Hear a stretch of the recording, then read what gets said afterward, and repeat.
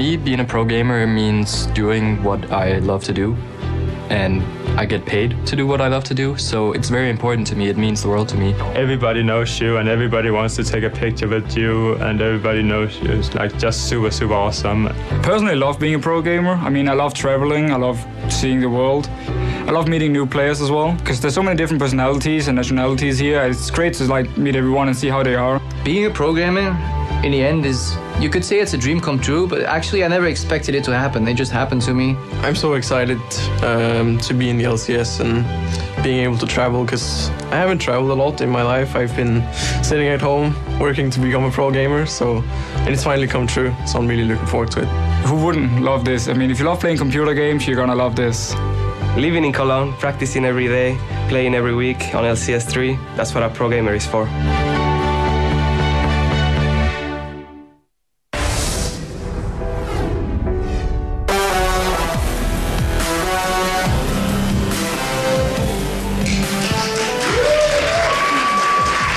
Good morning, good afternoon, and good evening from wherever in the world you are watching the European League of Legends Championship Series. As always, I'm your host, Eefje Schoks-de-Poortere, and I'm delighted to welcome you to the show. Yesterday, Against All Authority grabbed their first victory in the LCS, Gambit got revenge over Giants, and Fnatic beat the Copenhagen Wolves and EG with some extraordinary plays. What tricks do Dragonborns, Giants, Fnatic, Wolves, and AAA have up their sleeves today? We'll find out from Lee, D-Man Smith, and Trevor Quickshot Henry in just a second. But first, let's check out the highlights from yesterday.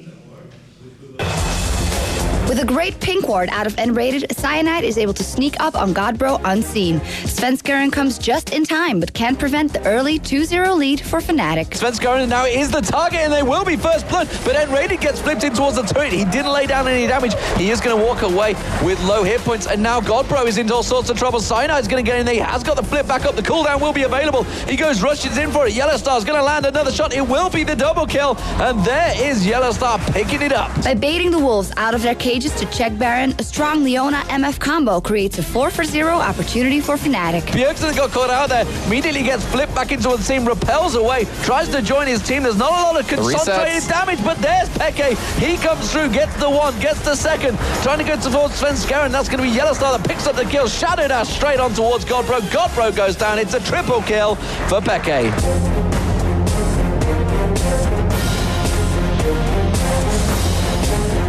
With Morden focusing his ganks on the mid and top lane, he creates a strong advantage for Giants. The stun card comes in, the flip comes through, intervention is running. They're going to turn it back up towards Extermin. Extermin roots is out. Just managed to get the slowdown, and it will be Morden. Picks up the kill on Alex Ich once again. Gambit struck back though, baiting the Giants into a team fight that would end up with a 4-for-0 exchange, as well as one inhibitor and one Nexus turret. Samux is going to dive in. He tries to turn and burn. Can he get in towards Darian? Samux taken. Oh no, the true shot barrage flashes past from Gedge there. Picks up a double kill. Morden's going to go down. It's going to be another. And that's Alex Ich who picks it up. Jim Birch tries to get away, but he's going to get dropped as well. That's a double kill for Alex Ich. Despite the Giants' excellent early game, Gambit gets their revenge over the Spaniards. The Nexus turret goes down, and the Nexus will follow as Gambit Gaming should close out the final victory. With their AP superstar back in the mid lane, Copenhagen Wolves take an early advantage with an amazing play from Bjergsen, allowing them to pick up 2 kills for 1. But here comes Bjergsen from the side. Virtual going to be the target. Flashes away from the shockwave. That was brilliant. Virtual going to go down. Sona is thrown back in there by Volibear. What can they do here? They're all having to stay back because they're all very, very low. Svenskeren picks up the kill in the end. As Against All Authority has Baron, the Wolves defend their territory in the mid lane and get a solid engage, killing Nono instantly. However, with excellent play, the fight ends with AAA picking up a 4-for-2. Schleier coming in, box goes down. Wolves taking a lot of damage from that one. They may have gone too far in this one. They are losing everyone. Godbro going low. He will die there in the end. Test trying to get away. AAA don't let go of their stranglehold onto the Wolves, picking up their first win in the European LCS. They've already lost one Nexus turret. There's loads of super minions in there as well. The Nexus itself is going to go down, and Against All Authority gonna put Copenhagen Wolves 0-7 down. Sporting a highly unusual Blitzcrank pick, Soaz helps to secure a double kill as well as the top outer turret. Yeah, but is it going to be enough? The grab coming in onto Snoopy. He's pulled back in there. That's 2 kills. Soaz continues his reign of terror. As Yellowstar gets caught, a max range pull saves MF, and suddenly Froggen is in a very bad position. Yeah, we are going to see Enrated go in. There's the bullet time coming down as well. Froggen going to get egged right in the middle of the team. He is a dead man from that one. And what a pickup. With the fear of the grabs in EG's eyes, Soaz lands another excellent pull onto Anivia, which gives them the middle inhibitor and eventually the win. The stun comes in onto Yellowstar. Enrated in the middle. They pull Froggen right to the back. He gets egged up. XPK going low. Gets the Kale ultimate on him, and that could just be enough to really swing this fight. Fnatic gonna beat Evil Geniuses. What a game. They clearly showed they had a game plan. They executed it well. Congratulations to Fnatic. And welcome, ladies and gentlemen, to the Caster Desk. I am joined, of course, by Quickshot. I am Lee D-Man Smith, and we are going to talk about, firstly, the results you just saw on your screens. And, well, it's some interesting games, but the big one was the last game of the day. Yeah, you know what, Fnatic, they just sat down, they showed that they wanted to do something a bit different, and they managed to play their game plan, so congratulations to them. Let's take a look at the quick results graphic for the day. Game number 1, Copenhagen Wolves, they lost again to Fnatic, but Gambit did get revenge against the Giants. They did, of course, and against all authorities, they had a tricky start, as you just saw there, against the Copenhagen Wolves, but they did manage to pick up that win, taking Copenhagen Wolves 0-7. It's a horrible position to be in. Nobody wants to be there, but it is the Wolves that find themselves in it. And, of course, Fnatic, they did pick up the win, taking them 4-1 against Evil Geniuses. They are 5-2 currently. So let's check out those standings. Of course, the league table as it stands in the European style, I think you'll find it is going to be Evil Geniuses at the top of the league, 5-2, Fnatic 4-1, and Gambit, of course, picking up the win yesterday, taking them to 4-2. Yeah, SK Gaming, Ozone Giants, AA, all the way down the ladder. And, you know, there's a lot of pressure on the Wolves now. They've got a game later today. They're 0-7. They've already lost 25% of their matches. You know, 28 games in the season, and they've lost 7 already. It's a scary, scary number. I do mention the percentages because Reddit was talking about, you know, the standings and everything. Indeed. It is win percentage over at lolesports.com. So if you're taking it out, taking a look at all of the stats and the information, it is, of course, a win percentage, which is how those teams are ranked there. Yeah, and of course you can check out, there's a lot of information on there, the stats, results, replays, all the videos that's happened. We are in week 3, of course. You can go back and check all the matches. There's been some fantastic games so far in the North American and the European League of Legends Championship Series. Get on there, lolesports.com. So today's match, it is going to be Dragonborns versus the Giants. That is the first match of the day. We'll be covering that one, of course, and Fnatic against all authority. Easy for me to say. I knew it was going to happen. I said it in rehearsal. We should have said versus. I baited you into that. Game number 3, we will see Joe and Jason take the stage, and it's going to be Dragonborns versus the Copenhagen Wolves, and finally Giants versus against all authority for the last matchup of the day. So some big games today. Could be interesting ones because there's a lot of teams in there that really want to pick up wins, want to get it flowing, want to get into those big teams. The fact that we have now EG, Fnatic, Gambit, all at the top. These are teams that expected to be at the top there, and they are currently there. But can somebody challenge them? Well, I'm very excited to see Dragonborns and against all authority. You know, they've only played a couple of games between them. There's not too many on the board, and it's going to be interesting to see how they develop, how they play, what sort of strategies are going to come out. And, you know, they're challenging Giants. Giants, of course, they've already defeated Gambit Gaming today already. So I'd like to see how they're going to handle the teams that already solidified, played a number of games in the LCS. Well, we've got some great games lined up today, and we want to hear what you've got to say about every single one of them. So we're going to go over to Shox, who's on the main stage with all the information. Thank you, Lee. As always, we want to hear your thoughts, and we've got today's Twitter question for you. Here it is. Which player has impressed you the most in the LCS so far, and why? If you say, oh my god, Diamond Prox on that Volibear impressed me so much, or St. Vicious over in NA on Hecarim, he played an amazing horse, tweet us at LOLesports, #LCS, and let us know what you think. We'll respond to your tweets later in the show. Now we're going into a short break, but after this break, we're diving into our first matchup of the day, Dragonborns. They beat SK Gaming last week, but what can they show us versus Giants? We'll find out in just a second.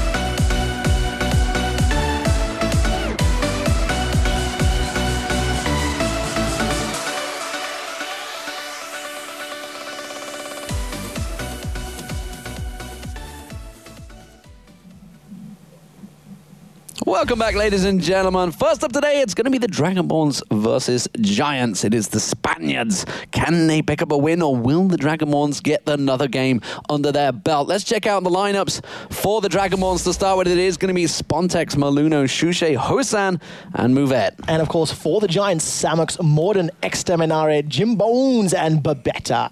So, some interesting, lively, aggressive lineups from these two teams. Both teams are pretty active. So I'm expecting to see something pretty impressive from these guys. Let's check out Dragonborns, of course, we have highlighted for you. It is Maluno. He is the new man in the team, effectively. We obviously had Hosan on here yesterday talking about how they hadn't really had much time before their first few games to practice. They've had a couple of weeks, break now, so they should be well-oiled now. And, Maluno's going to be here for a while. Hosan mentioned it yesterday, potentially 2 or 3 months. So it's not like this is a small stand-in. Maluno's going to be part of the core of the team for an extended time. And of course, Hosan, the danger man, played 2 games in LCS so far, played Draven in both of them, and done exceptionally well. So I wonder if we're going to see a Draven ban coming out of the Giants. Indeed, and of course, looking at the Giants, it is going to be Extermin. He's the man in the middle, and he's been playing some fantastic Rise action, double, triple, Rod of Ages. Also, he's had a Cassadin in there that's been interesting. Still, what really will we see? Yesterday, we had a Twisted Fate come out that was actually really good, and he beat Alex Ich in that mid lane, which is no easy feat. And you do have to give a lot of credit to Morden's ganks as well. He was playing Volibear at the time, spent a lot of time putting a huge amount of pressure in that middle lane, so it allowed Exter to really get the leg up and continue pushing the lanes. The problem fell apart as the game progressed, though, and that's something that the Giants have shown. They do have some chinks in their armor once they get to the mid to late game stages, not really being able to push lanes and towers and get those objectives like they really need to. And of course, those objectives will be the things they're aiming for, but the picks and bans will be coming up in just a few moments. But of course, as always, we had a chance to catch up with the players. It's great that we have them based here. We can do these beautiful videos for you. Let's have a check out what they had to say about one another.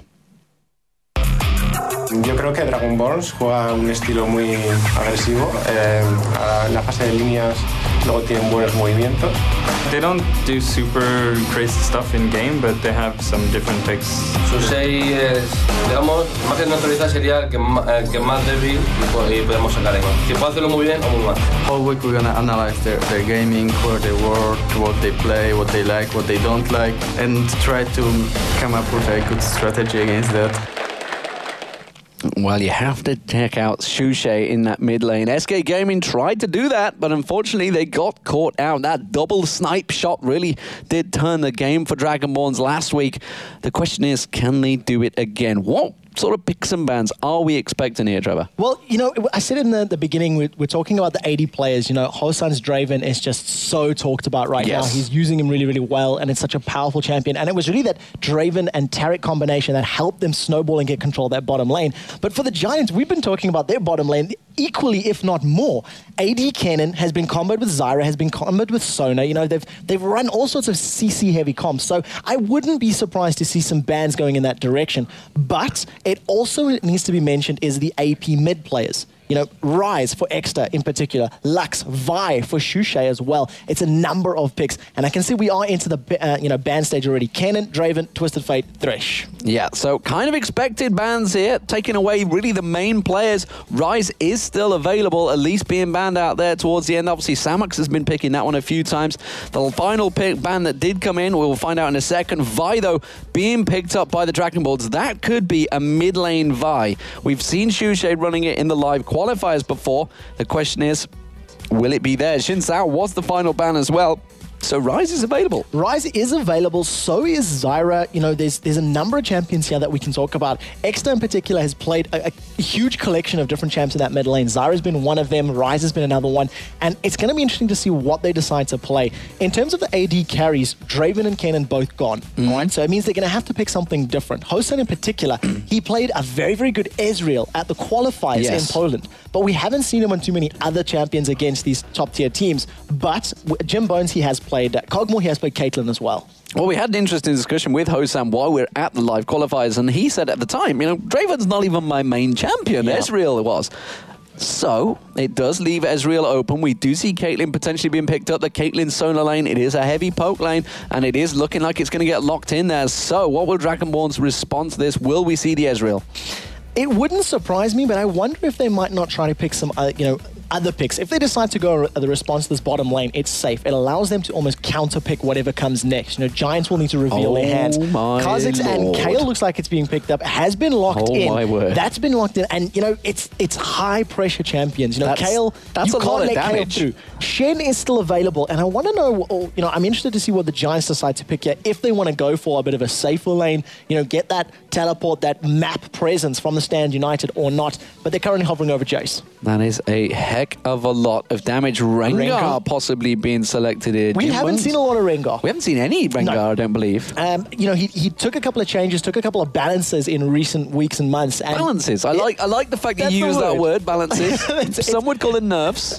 I prefer balances. Well done. I think that's being diplomatic. Correct. We are both right members, so it's good that we go this path. But Akali's currently being hovered over, and this is something that we've seen and we've talked about a lot. Wicked in particular running Akali up in that top lane, almost building tanky, getting those, warmogs, getting some armor up there, etc., and building her with still some damage, but a lot of focus on that tank ability and survivability. And it does look like that's going to be the pick. This is close to yesterday's picks for Giants. They had Samux in that top lane, they had the Volibear, they had the Caitlyn and the Sona. So this is very much the team of yesterday. Didn't quite work out against Gambit. As it is for Dragonborns, they have so much damage here right now. They got the Kha'Zix. Is that going to be Shushay in the middle on Vi? Is it going to be Kayle? They don't know. How do Giants pick against this when they don't even know they're up against themselves? It's really, really difficult. It's complete guesswork here, and really knowing your opponent's play from solo queue, from ranked play, from scrims, etc. So we'll see who's managed to get the most information. But interestingly, we're down to the last pick. Renekton hasn't been touched. And Renekton's been one of those champions that's sort of been the go-to for that top lane for a while now. It's got to be the Rise or Kassadin.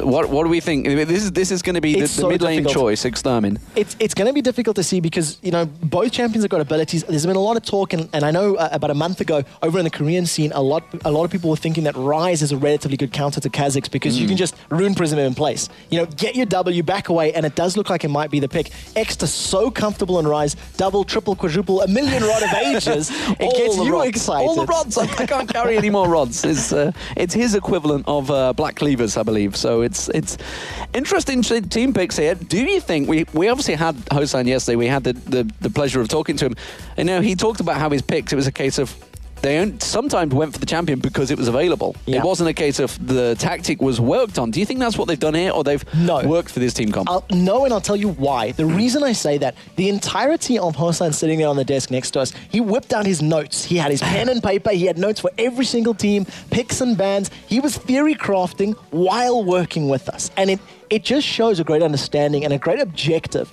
So they were coming into this game fully aware of what they wanted to do, what they wanted to go for, and they locked in that Kayle and Kha'Zix very, very quickly. And if you think of the combination of Kayle diving forward, or even Vi diving forward, put that intervention on them, Intervention almost single-handedly won the game for Fnatic yesterday. It saved the carries, it allowed them to deal the damage with those two supports, you know, top lane, etc.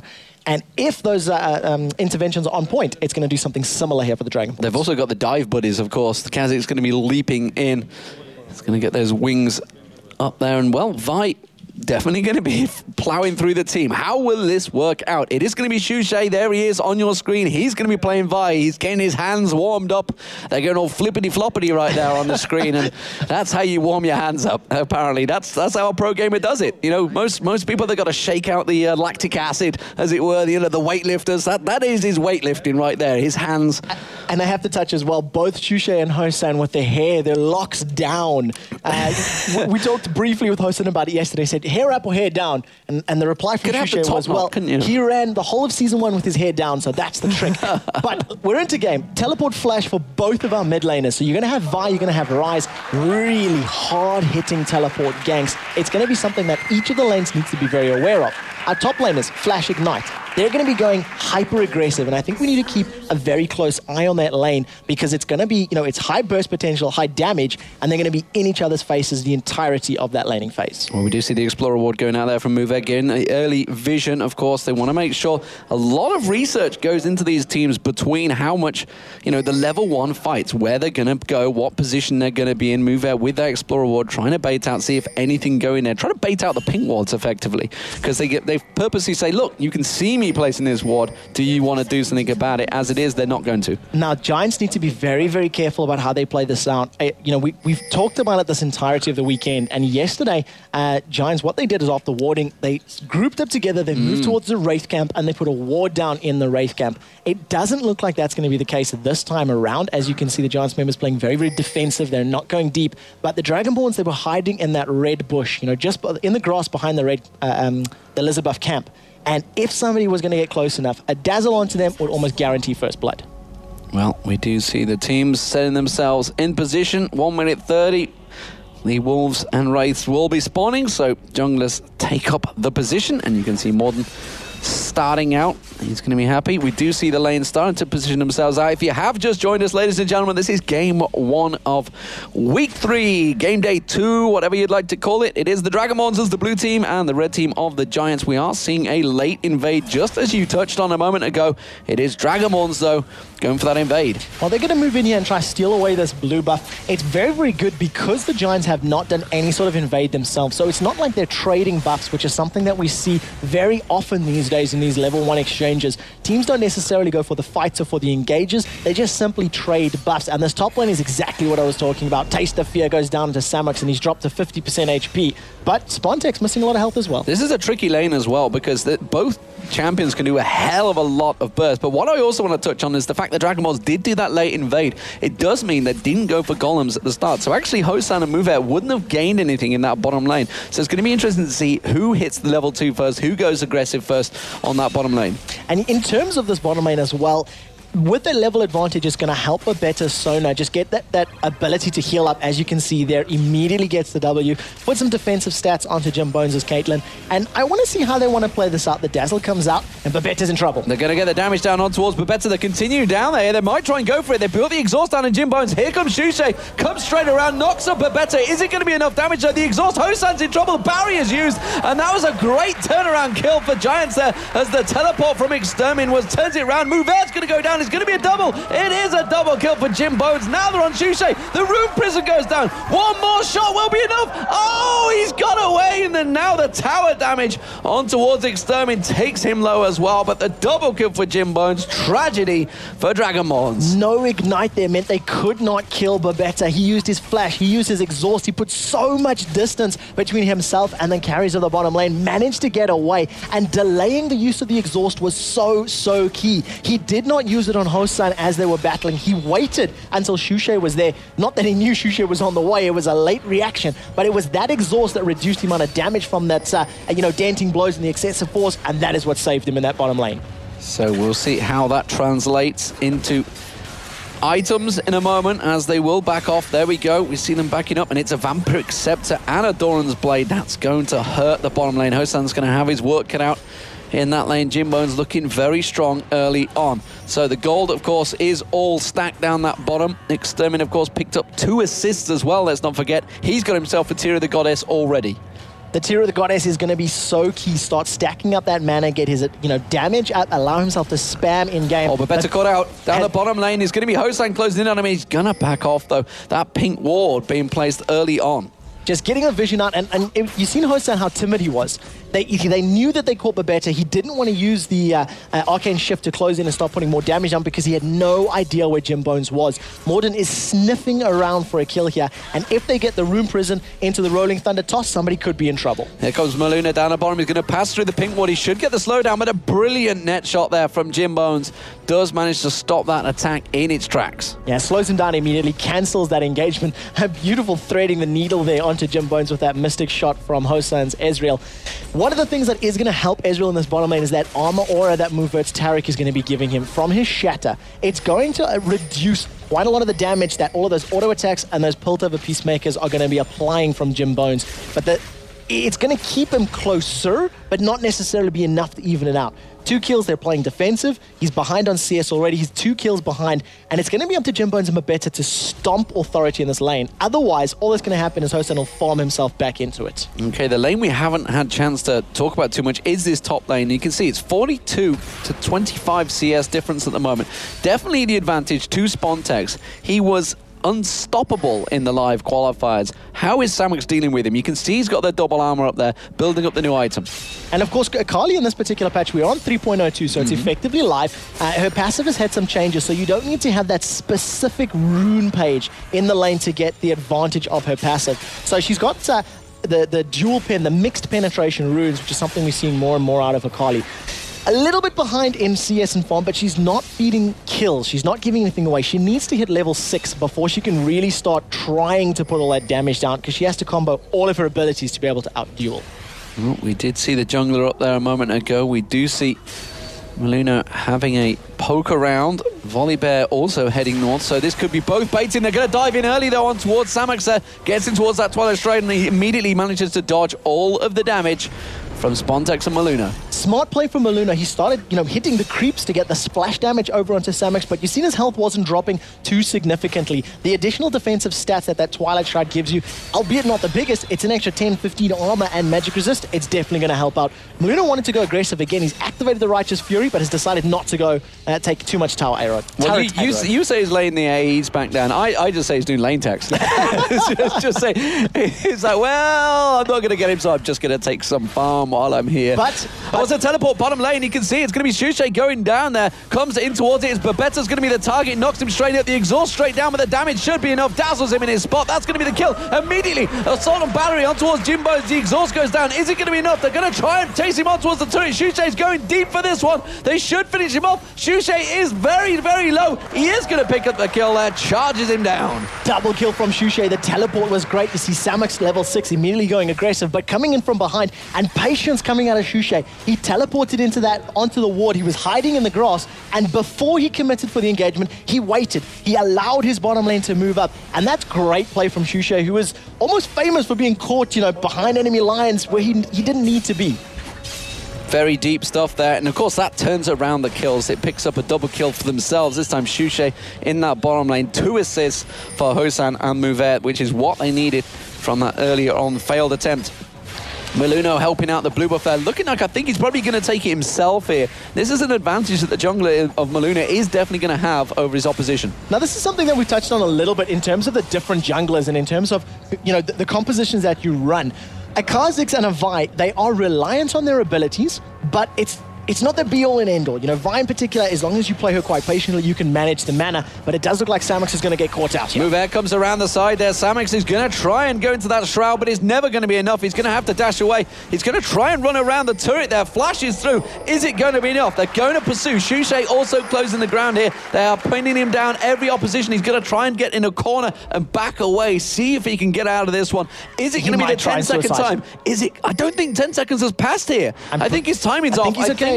No. Yep, he got it. He got it. Very well done there from Samux. Intelligent play. It did burn the flash, so it's the effect of, you know, again coming in there and burning his flash, but it also puts him behind on CS. He loses some of that that gold and that experience and just helps Kha'Zix get an even firmer grip on that lane. Already got a 25 CS lead at 9 minutes into the game. If he can continue to grow that, it's going to be looking very good for Spontex's car.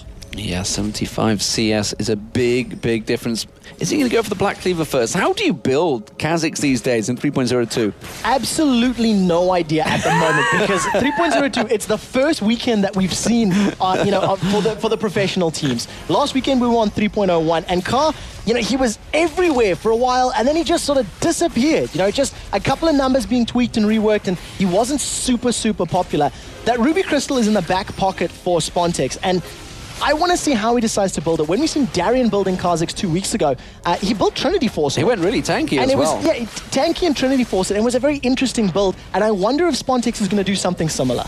Well, we see Hosan going aggressive on towards Jim Bones, though we do have Maluno coming around, so he's trying to bait him in, but Morden is already in position. We could, of course, get the teleport. No, we can't, but we could get a teleport from Extermin. Shushay's teleport itself is down. We do see a teleport possibly coming out here. There's going to be immediate crescendo comes through, and they do try to back them away. Maluno forces them out, and everybody goes defensive and backs off. Yeah, a lot of ultimates used. Exhaust was thrown out there as well, so a lot of spells and summoners blown, but no kills. Good play from Giants. It was reactionary play. They got caught out, but they backed away. Luckily, Morden was there at the right place at the right time, and it was enough of a show of force that Giant Bear could scare the Dragonborns away. Yeah, it would scare me as well, honestly. You know, I see a big bear in armor. I mean, it's in a bear in armor. What else do you want? I also stand to be correct, but I believe it's the first time that we've seen this particular skin as the Dragonborn start that team kill on their own dragon, and we'll see if they can pick this up uncontested. The team kill continues, but Morden is having a look. See, he's going to try and get in there, but immediately gets dazzled out. That's going to be the blue team of Dragonborns picking up the dragon. Move Air flashes out there, but Jim Bones is coming around the side. Jim McStermin tries to go towards Hosan. They can't manage to land the damage on any particular target. Hosan is the one they're going for. They can't get it. Great evacuation from Dragonborns. Well played by Dragonborns, not sticking around longer than they needed to. It's something that we've seen from these teams, and the top lane Spontex has gone low. This is what we talked about earlier, the damage burst between the two. Either team, really, Samux or Kha'Zix of Spontex, both able to just output so much burst damage. It's a case of who lands it first, who opens up. Yeah, whoever manages to land those first opening abilities and then deal some damage. Shushay not coming off the very well there after picking up some CS. But what I was trying to say was that these teams, the newer teams that we're watching at the moment, they sometimes stay around a little too long. They try push for a turret and they overstay their welcome, and it costs them deaths.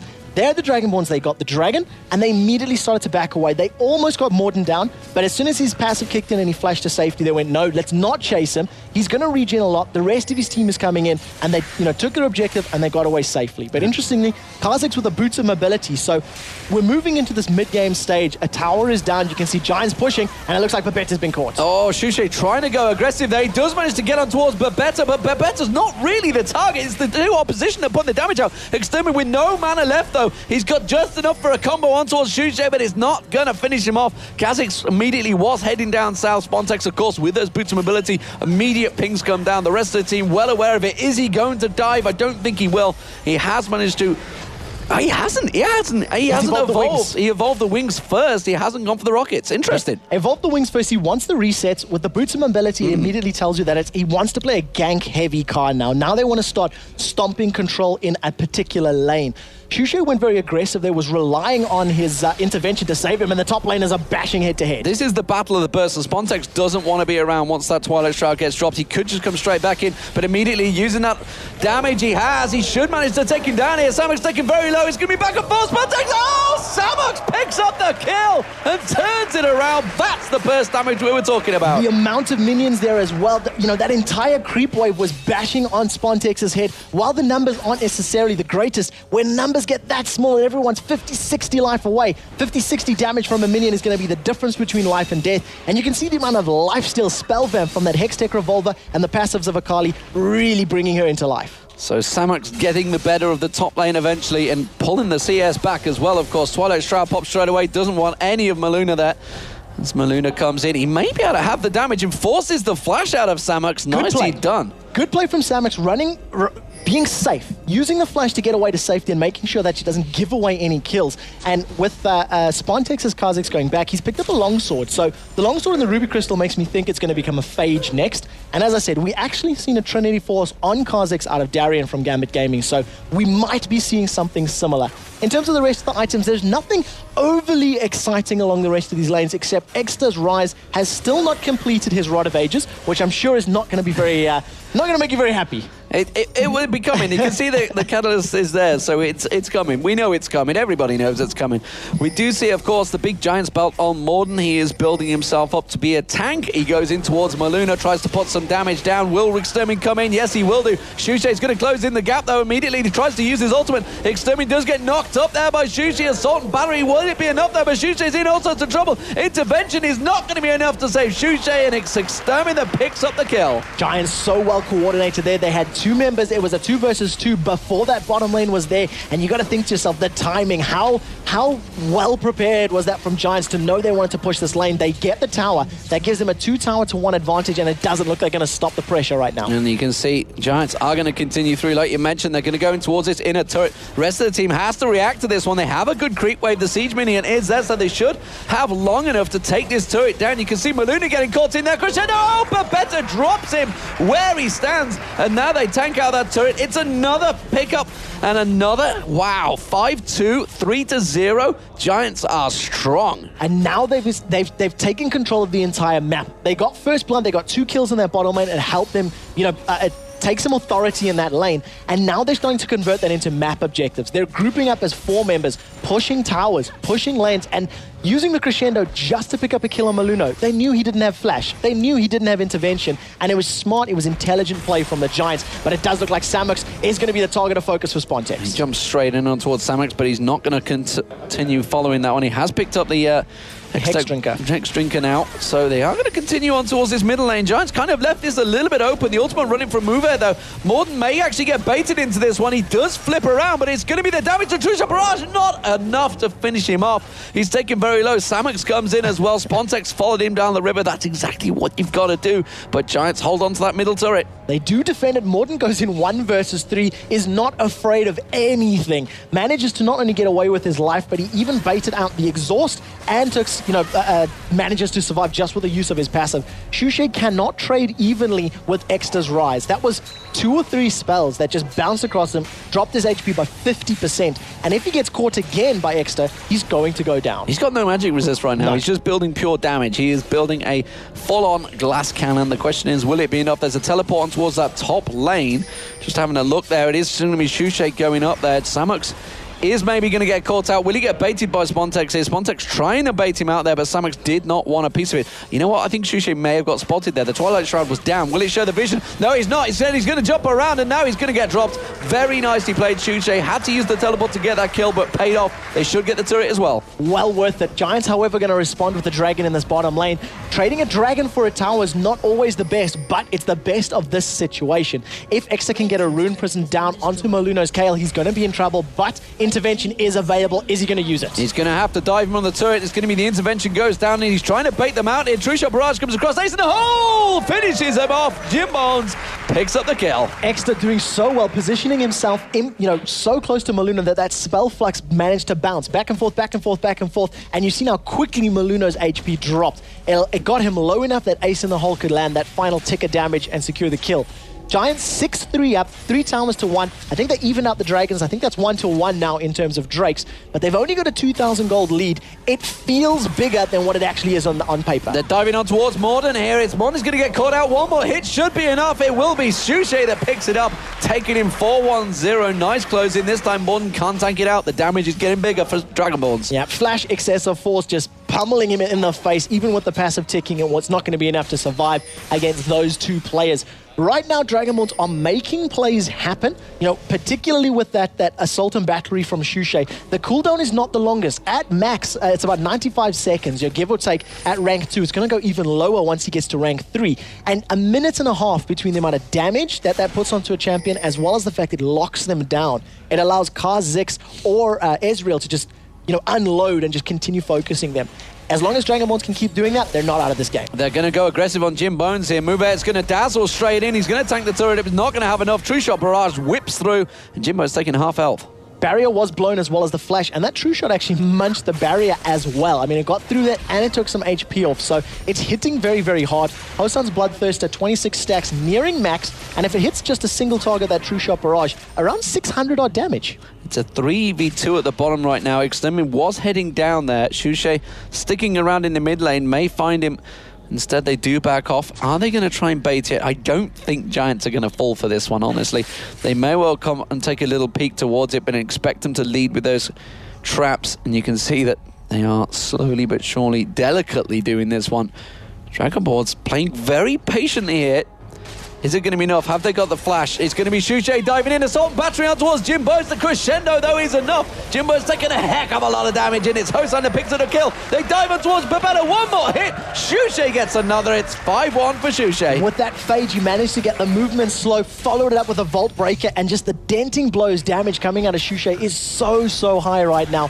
8.6% of a target's maximum health on that third hit. It is a huge chunk of damage. Spontex is now met up with the rest of the Dragonborns, and they're going to try force down this inner turret. They're pushing on. Samux, meanwhile, in that top lane, he's going to try and drive forward and try and get some advantage he can. He's going to have to back off instead. The call has come out from the team. They do not want to lose this inner turret, but the damage onto it is pretty strong right now. Morden doing what he can to clear out the wave.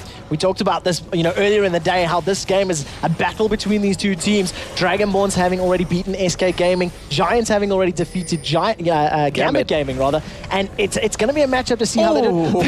That's going to follow him all the way to the base. All the way to the base. In the top lane, though, Maluna's got aggressive. Maluna has got aggressive, but Samux is going to surely get caught out. He does manage to get Maluna down. Now Spontex just has to fire those rockets off. Oh, he puts the pink ward down. So screw you. I'm going to kill you anyway. Gets vision onto Samux Akali, secures the kill, but making the best of a bad situation. We didn't see the opening to that engagement, whether or not Samux dove onto Maluna or vice versa. But nevertheless, they trade one for one. Move's going to walk straight in. Oh, Ace in the hole comes out, but he's not going to get aggressive. I expected Extermin to go a little more deeper there, but I don't think they had the vision. Didn't have the vision, didn't have the knowledge, and wanted to play it safe. And it's glad that he did fall back, because you see how close Spontex was. If they did carry on chasing, he would have just been, collapsed upon and potentially gone down. Well, but Rod of Age is completed. Rod of Age is completed, of course. What else would he build? Many more Rod of Ages to follow, possibly. We do see that tier may well be maxed out here. There's a lot of big items. In fact, take us through the items, because there's a lot of items starting to get completed out. A lot of the major items coming out. Of course, there's the Warmogs on the bear. What else would he wear? Okay, so let's take a look. First of all, I want to touch on Spontex's Kha'Zix, because we brought it up a couple of times, and he's had that Ruby Crystal since very early on in this matchup, but he hasn't upgraded it into anything, and he's been trolling me the whole time, because he's had the Ruby Crystal plus a longsword. The longsword then became the Hex Drinker. He picked up another longsword, and I thought, okay, now it's going to become a Phage. Then he upgraded that into a Brutalizer. So Spontex is going sort of a traditional damage route, but with a bit of tankiness and, of course, boots of mobility. Nothing too exciting coming out of Tail right now. Cleaver, of course, Stinger next. collected. Pickaxe. I want to know whether Pickaxe gets upgraded to, because Dragonborns might go somewhere different.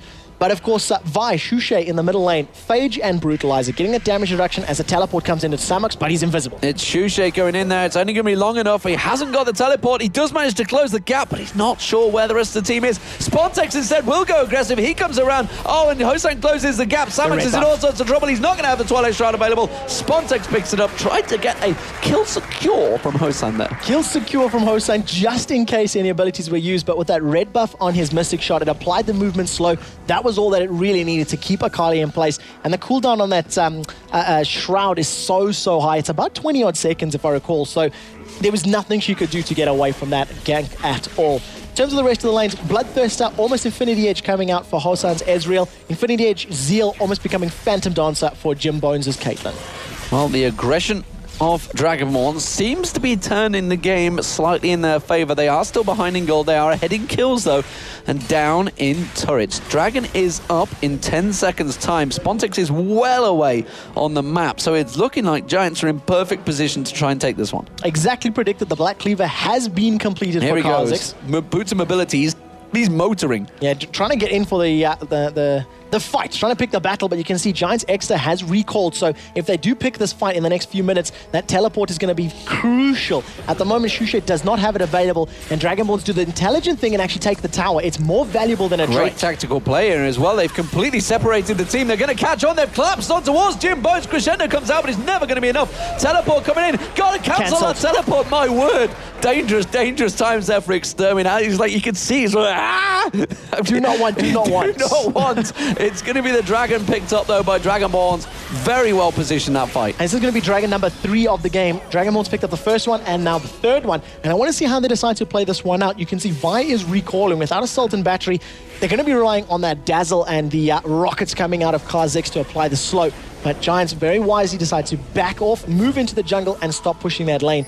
Interestingly, in terms of the CS, in the mid lane, Exeter has got a small advantage over Shushay's Vi, but there's been a number of ganks coming out of Vi. And in the top lane, a 40 CS difference between Kha'Zix and Akali.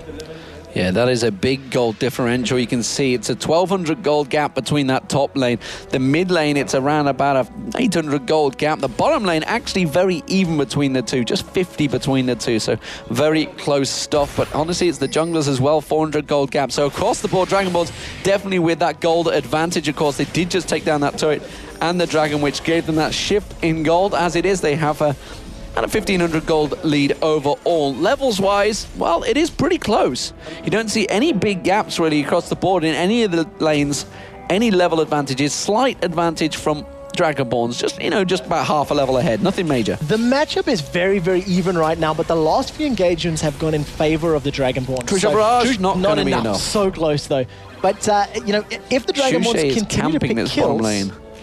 Or is he going to go over the wall? Flash is not available. Vault Breaker is going to go through, though. He's going to dash through. He does catch on towards Jim Bones. Has he got enough damage? He is going to get jumped in the air. Can it be enough that we have Hosan closing the gap? The rest of the team coming around the side there. Extermin is there. Immediately gets spotted by that blue ward. And they do back away. Really well played. That's a level 13 Vi moving closer and closer towards that rank 3 Assault and Battery. A minute and a half cooldown on the ultimate. And getting the barrier and the flash down to Jim Bones. Fair trade any day of the week. So we see the top lane has been shoved in, and where's Spontex going? He's going to collapse around the backside of Morden here on towards that turret. Meanwhile, in this bottom lane, Extermin trying to catch on towards Hosan, but it's Morden's getting poked there. And Spontex has to be careful because Samux will close in around him. Morden looking like he's wanting to get aggressive on him. Instead, everybody backs away. And something that Dragonborns were doing there that was very intelligent, they were pushing the middle and the bottom lane. They knew that they'd force Jim Bones back. He had to recall to heal up and, get back to full health before he could pick another fight. So they said, well, it's going to be, 2v2 or 4v2, whatever the story is. And they just split push themselves, shoving the laves down. Every single lane was pushing in their favor. Unfortunately, they didn't commit to taking a tower, but if they continue doing that in these next 5, 10, 15 minutes, that's how you take map control and how you take control of the game. Well, they're going to have a very difficult job of shoving this lane because the wave clearing from Spontex and co is pretty huge right now. Once he's got that Black Cleaver on there, those rockets will clear it out. He does get caught out, but he can just leap away there as soon as Morden wanted to get flippity-floppy on him. It was not to be. No, unfortunately, there's some distance put between them, and in actual fact, Morden tossed a creep. The last little bit of damage threw a minion back, and it wasn't really going to be enough. You need to catch those champions, and unfortunately, the gap closer wasn't there. But Hosan taking a bit of poke from the range of Caitlyn.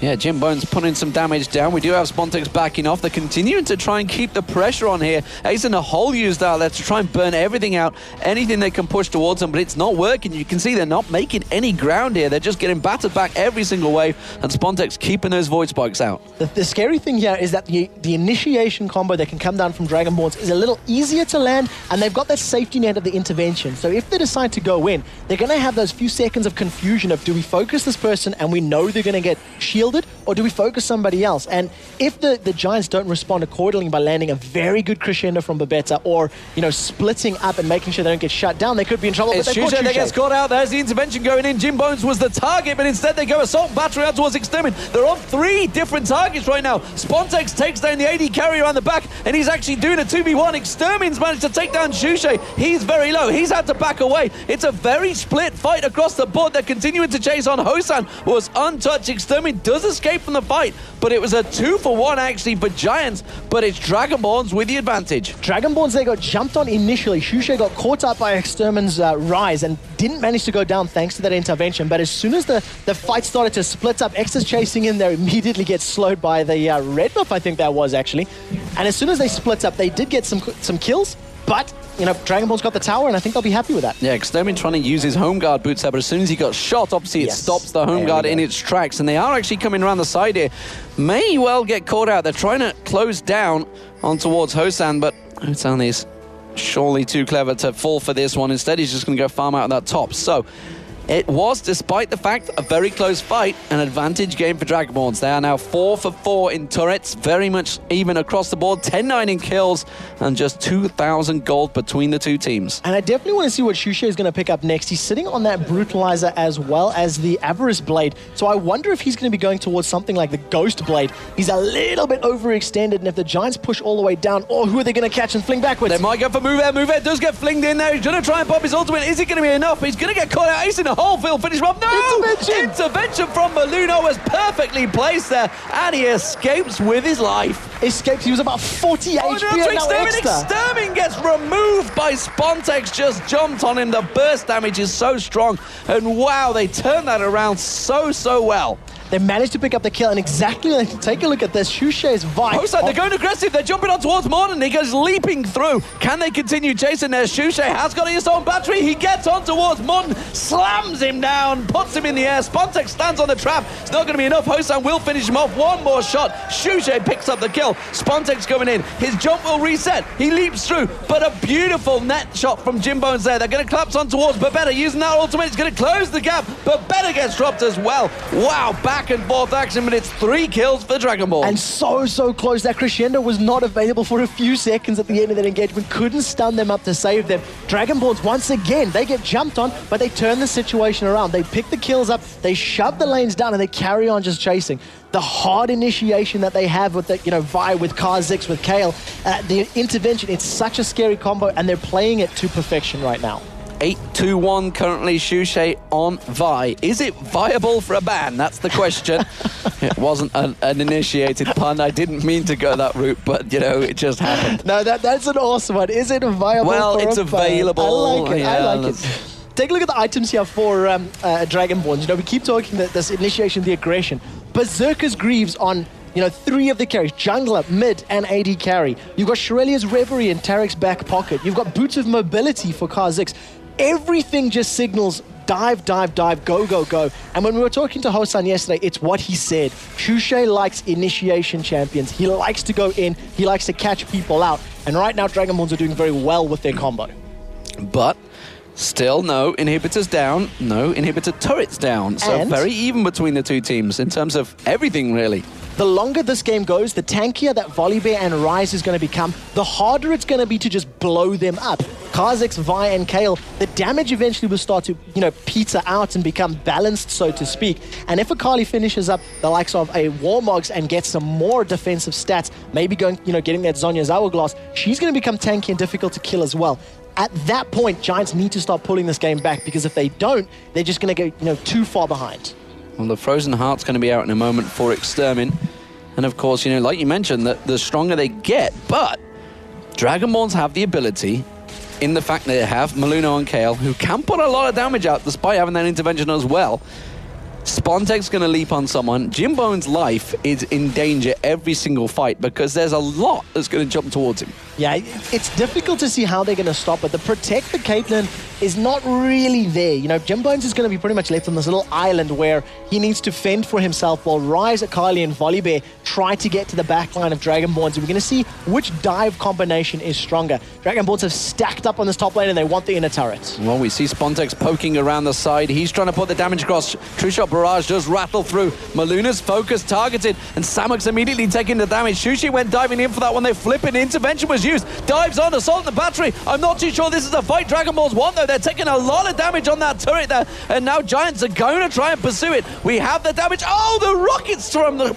So strong from Spontex. One more. It's Hosan that gets caught out. Hosan goes down. Can they pursue it? Samuk turns around. Oh, Samuk dropped in. They're all in the bush. They're going to dive in. They're going flippity-floppity of everyone. They're diving back and forward. Murden's taken very low. His Shusha's going to go aggressive, but he can't take them down. One by one, they keep attacking and keep on failing. The Giants pick it up. 3 for 1. That was a team fight that the Giants really, really needed. And as soon as the Dragonborns grouped up, they, snuck together as 5. Exter simply tore them apart. He put his ultimate on, gave himself that AoE damage, and the spell flux bounced between everybody, shredding their HP bars. How quickly they went from 75% to about 40%. On the retreat, Shusha charged up his Vault Breaker, and instead of using it to try to put some distance between them, he dove back in. Well, I mean, he wanted more. Balls of steel for that man. He is at 9-3-1. Spontex might claps down on Jimbones. He caught him. Does he realize he? Yes, he does. He goes diving in, and that's going to be the AD carry going down. He's not going to be able to escape from this one. Teleport comes in from Extermin. He nails to run around. He's going to get slowed down. He's going to get leaped on. He might be able to turn around. Oh, intervention used from Maluna there. They're going to continue through, but Morden's coming back. True Shot Barrage rattles through. Maluna's taken very low. He's already used the intervention. He goes down, and now it's going to be Shusha going aggressive. They're diving from every angle on towards Extermin. They finally take him down. It's Shusha with another kill. And now Samuk chases. Oh, he can't quite catch on towards Spontex, but he's going to take Shusha anyway. That's a better kill in the end. And that is another turnaround. 16-14. Crazy, crazy game. Absolutely crazy. Shusha teleporting all the way to the back. You can see a number of those Dragonborn's wards. They'd set it up for Baron to see that maybe they were trying to set it up, make sure that the Giants couldn't take it. Everybody jumping in there. They end up trading 2 for 2, so it's relatively even in that regard. But you have to question the play. You have to question Jimbone's being caught. Why didn't he run to safety? Why didn't he fall back? The teleport's in. Exter, as soon as he landed that teleport, went, oh, I should not be here. He got caught out, and then a similar situation from Shusha. Well, as it stands, it is still the Dragonborns with the advantage, but honestly, I wouldn't call it a clear advantage right now because they are really just wildly attacking, I think it's safe to say. There's no... This is where things start to get interesting now. 2 Warmonks have just been completed for both Kha'Zix and for Akali, so their survivability, their tankability has just gone up.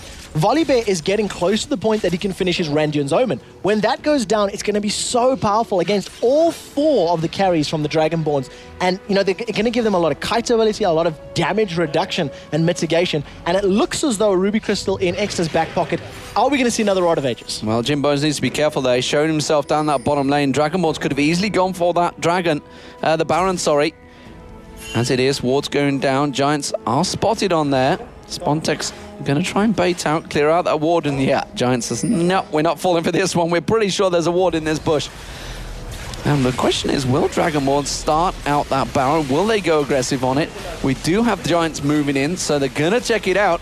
As it is, it's taken down very low already, and this is a very quick Baron. They've got it. They've turned it around, and immediately Hosan puts the damage down. Giants have to evacuate. That just puts a 4-minute pause button there for the Giants. The power spike that Baron Nashor buff gives you is so powerful. The regen and the siege capabilities, and they've got a very good siege team. They've got fairly good long-range poke. They've got splash damage. They have the ability to clear waves, and I think it will be up to the Dragonborns now to really take control of this map, maybe push down these last inner turrets and try get onto an inhibitor turret. That needs to be their objective while they have this buff out.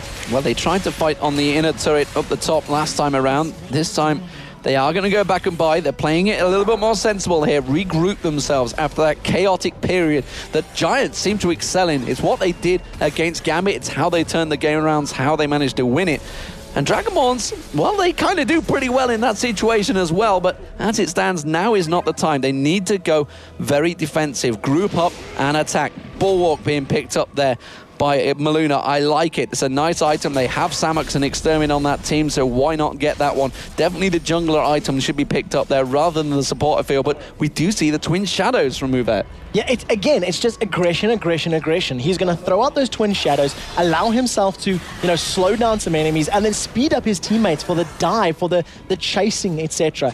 You do see that Babetta's got the Aegis of the Legion in his back pocket, so also working towards picking up that Runic Bulwark, and I think they're going to need it from the amount of splash. True Shot Barrage does get thrown backwards just to help shove that top lane back in favor of the Dragonborns, but the siege is now on. How are the Dragonborns going to play this out? Well, of course, with those voice boys, they are clearing those waves very quickly, and Hosan just needs to get a couple of shots on that, but he's so cautious because he realizes that Extermin could flash engage at any moment. He's very tanky himself at the moment. Extermin has got that Frozen Heart and that Rod of Ages on there, and as it stands, Dragonborns with the standoff. Will they go for it? Will somebody take the bull by the horns and maybe take a couple of those tower hits? Movet, I would have thought, is probably the most tankiest of the team. It's Spontex that gets caught out. They dive on. They have multiple targets, but Spontex can just leap straight out of there. Samux going aggressive on towards Hosan. Ultimate use there. Didn't close him down enough, though. And that is going to run off. Going to wait for the charges to come back up. Dragonborn should be able to regenerate this relatively quickly, but they got a big creep wave on this bottom lane, so immediately start to rotate and back away. Try to push down this inner turret. I don't think the Giants are going to be able to get there in time, so this is going to be a turret for free, effectively, and this is the power that the Nasher buff gives you. Regen that damage that you've taken without needing to go back to the fountain. Push a lane where the creeps are, in your favor. But in the top lane, it is all about the Giants. A massive creep wave shoving down their inner turret. Another True Shot Barrage rattles across to try and, reduce the numbers. Well, a very defensive, passive approach from Dragonborns. They did get the one turret, but again, they're all backing off here. They're just spending the money. The Baron buff doesn't last that long. It's got around about a minute left in it, so I don't think they're going to get another push onto one of these turrets. I don't think so either. You can see they're in the gold at the moment. Quite a story. 4,000 difference between Kha'Zix and Akali. Mid lane is about 2,000. Our AD carries are about bang on even, and about 2,000 actually in the jungle as well. So it's quite a noticeable difference. But if you have a look back at the items, you'll see the tank ability, the survivabilities that's in there. Warmog's completed now for Shushae's Vi. He's even stronger and scarier. Guardian Angel picked up for Jim Bones. So now it's 5 versus 5.5 or 6 if you prefer. Because they need to get Jim Bones and then get him again. And this is what we were saying earlier. They don't have the biggest protect the Caitlyn composition, but if she's going to go down, allow her to respawn, and you've got that period of, I use this word very loosely, safety while you're dead and respawning, because the rest of the team can focus targets. Well, we haven't seen a great deal of Guardian Angels, but it makes sense on Jim Bones because we talked about how he is effectively the target. Samux, of course, he's going to get focused pretty heavily, but Jim Bones is the one that everybody's going to be leaping towards. So good use. The question is, will his team be alive long enough when he does pop up? And that is really the trade-off you have there. Spontex in this top lane, the top inner turret, seemingly the next focus target for the Dragonborns. They are 5-4 up in turrets. They have that gold advantage. It's around about 8,000 gold now, and they will pick up this turret. It's not worth defending by Giants there. It was already at a third health. And that will just stretch that golden experience lead a little bit more. Yeah, without having Extermin there, they couldn't pick that fight. They need the amount of damage he has. They need his crowd control. They need their full combo to fight, which is something that the Dragonborns don't actually need. They can pick skirmishes and win. In the 2v2s and the 3v3s, they have a slightly stronger team in that regard because the amount of synergy between each of the different matchups is a little bit stronger. Giants have grouped up as 4 or 5, and they're going to push this middle lane down. They're about 8k gold behind, but they won't feel like they're that far behind. And if they can pick the right engagement, they can probably win the fight, especially when Shushae's not there. Yeah, they're feeling they can go for this one. They're going to ward out the jungle. They may catch out Hosan. They just got a glimpse of him, forcing into Arcane Shift there, and immediately Twin Shadows came out. They're going to poke in towards Mordant, slow him down, but they are collapsing in towards Spontex down this bottom lane. He's managed to back away, and now Giants feel they can take a turret of their own. Spontex is max level. He's maxed out his ultimate over his Taste of Fear, so gonna have that extra stealth and movement speed, just to get the chasing once again, the commitment in there. But deciding to evolve that over his Q, just interesting to point out. And the standoff is now here. The Dragonborns are going to see, are they going to get NC? Are they going to defend the tower and all in commit? Or, you know, what are the Giants going to do? Oh, and Spontex gets caught out there in the bush. Intervention had to get used. Beautiful crescendo, but the rest of the team didn't react to it quick enough. Who is going to be the lower target at the moment? Shushe went very aggressive. He gets popped. We see Samuk going down as well. It's a 1-for-1, but Morden's going to get dropped down there. It's another 1-for-1 trade here. Mover taken down very low, but Better walks away. Hosan's going to get dropped down here. It's going to be the Giants that turn it around. They pick up another one. There is no intervention, and well, it's a triple kill for Caitlyn. Picked up Jimbones. They're going to get the turret. They could push on towards the inhibitor. 4-for-2. Jimbone's Guardian Angel was not even popped in that engagement. They focused effectively the second and third most tanky targets on the list there. Akali and Volibear, yeah, you got them down, but Jimbones was completely untouched. The only damage that he's taken in this engagement has come from the tower, effectively. They might even be able to get the inhibitor. If Maluna stays too long, he's going to get rune prisoned up and shut down. Well, he has his intervention back available, but it's going to be the first inhibitor of the game, and it's the Giants that pick it up, despite the fact they were 8,000 gold behind before that fight even began. They're 6,000 gold now, and they are turn and burning as they managed to run away. 19 seconds for the next Baron. That's where the next fight will happen, but it was all about Jimbones landing the perfect team focus there. And, you know, so many things happened in that fight that were really, really crucial. But Beta got a 4-man crescendo. He stunned up the entire Dragonborn's team. Samux dove in, and Samux picked the fight with everybody. A pink ward was in that little bush. You could see it there, and it allowed the Dragonborns to pick up the kill onto Samux. He was the very first target of that entire fight. But what it meant is it allowed the rest of the Giants to go, okay, Shushe is our target. They focused him down. Then they had turned their attention to Spontex, focused him down, turned their attention to Hosan, and just systematically picked off each of the carries. Can the Dragonborns take Baron again, though, because they have a better time? Can they do it quick enough? Teleport coming in from Extermin here. He's going to get in time. Morden is close enough. The Baron down to a half health, and immediately everybody around here.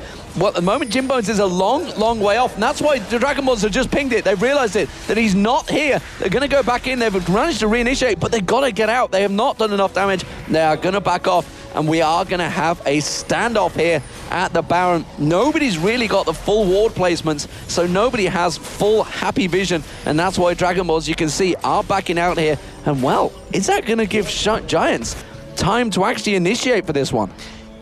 I think they're just going to now bide their time, because if they decided to go on Nasha, they don't really have much vision. They don't really know where the Dragonborns are. They could take it down very, very quickly. Another Warmogs gets picked up, this time for Extermin's Rise. He's even tanky. He's got even more survivability. And you can see, if you give them enough time and they're able to protect Jimbones, they can pick up the kill. Dragonborns aren't really in a position to defend this, and I think the Giants should be able to get this one. We have a teleport from Shushe available. There is a ward straight there on the buff. And they picked it up. The Baron managed to get taken down so quickly. Immediately, Spontex has to jump away, but they caught Dragonborn's napping there. Yeah, completely, caught by surprise. They didn't expect it to go down as quickly as it did. And the Giants now, with the Baron buff, you can see a huge creep wave on their bottom lane. There's going to be so many super creeps in there. Dragonborns are going to have to send somebody to pick it up, pick up the farm, and it actually looks like Giants just want to take the dragon instead of pushing down more towers. Yeah, they do have a gold differential still of around about 4,000 gold, but that is closing ever so shorter. And there it is, Jimbones picking that one up, and now it's just 3k between them. They're not going to feel that, though, because it's 18-18, 6-6 in turrets. They've just won the last team fight on the tower. They're going to feel much stronger right now.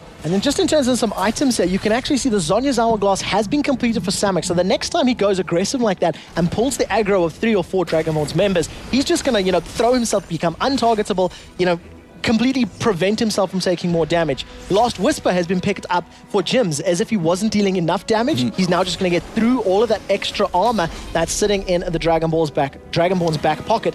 And 2 more Chain Vests have been picked up for both of Samux and Morden. So I want to see what they decide to upgrade them into, how they decide to progress those. It might even be more Guardian Angels. And if it is, you have to feel that their team fight presence is stronger. Well, has Shushe's damage been mitigated now? Is he going to be doing enough? He's going to be diving in. But simply put, Giants are ready for it, and they're going to turn around and absolutely spank him if he gets close enough. As it is, you see the traps being put down. Mouvez happily accepting the cookies. He has got, of course, that armor to help him out. So if he does get caught out, he would be the one, the front-loaded damage. And Dragonborns, they're all about going aggressive, but as it is, they're having to be defensive here. And slowly but surely, Giants are getting closer with that Baron buff.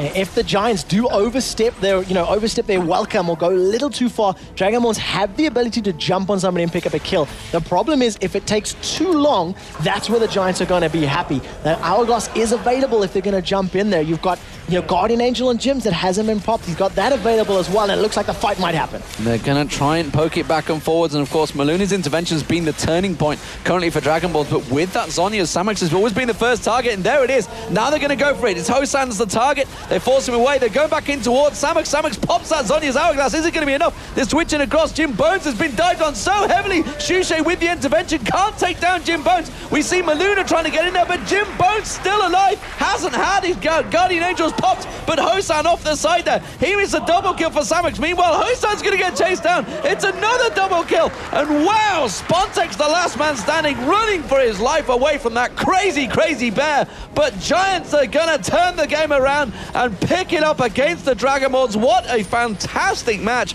Very aggressive, 72,000 even goal between the two. But it's all about the Giants' crowd control. They had it perfectly positioned in the team fights, and the Nexus goes down. The Dragonborns go down to the Giants. The focus there from the Giants was on point. They picked a single target, they blew them up, they moved to the next target. Awesome team fight there from the Giants, and they defeat the Dragonborns. Well, you've got to wonder, did Dragonborns not focus early on when they had that big advantage? Were they not getting the damage down on the right targets? The Giants managed to man it up, fails it out, and wow, fantastic performance. We're going to go over to our analyst desk. We are joined by yet another special guest. Let's see who it is with Joe and Jason. Thanks a lot, Demon. An amazing game there, and well, quite fitting that we have an amazing personality with myself and Jason here. Of course, Crepo from Evil Geniuses, a support player. First of all, Crepo, thanks a lot for taking time out of what is your free day today for coming to join us. You're welcome. So, talk us a little bit through that game. 47 minutes, 45 seconds long. A pretty long game, but really, really back and forth. I mean, it ended 20 kills to 22 in the end. So, really close stuff. We've got a few moments in there that change it, but give us your overall thoughts on it. Yeah, pretty exciting game. Definitely more exciting than the average Evil Genius game you watch. I think let's get that out of the way. Glad you said that. I'll be the first one to say that. I liked it. It just snowballed from the beginning for Giants. They had a really, really good start because of the failed delayed invade. Like the bot lane got it rolling. But then, like coming to a mid game, they kept pushing their lanes, and they kept getting caught by like the mobility roam comp and the TP from Vi, and like the mobility boots on the Kazakhs really helped as well. So Giants actually like started losing their lead there mid game because they kept getting caught off. When they finally realized they had the group, then you could see that they were still down in goal but winning those fights because they had this really cohesive teamfight comp that had disengage, like the crescendos pretty much every time. Like the Dragonborns lineup is an all-in lineup. They will all group up and go for that one target. Just so they will all be in Rise AoE, they will all be in the Sona crescendo, and that's what you see in a few teamfights that Giants won the game. So, Jason, we actually prepared a couple of replays. We actually probably could have showed about 5 or 6 from this game, actually. Well, I mean, Kerpo, you mentioned in the beginning there was a really strong start for Giants with delayed invade, but the first replay is actually pretty much focused on that specifically. We're going to get that on your screen, and you can kind of describe for us what's actually happening here and what led up to Giants winning this 2-4 exchange. So basically, it started off with Dragonborns. They had a plan. They wanted to get the Volibear at the blue buff, but he started red buff. So their delayed invade failed, which led to Caitlyn and Sona pushing an entire wave into the tower already. So they got level 2 first. So Shushi's reaction is, damn, my bot lane is behind. Let me go help then. So he runs through river, but he gets spotted by a ward. So meanwhile, Ryze is still in the mid lane, and he's like, okay, I'll take another wave, and I'll get level 3. So note that Ryze will be level 3 when he teleports in, and Vi is only level 2. Because they have the ward there, they see him coming, and now what will happen is Sona and Caitlyn will start retreating and hitting Taric and Ezreal a few times, but they lose this fight. They lose this engage. Hosan's still level 1. Movert only level 2 now. He's coming in now, and then this is where the Ryze TPs. They go in for Shushe. Shushe gets exhausted. That's what wins the fight. They exhaust on Shushe, then Babetta heals up. The Hosan tries to get her, doesn't work. Exter cleans up, and this is so beautiful. It's all the reacting TP play works because they knew it in time. If they got surprised, then it was too late. If they got surprised, then they lose, and the TP has to get cancelled, like you saw a few times in the game. If they're too late at TPing, often they end up cancelling it. But this time they saw them coming, they had good ward coverage, and they basically had the XP advantage, and that's what gave them a huge lead. Because later, they'll get the tower early, the bot lane will get frozen by Ezreal, trying to like, get back in the game, deny Caitlyn the farm, but then she just goes mid. with Sona and pushes down the mid lane and catches Sushi, gets 2 towers there and an enormous lead for Giants. Just all snowballing from this one play. Yeah, you mentioned while we were watching the game that a lot of level 1 action kind of doesn't really get talked about too much, but that level 1 action we saw right there gave them a huge lead in the beginning. It helped them snowball. Unfortunately, they kind of let the lead slip a little bit as you were talking about how Dragonborns came in with the picking them off one by one kind of thing. We do have another replay, and this is after a big team fight in the top lane where Giants finally got back in the game. They finally won a team fight right there. They won already. Then they lost it again, and then they went to bottom. Even though they're down what seems like 8,000-9,000 gold, you can just see that the fact that they have such a cohesive teamfight comp will still win them the fight here. Yep, I'm going to get that on your screen for you guys. And you wanted to point out something in particular right here, which we'll go ahead and go up to. And it was the crescendo, which you mentioned earlier. Babetta completely controlled that fight, and we'll have you go ahead and explain that, and we'll pause it right when it actually does come out. So yeah, good catch on Spontex, and this is right it. there. This is good. This is it. Basically, Spontex get caught. Reaction is really good by Magluno doing the intervention, making him invulnerable. So this is like a 2-second window where Dragonborns can roll over Giants team because they have all their damages are full HP or invulnerable. But then the crescendo comes in, and that 2-second window gets nullified because of the crescendo. So when the fight goes on, they will start focusing Akali now, who jumps in, and he basically gets the attention away from Ryze and Caitlyn. Caitlyn is constantly attacking that fight. It's really, really good to see. The Volibear as well gets really low, flashes out. That's the key point as well. Flashes out, heals up a bit, another fling, just a little bit more damage. Meanwhile, Ryze and Caitlyn are still whacking away, and they win the 3v3, and this is what wins them the game. Yeah, it was very well played right there by Giants. I mean, you mentioned they're down so much gold, and yet they're able to come back. And, we do have to kind of mention is that Jimwoods wasn't touched that entire fight. Yep. And he built a Guardian Angel in case he gets hit, but he gives this psychological effect that they're like, yeah, he's going to revive anyway, let's not hit him anymore. And yeah, the focus on Volibear kind of lost him the fight, and on not touching Caitlyn at all, lost him the fight. And you also mentioned, during what we were talking a little bit, is that we did see Dragonborns finally go for a push in the mid lane, but why didn't that work? Basically, Dragonborns is a lineup that works around picking people off. So, and they're really good at catching people, but they have an all-in team fight. They don't have the good tower push. They don't have a lot wave clear, not good range. If you play that against Giants, you have to walk into a Volibear, walk into a Ryze. You can't catch Caitlyn unless you commit fully to the team fight. And then there's a crescendo in your face and an exhaust, and it's really hard to push that. So even though Giants is behind, if they play it smart, they group, they will win every team fight because it's so predictable what Dragonborn's going to do, because all they can do is rush in and engage. Well, thanks a lot, Crepo. We'll be sitting down a little bit later on for more of a chat, bit more in-depth interview. But for now, we're going to go over to the stage where Shox is waiting with Samux. Thanks, Joe. I'm here with Samux, the top laner. Samux, starting from the beginning, a crazy match. Can you tell us about the setup and maybe if you think that you had it stronger right from the beginning? Yeah, we knew their setup was better early game, so we just made the game long, and we knew the late game was ours. The game was very back and forth. At what moment did you take the game that you know, this is it, we're going to win it? We knew the game was ours when we killed them at the bot lane and we got the inhibitor. Okay, now you're doing very good in the LCS. Do you think the Giants have what it takes to take a grab at that Summoner's Cup? Yeah, I think we can. If we train a lot and we make some tactics, I think we can do it. Okay, thank you very much, Samux. Now, let's remind you of your Twitter question. Which player has impressed you the most in the LCS so far and why? You can tweet us at LOLesports, #LCS. And remember, we have Crepo with us here in the studio. You can tweet your questions for him at LOLesports, #LCS. If you have any questions for the casters, same story. Now, when we come back, it's going to be Fnatic versus AAA. Fnatic doing very good yesterday. AAA grabbing their first victory yesterday, so don't go anywhere.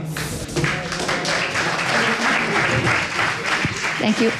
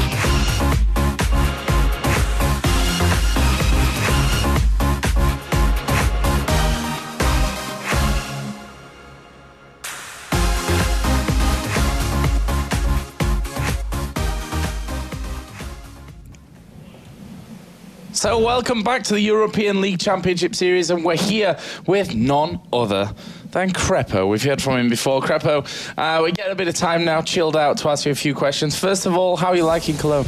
I like it. We've been here a few times in the past, so I already knew I would like it. Like the setting of the ESL studios as well here. It's fun times. So what's the situation with EG in terms of living right now? There was, Snoopy, I asked him for his address at some point on Twitter to DM me, and he sent me the, publicly the address of the cathedral here in Cologne, and everyone's like, oh, shouldn't have done that. It's like, well, they don't actually live at the cathedral. That'd be a nice house, though, I suppose. Yeah, be big enough. Pretty big. Our So house how is it now? Slightly smaller. Only a little bit. So basically, we have 2 apartments with 3 bedrooms each, and one of the bedrooms / living room is oriented as a gaming room.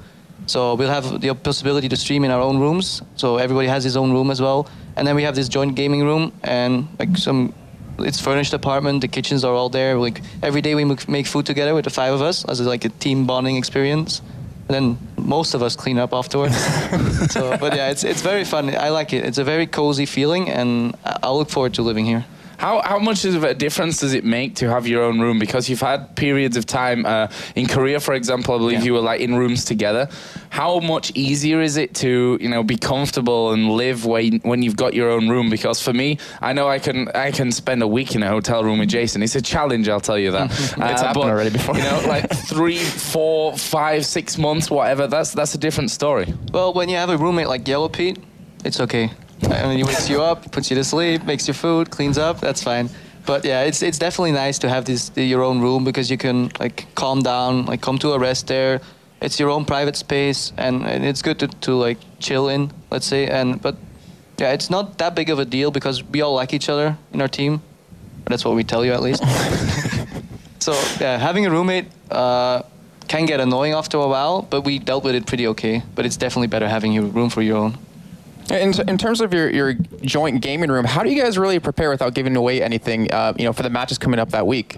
Basically, we look at who we're playing in the weekend, and we don't scrim those teams, and then we scrim the other LCS teams, possibly some non-LCS teams, but mostly LCS teams. And yeah, we just prepare. We look at what we're going to ban the weekend, and then we just ban that out against those teams. They won't play the exact same way, but it'll give us a bit of an advantage going into the weekend. And then yeah, just play a lot, scrim a lot, try new stuff. Doesn't matter if you win or lose. In the end, it's a scrim. You don't play full out. You don't put as much attention on your level 1 plays. Most of the time, we'll just go out, ward some stuff, and then start playing.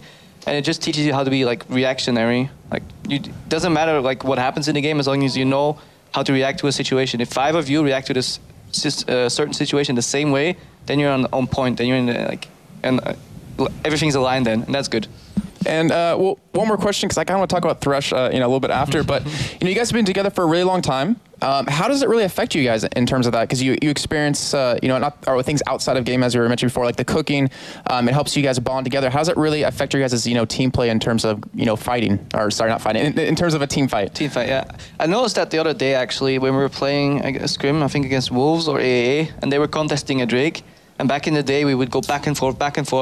But now we were at the left side of the Drake. So they left their mid lane exposed. And back in the day, it was like one guy making that call, like, hey guys, we can go mid. They left it exposed and push it. And now it was we just all naturally ran mid. And we were like, yeah, go mid, I agree. Yeah, let's go mid. And it was noticeable that we were playing so long together and our mindset was completely aligned that we just did something without calling it. And that made me feel good. That made me feel like we had a team behind us. Yeah. Okay. And going into this, because it is it's the really big news for the week. It's Thresh. We saw him banned out, picked quite a bit already. Actually, he's been banned or picked every game so far this week in Europe. What's your take on him? Because I know if you guys were looking at Reddit, he did a 1v2 against was it a Vayne Lulu combo? Yeah, I think the gang potential with the Lantern is just insane. Like if pony ganks, we call them, when Hecarim comes in, you just throw your Lantern out, and even if the enemy sees you throwing it, it's too late because Hecarim just comes in, washes over the lane, fears them, and they have to flash or they're likely dead. So yeah, you might need some balancing, as Quitshot said earlier. Well, okay, going back to the Lantern just real quick before we move on into other things about him.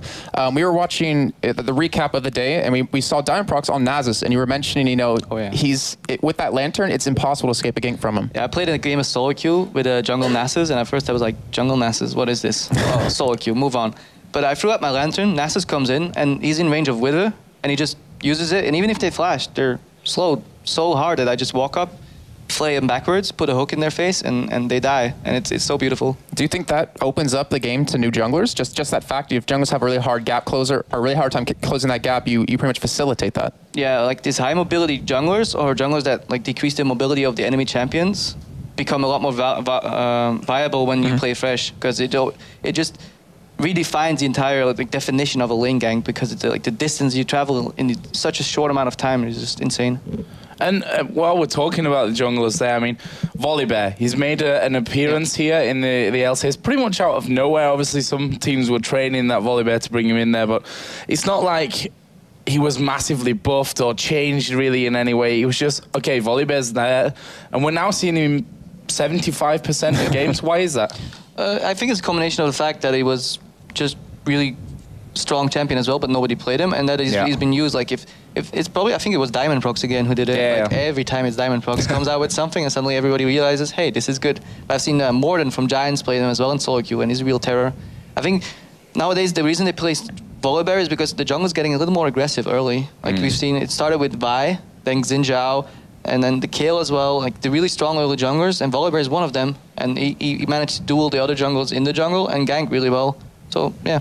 Are there any others out there, without maybe giving away something that you guys have been secretly training for down the line? I mean, are there any other Volibears out there? I don't think there are any like super hidden jungles we'll find, but we're definitely like training a few extra jungles now, like trying the little more aggressive playstyle. So we'll see. So what about EG so far? And first I want to, without talking about your record, address something that Reddit's talking about a lot, which is EG games are not the most entertaining to watch, I'm going to put it that way. Why is that? Why do you think that people find your games, whilst you are obviously a very, very strong team and you have all these wins to your name, why is it that your games, for a lot of people, aren't so entertaining to watch? Yeah, some might even call it boring. Your words, not ours. Yeah, definitely my words. No, I think it's because we have a very, very safe approach in laning. Like when we play against teleports as well, we rarely get caught off guard. So we know all what's going into a game, and we just take limited risks. And sometimes that's good, sometimes that's bad. But we just have a very like methodical approach to the game. We just slowly like suffocate our victims rather than just putting a hammer on their head. Yeah. And I like that. I love that play style where he loves killing slowly. Yeah, when you slowly take control of the game and you leave them no room to come back. Yeah, we could take that second inhibitor, or we could base, take it again, base again, take Nashor, base again, push the third one, and just slowly. It's so beautiful when a game ends and everybody is live and all that's happening is the super minions are whacking away on the Nexus, and it just tells you that you left them no room to come back. So let's talk a little bit about yesterday, which you might not want to talk about, but I'm going to do it anyway. The game against Fnatic. Talk about what happened there, and from your eyes, what went wrong for you guys. I think definitely they came up with surprising picks. Let's hand it to them. Top lane Blitzcrank with Leona. Generally, if they have like this one super aggressive champion, you can flash that. Like you can flash Leona ults, but the second we flash, the Blitzcrank comes in with mobility, flashes again, hooks, and it's really, really good.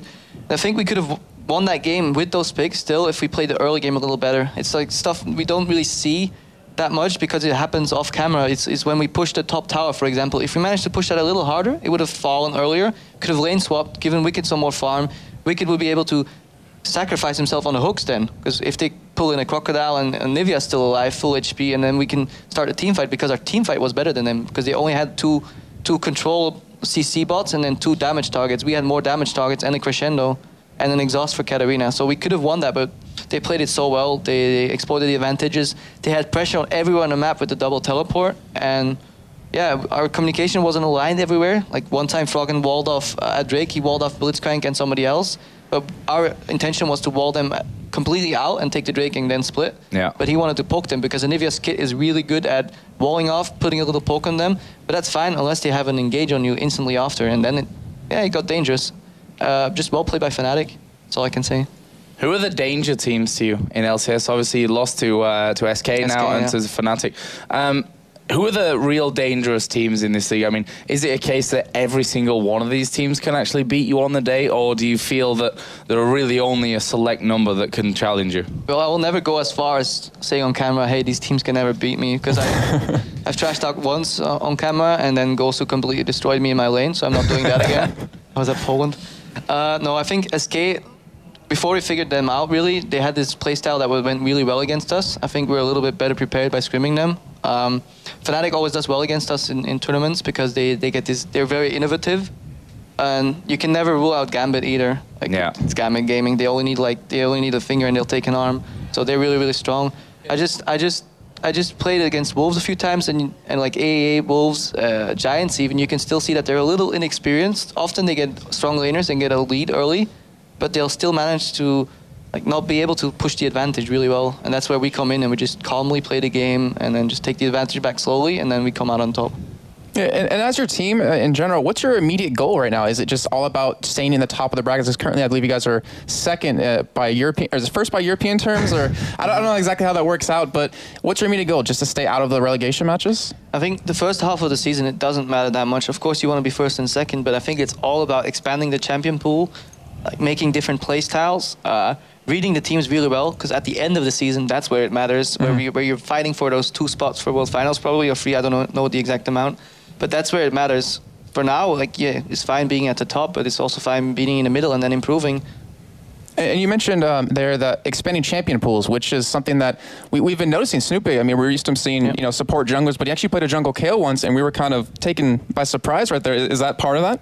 Yeah. Well, obviously it is, but I mean, what else is working with that? He's training some other junglers as well. You saw on the stream that he's playing a whole lot of Volibear, and now he's picking up other 2 junglers. I won't tell you which. You'll probably figure out if you watch his stream. But then, hey, at least you're watching his stream then. Yeah. Shameless plug. But yeah, as well as for me, I'm trying to play all the supports. Like in the past, you didn't really see me play that much Sona, and then I tried it, and I was actually surprised by how good the crescendo actually was in teamfights, and relatively easy to land sometimes. So, and then Wicked, he went for the Akali pickup all of a sudden. Nobody expected that, and that worked for us. And we have so much time to scrim anyways, so why not try new stuff? We don't need to train Anivia anymore. We barely need to train Lux, because we'll never get it. So. And we haven't really talked about this too much. Well, actually, I don't believe at all, but North America. What do you think so far about that, with what's been going on? Interesting subject. Yeah, they're like, some say they're behind the meta. I don't know. I think the European average is stronger than the North American average, from what I can tell. I won't go as far as saying that every team in EU is better than NA, because you can't say that until the matches are played. Curse is like doing really well there. They're like 6-0, I believe, right now. So yeah, they're doing really well. CLG looking a little shaky with the lineup swap, but you can't tell anything until you're like 6-7 weeks into the season, and even then, it's when the playoffs happen, because you can lose, you can mess up now. Playoffs, you can still win it all there. Is there any teams in North America that you're looking out for specifically? Like, they'll offer us a good challenge. Not to call any teams out, but I want to play against Curse again, because they're always like very touchy when it comes to saying that NA is underrated, and they're the best team in there. But also they don't have a chance to really get even better, because if you're the best team in a single region, you won't get as much practice from playing. So right. I'm looking forward to somehow playing Curse one day. So, talk about in your training schedule. We're kind of going back there a little bit. But I always wonder about this, because I talked to Snoopy about it before, that in my opinion, a lot of teams do it wrong with team houses in terms of sticking everyone in the house together, and they're living together. They're every minute of the day together. They sleep together. But you get the whole thing. They're all in the same place constantly. And I brought this idea to Snoopy that, you have different houses, maybe a couple of guys living together and what have you, maybe some guys living alone, and then a central base where you really treat it as a job. So you say from 10 a.m. till 10 p.m. we work 12 hours a day. We come in there. The guy who's late gets a slap on the wrist, and maybe wages docked if that carries on, things like that. What kind of schedule do you have for training? Is it very loose, as in we're all awake now, let's scrim, or is it we're waking up at 10, we're playing for 10 hours, and that's it? We scrim a certain amount of hours a day. I think at the moment it's around average 4 or 5. It's actually not that much, but if you do it properly, it's enough. It all depends on what kind of team you are. We're pretty loose of a team. Like, we don't have a manager either, so like we've always managed ourselves. So maybe that strict regime from like that hour and that hour isn't good for us, because so far it has been working for us. But maybe other teams need that to get professional, like to get more professional. But we've been in this for a year now. Like, we should be able to tell ourselves what we need. And everybody's still motivated. We want to be the best, so obviously we're not going to start slacking. And if somebody is, tell them. Discussion. I mean, there's nothing wrong with saying, hey, shouldn't you be playing a little bit more solo queue, or you played pretty poorly today. We don't mind that. I mean, it's obviously a hard decision, but that's, as you said, you guys have been together for, well, you tell me, how long exactly now? I think it's like team? 14 months right now. So which is actually in an eternity, if you look at other line in the European scene. And, you know, how long should a team, or how long does a team, I should really say, need together? I mean, you look at some of the other lineups that we've got here in the European LCS that are fairly newly combined. How long does it take before you hit that level of trust and understanding with your teammates? Basically, it all comes down to when you have your first like big fight. Like, every team has those. Like most of the European teams just broke up. Like back in the day when it was AAA, rotating with some players every 3 months. We also had our fights. Like right before we went to Korea, we were pretty close to maybe even breaking up at one point. But like we leveled down. We're like, hey guys, this is our future. Like let's just put egos aside, talk about like what's wrong, get to the fundamentals, and improve from there. Like we had plenty of time to improve. We went into 2 months training in Korea, and that's what really solidified us as a team. Living that close quarters. If you survive that as a team, you're good to go. Because it can't get worse than being stuck in like this really small hotel room for like 12 hours a day, nothing to do, like you don't speak the language, you go out and you just point at food, and you're like, yeah, that's what we want to get. We don't know what it is, but we'll try it. Lucky dip. Yep. But it was fun. It was an amazing experience. I love Korea, and just the Asian scene, like the pro scene for gaming as well, and Taiwan as well. Oh, I love Taiwan. Want to go there again. Maybe you get a chance in the near future, who knows. But yeah, while we're on the topic of Asia, that kind of follows on where we were before when I went back to the whole training regime. The Asian scene, obviously, I kind of put them all together, even though you've got 3 major regions there that can be different as well. But what do you think? I mean, we'll start off with the Koreans. The Koreans came into like the scene as the structured, like organized. They were better because in StarCraft they're the best. But League's a team game. It's a little different. The super structured approach might not work for everybody, and everybody was nominating them as the #1 teams. But then Gambit took them down in a recent tournament, and then they came into LCS, and then we took down Gambit, and somebody took down us, and it just shows you that everybody can beat anybody. And I wouldn't go as far as saying that they're overrated, though. They're really, really strong, but so are the Chinese, and then TPA is Taiwanese. Yeah, they're 11-0 right now in the Season 2 GPL, so they've destroyed everyone once again. Final question before we start to move over to our next game. What's it like to play on a stage like this? Obviously, the audience here in the studio is not so huge. You've been used to bigger audiences, that's for sure. The likes of CBIT, Gamescom, where you've got thousands of people. But you know, it's a very homely atmosphere, I think we can say, here in the studio. What's it like playing in front of that concentrated audience? It's very cozy, in my opinion. It doesn't do much for like veteran players. It still gives a little nerves to like the newer players. You can still notice that. But it's fun. I like crowd. I like to interact with the crowd, even if it's like 2 photos you take or 3, it's still fun. It shows you that people still care. Like playing in just an empty studio wouldn't be my preference, for example. But I like it. I wouldn't mind it being a little bit bigger, but of course, like you're confined by the office space you have. And I think Riot and ESL did a good job getting the little stage out there, making it somewhat of a miniature tournament weekly. And definitely everybody should come check it out because it's really fun. You can interact with all the pro players. Because we're just people too, like, don't be afraid to ask us for anything, because we love it. Like, let's face it, attention is fun. Attention is fun. Thanks a lot, guys. We're back, obviously, in a little while to analyze the next game, but before we go to there, we asked a few of the other players what it's like to be playing on stage. When there's a crowd and the game is over, and if you actually win, it gives you like a huge boost. People are clapping at you, everyone is paying attention to you, the camera is on you. You just realize that, yeah, we're in front of a big crowd and hundreds of thousands of people at home watching this as well. Playing in front of a live audience is the ultimate challenge. Are you just good, or can you prove yourself to be one of the best? I'm used to play like in my chair in my room alone, so to see people share with me this passion, so this is a good experience. Spontex might be able to land the access. He knows Teleport's going to come in. Kuja's going to get dropped. He will be Spontex taken out. To play their games in front of hundreds of thousands of people and have every single mouse click measured, it's a scary thing to do. No es un problema jugar frente al público, es una motivación, es el hecho de que tú haces una jugada buena o tu equipo hace una jugada buena, te motivas y sabes que el público va a responder y eso te hace venirte arriba y jugar mejor. The moments I feel crowd the most is, for example, like after the team fight, there's a cheering, and if I have time, I can raise hand and just smile. For example, if we won the team fight, of course. It's not just that they're performing on stage, they have to give autographs, take pictures, chat with the fans. They're superstars, basically. When you get a kill, then you listen to the crowd, you are like, I want to do more, I want to do more. The heart is beating faster. The adrenaline just starts rushing through your veins. We've done this so much, so the novelty wears off. And when we reached the point, actually, when we came to IM Cologne, this was just another tournament for us. Just another tournament along the road, and we didn't really prepare for it. We didn't really care that much. And we got stumped. We played really poor, and that affected us. And that was a wake-up call. Like, guys, this isn't just routine. You're playing for your fans, for the people out there, for your organization. You gotta take it serious. We found the joy in playing offline again, and it's still fun. Like, when you make a good move, the crowd's cheering for you. Like, right after the game, you take off your headset, you just look up, and they're all standing up cheering. And that's probably the best feeling about gaming, winning, and then having the crowd to interact. It's really amazing feeling. Like, you feel that you've done something really good and useful for the whole team, for fans which support you, and it's just awesome. I can describe it.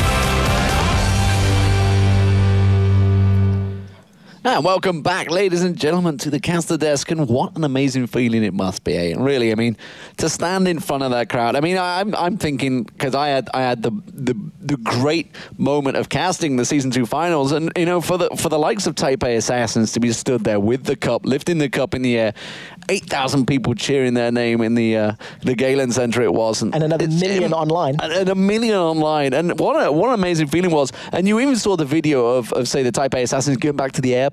They had crowds at the airport cheering them, and that's what it is to be a pro player. And you know, these players that are in the League of Legends Championship Series, they're all looking to be that next team. They're on that road. They're on that road. You know, this series, this championship is going to get the next team, the next ultimate heroes in the League of Legends. And, you know, we're going to have those world finals later on in the year. But before we get to that, we've got more games today. We do have more games today. And, well, the teams have been preparing themselves. So let's see who is going to be playing for them. It is going to be Fnatic versus Against All Authorities. And there he is, Soaz. He was MVP yesterday. Fantastic performance by him. Cyanide, Peke, Yellow Star, and N-Rated. Potentially could have been MVP as well. Yeah, so true. His Leona in both games was just so powerful. Against All Authority, though, Freddy122, a virtual Slayer. No, his Ezreal yesterday was amazing. It made us break out into song, and you know he's going to be trying to do that again today. And of course, Corellius on the support. He does have his own personal anthem now, and actually, all credit to our crew. They were playing the song to him earlier on. He was enjoying it. During rehearsals, we were revisiting our song moment yesterday, and the sound guys were breaking it out. So good on them. And you know, the player he enjoyed it. He enjoyed his moment in glory, and that's what really this is all about. Getting those, of course, the little wave that No did. If you've not seen it, standing alongside Shox, that's a slightly awkward moment. But maybe it won't be so awkward this time, because you know, to get in that position to be talking to Shox, of course, you've got to win the game. Correct. And will they do it against Fnatic? The pressure is on, but I think they have the ability to do so. You know, if we have a look at the roster for the team, it is, of course, Against All Authority, and Nono is such a strong player. Right now, we're going to look at, of course, his opposite number, though, Yellow Star. And Yellow Star yesterday, his misfortune was on point. He was kept alive by the rest of Fnatic. It was Cyanide's interventions that kept him alive, keeping him fed, of course, so as setting him up for kills, etc. So Fnatic did very, very well in that setup, and they're going to try to replicate the success of yesterday. Yeah, and Yellow Star, of course, so good that he's qualified twice for Europe, and with SK Gaming, and now Fnatic seems to be their star man. But of course, Against All Authorities, they have the man in the middle. He is Slayer. He is the highest KDA member of the team. And can he carry Against All Authorities to victory? He's going to be up against Peke in that mid lane to start with. It's going to be a tricky one.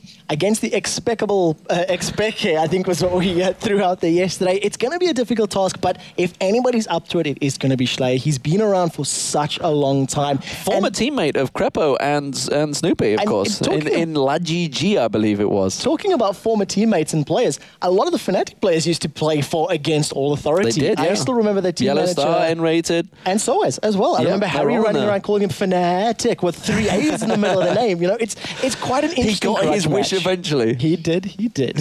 And as always, of course, we did get a chance to catch up with the teams earlier on, so let's get a chance and look at what they said. AA is one of those teams I don't know anything about. I'm really scared about them. They might be really good. I'm not really scared because maybe I have a good feeling with all of the players as human, not as player. So they make me feel confident. The team itself is quite solid. Schleier is a really good mid player. They can really find these miracle spots to like just take games from people. That's really very dangerous against them. They will, be ahead of most of the European teams, but we will see if the training will work out for them or not. And it's interesting to hear N-Rated talking about the training of Against All Authorities. Joe touched on it yesterday. They have been in this studio training so hard over the last 2 weeks Against All Authorities. They have been burning the midnight oil here, and they seem very comfortable there. You can see the big grin on the face of Nono. They have definitely been working hard for this matchup, and well, Fnatic are definitely a tough opposition. We saw them beating out Evil Geniuses last night. Very strong performance from them. So Against All Authorities are going to have to be on top of their game if they're going to take them down. And I'm wondering how well prepared Fnatic are for this matchup today. You know, they had 3 games this weekend over the course of the 2 days, and Cyanide there with his fist pumping.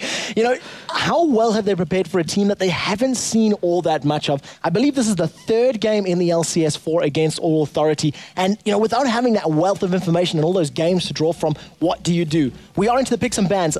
Lux, Thresh, Shen, and Kale removed. So far, 100% picked or banned for Thresh in the EU LCS. Yeah, and it's expected, honestly. When we saw the fantastic performance yesterday, it worked so well for Edward. So suddenly everyone's like, oh, okay, we're going to ban that. We're not going to let anyone else have that. And, you know, a player like N-Rated certainly could have picked that champion up. He hasn't given anything away and just yet. Soaz has been playing him in the top lane as well. On hits, this is what we were talking about yesterday. We had a discussion, and Wicked was involved as well, and we talked about how it's possible that Thresh can be used as a top laner. I'm just waiting for the moment it actually comes out. Xin Zhao being another ban there.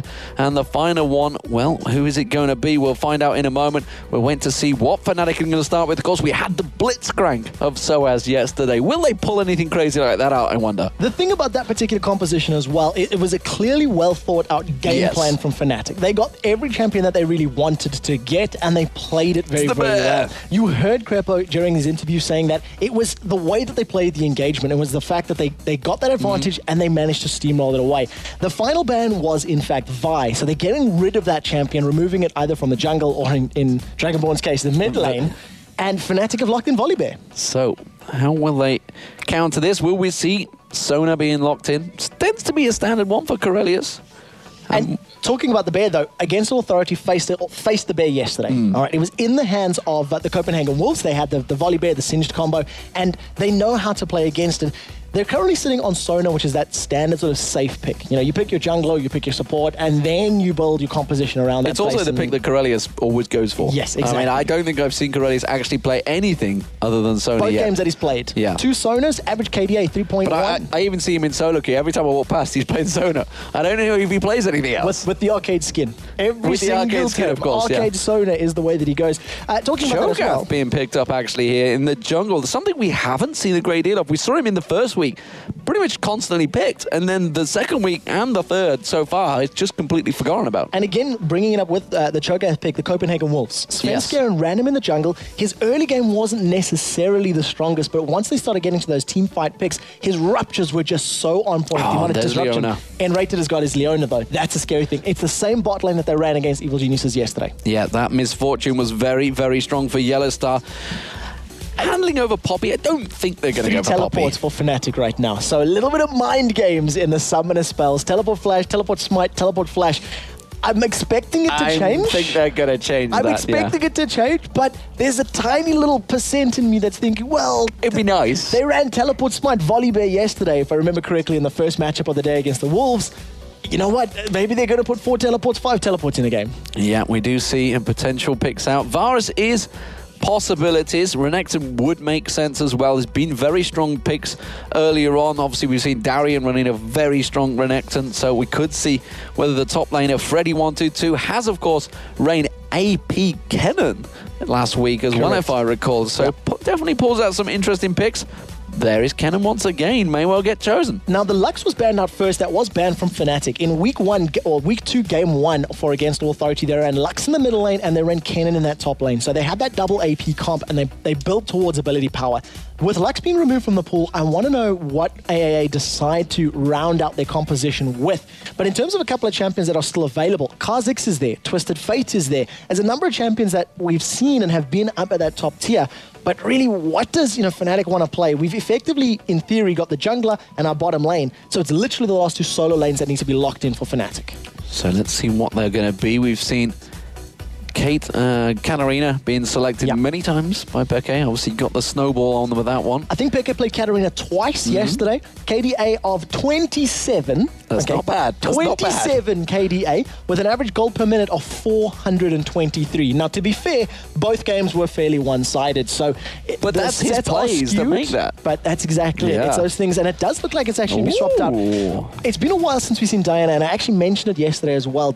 Peke's Diana is very, very good. But the question is, has he been practicing it and scrimming it in those solo queue games? Dirty Diana is strong once again in 3.02, and there is the Malphite pick, something that Soaz used to run all the time in that top lane, so kind of falling back on an old setup here, our Fnatic.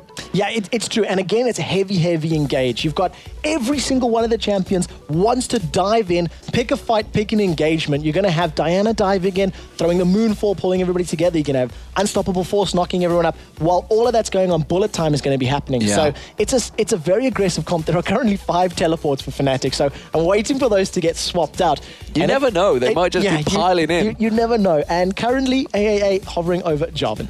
Well, we do see Jarvan 4. Is he going to get locked in? Which would make it a mid lane, possibly, Kenan? Could it be mid lane Cho'Gath? It could even be... Could be mid lane Jarvan. It could be mid lane Jarvan. It could be mid lane Jarvan. I wouldn't be surprised to see Jarvan possibly in the jungle, Cho top, and Kenan mid. That would be my assumption. And I think that we'll see if this is going to play. At the moment, though, it's Jarvan top, and... well, they're going to swap. They're going to swap. There's a minute on the clock. Some of the spells are changed for Fnatic, though, but it does look like Cyanide is going to be using his teleport smite, which is what he pulled out against the Wolves yesterday. It's going to be AD Cannon, and I think it is going to be Slayer in the middle. And I think that actually, as it stands right now, is probably the position it will stay in, which is going to be Freddy 1-2-2 on Renekton. We have 25 seconds, so they could switch him around at any moment. However, the Fnatic team is definitely going to stay that way. What are we seeing between these two team compositions? There's so much pressure on Slayer right now because his Cataclysm is going to be instrumental in keeping people away. You do that in the wrong place, your team doesn't like you. That's it. But the problem is that ability... While, yes, it's going to lock people inside. Oh, in the last second, there's a swap. 2 seconds on the clock. Slayer has got AP Cho'Gath in the middle, and Virtual has been given Jarvan for the jungle. Okay, so they've done that last second swap. It is going to be an AP Cho against Diana, and I think I prefer that matchup a little bit more. If Diana goes aggressive, you can just knock her up when she lands on you. She is a melee champion after all, and silence her and effectively just walk away. If that Crescent Slash is on, it should buy you enough time for it to wear off and prevent her diving onto you again. And what I was trying to get at with Jarvan's ultimate, Diana can dash. You've got Leona that's going to pull herself onto you with the Zenith Blade. You've got Malphite that can dash forward.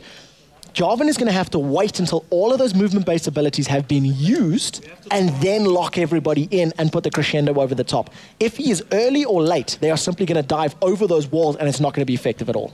Well, we can see Soaz hasn't loaded in yet, so that's where you're seeing the players on your screen. That will be sorting out at the moment. The admins will be hot on the case, and there is, against all authorities, Slayer, Nono, and Corellia's nearest the screen. There's Cyanide. He's looking pretty much ready and waiting, pretty calm, cool and calculated, and there is the admin with Soaz, his computer at the moment. Now, we talked about, we just saw the video of how it is to play live. I wonder how it is as these pro players, if something goes wrong with the machine, how much it disrupts you. Well, I imagine the momentum that you build up is really difficult. You sit there and first of all, you start getting anxious and nervous towards your game, towards the matchup as you're watching the previous game. This is game number 2 of the day. Then all of a sudden, you get hyped, you get that adrenaline, you're about to load in and, hoo-ah, let's do this. And there's just this stall. Of any of the teams, a team like Fnatic that's been around literally the entire world. They've played at so many tournaments. I imagine they will know how to deal with this. You can see Cyanide and Peke. They're grinning. They look relaxed. They look comfortable. But over on the AAA side, they're a little more anxious. Their faces tell a slightly different story. And this is only their 3rd game of the LCS. We watched a video of them yesterday where they said, they haven't really trained offline together. This is the first time they've truly... He doesn't look too flustered, does he, Soaz? He doesn't really look that bothered by this. He's just like, meh, oh well. Things happen. I mean, the guy was so cool, calm, and collected yesterday. He played Blitzcrank top lane. Now That's not something we've seen, really. No, not at all. And the number of hooks that he landed, max range hooks, really, really crucial. You need to land those skills if you're going to get anywhere. And he managed to do so. So it was well played. We are just trying to get this PC issue resolved as quickly as we can. So let me take a quick look at the lanes and, of course, the summoner spells for each. Freddy 122, Renekton against Soaz's Malphite. Both champions running Flash Ignite. Malphite generally does well against auto-attack bruisers. He's got the ability to slow their attack speed. He can get the melee off him with the seismic shards, etc. So I'm expecting Soaz to do relatively well and control the lane unless Freddy 122 gets a very good early advantage. Well, Freddy's saying he's a click ahead of Soaz. He's got this in the bag. He's happy. He's managed to move that little bit forward. You can see the screen pause there just to the left. If you Cyanide, he's pretty relaxed. He's falling asleep, to be honest. He wants to get to this game. He wants to get into this matchup right now. Cyanide, of course, he is playing Teleport Smite Volibear. Now, he ran that against the Copenhagen Wolves in the first game of the day yesterday, if I remember correctly. It was the second game, but nevertheless, it was Fnatic's first. To be 100% honest, his teleport, while it helped, get those early ganks, I think outside of the first use, it wasn't all that instrumental. It wasn't needed to be game-changing because they got so far ahead so early. Well, you say that, but he went and got a 1v1v Yellow Pete. No, of course, okay, but he was moving towards that way. My point is, it wasn't completely game-changing because they were so far ahead. Yeah. So it was something, and we've seen even the double teleport out of Fnatic. They used it a couple of times, but it wasn't. Again, they didn't teleport back to a tower and get to safety. There weren't those massive swings in momentum thanks to the ability use. But what would you take otherwise? I mean, Flash is kind of not really needed. I mean, you can flash and flip. Whenever I see these super aggressive junglers, the exhaust smite is something we see out of some of them. With them abilities, Lee Sin's, for example, even Shaco's in solo queue. And when you've got a Renekton, a Jarvan, a Kennen, even, AP Cho, once he starts getting some items, I think that exhaust would be so useful. If they start to fall behind, that can help you win team fights, whereas a teleport's only going to give you map presence. That's not going to help you win the fight. It'll get you to the fight quicker, but if you're behind, you're still going to be behind, if that makes sense. So we're just waiting for the guys to sort themselves out. You can see the teams keeping calm, having a chat. That's Corellius up on your screen. Cyanide still looking very calm. Every time we go to him, he's just twiddling his thumbs, really. 1, 2, 3, 4. I declare a thumb war. My word. Passing back to school. No matter what nation you're from, it's still the same school game. Of course, yes. And while still yawning from Cyanide, some would think that maybe he needs to get some sleep before he plays his games. I don't know. Get some energy drinks in him. I'm sure he'll be okay. In terms of the rest of his lanes, Diana Cho'Gath. Again, we've talked about it. Super aggressive. Cho'Gath has the ability to stop Diana, knock her up, silence her, walk away. On the other side, if he lands that combo, once you get a few points in it with some ability power, they hit really hard. Well, we are seeing Peke. Peke, of course, in that mid lane. Diana versus Cho'Gath. And I don't know. I mean, we've seen actually before lanes switching around. Is this a possibility that they could be jumping the lanes around over here? I mean, Renekton, Malphite, I think they'll probably be okay with that. Do you think we're going to maybe see Nono and Corellius try and force a 2v1? I don't know which team would be more likely to do it because both have the ability to do it relatively well. That Granite Shield from Malphite will help survive some of the early poke. Renekton's got such good sustain with his Cull the Meek, and it's something that we know Fnatic are very happy to do. Yesterday in their matchup, I still even remember seeing some tweets from Wicked saying, I can't wait to fight Soaz. I want to try it. Let's see if he'll be brave enough to do it. And he went, nope. I'm playing Blitzcrank. I'm playing a team fight. I don't want to fight. I don't want to go 1v1. They swap lanes, and Fnatic responded, nope, I don't want any of that. They played the map, they played the team comp. So if it's what Fnatic feel or think will be, good for them, then I think they're probably going to do so. I believe that Freddy would probably have a slightly easier time of it if he does get dived on by Leona. He can just slice and dice away, get his health back. Whereas if some stuns and some poke come down from Kennen and Sona, it's a bit more difficult for Soaz to stay alive in these early opening levels. Well, I mean, we even saw Wicked tweeting out yesterday the fact that, he's so much so he avoided the 1v1 that he sent 4 team members to kill me because obviously 5 members of Fnatic all piled in there, took the turret. Yeah, exactly. It's just... If Fnatic think it's going to play into their game plan and their strategic play, definitely, I think they're going to go for that matchup. But it's an interesting comp. We're still just trying to get this issue resolved as quickly as possible. And there's a lot of pressure on Against All Authority. It's their 3rd game here at LCS, and they're still trying to find their stride. Find their stride, and of course we have Yellow Star talking French to them because, of course, against all authorities, 4 members of the team are French and just the 1 Englishman in there, Freddy122. We're just waiting to see whether they're going to get going. You can see the chat. You can see Cyanide chatting away there. There is a lot of banter going in between the screen. If only you guys could see what goes on. They've all got smirks on their face, so you can imagine that it's actually, I think they're playing Hangman. I think the teams were playing Hangman. That would explain it. I was trying to understand what the underscores were a moment ago. But yes, they are playing Hangman. Slayer has asked if it's an I in the game, and they're going to get some responses out there. But hey, there's smiles on the team now. The next level. Slayer's doing there. You can see him typing. He's actually doing Hangman. no, huge giggles and laughs there. You know, it's good to see because initially I was getting a bit nervous for the team. They were looking a bit nervous, a bit tense, and now it's all smiles. Well, they're trying to pull out the umlauts, the different types of letters, and is it going to be XPK? No, it's 5 letters and it ends with a TE. I'm a bit worried because it starts with an S now. It could be yes, state, of course. That's of course what it is. That's what they were aiming for. You can see the chat flowing just about on Peke's screen now. It's just streaming up the side there. But sweet was the word. Sweet could work as well. I was thinking it may have been something else, but S blank blank TE. It could have been anything. Leave it to your imagination. Let's not go down that road. I leave it to everybody's imagination. There's Soaz, of course. You can see the referee just to the side there sorting out this problem, but it's interesting. I'd love to get a word from Crepo if we could, of how the teams really are sorted out in this position, if they were in this position when they get the pause, because Evil Geniuses are the team really more than anyone that have had this situation. They had to wait around for 7 hours. I had to talk for 7 hours, unfortunately. All they had to do is sit there singing. But whether we'll be able to get that, I don't know. As it stands at the moment, we do see on your screens the players continuing to wait with that pause. Wait, it's a best of 3 or a best of 5. The teams are busy asking with the delay. As we'll get this sorted as quickly as possible. It's probably just one of the PCs as we're waiting to get it sorted. But nevertheless, we will get this game underway relatively soon. I hope relatively soon. Yeah, I mean we're just waiting to see. We do see Peke. Look at that intense focus. What did Joe call him yesterday? The most photogenic player, I think. That was it. Something like that. Extremely photogenic, Expeke, running back to the meme from last year. And to be fair, it was a good photo. It was a very good photo. He was looking fantastic there.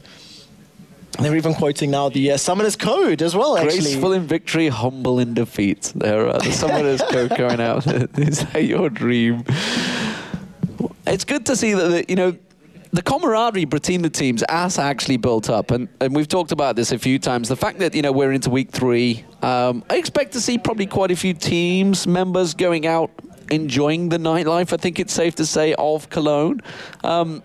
Slowly but surely, the teams have been more and more members going out, and they're mixing very well. It's really nice to see. It's a healthy, competitive nature. Everybody... They respect one another as opponents, and everybody wants to win. They want to take out their opponents, and they want to climb that ladder.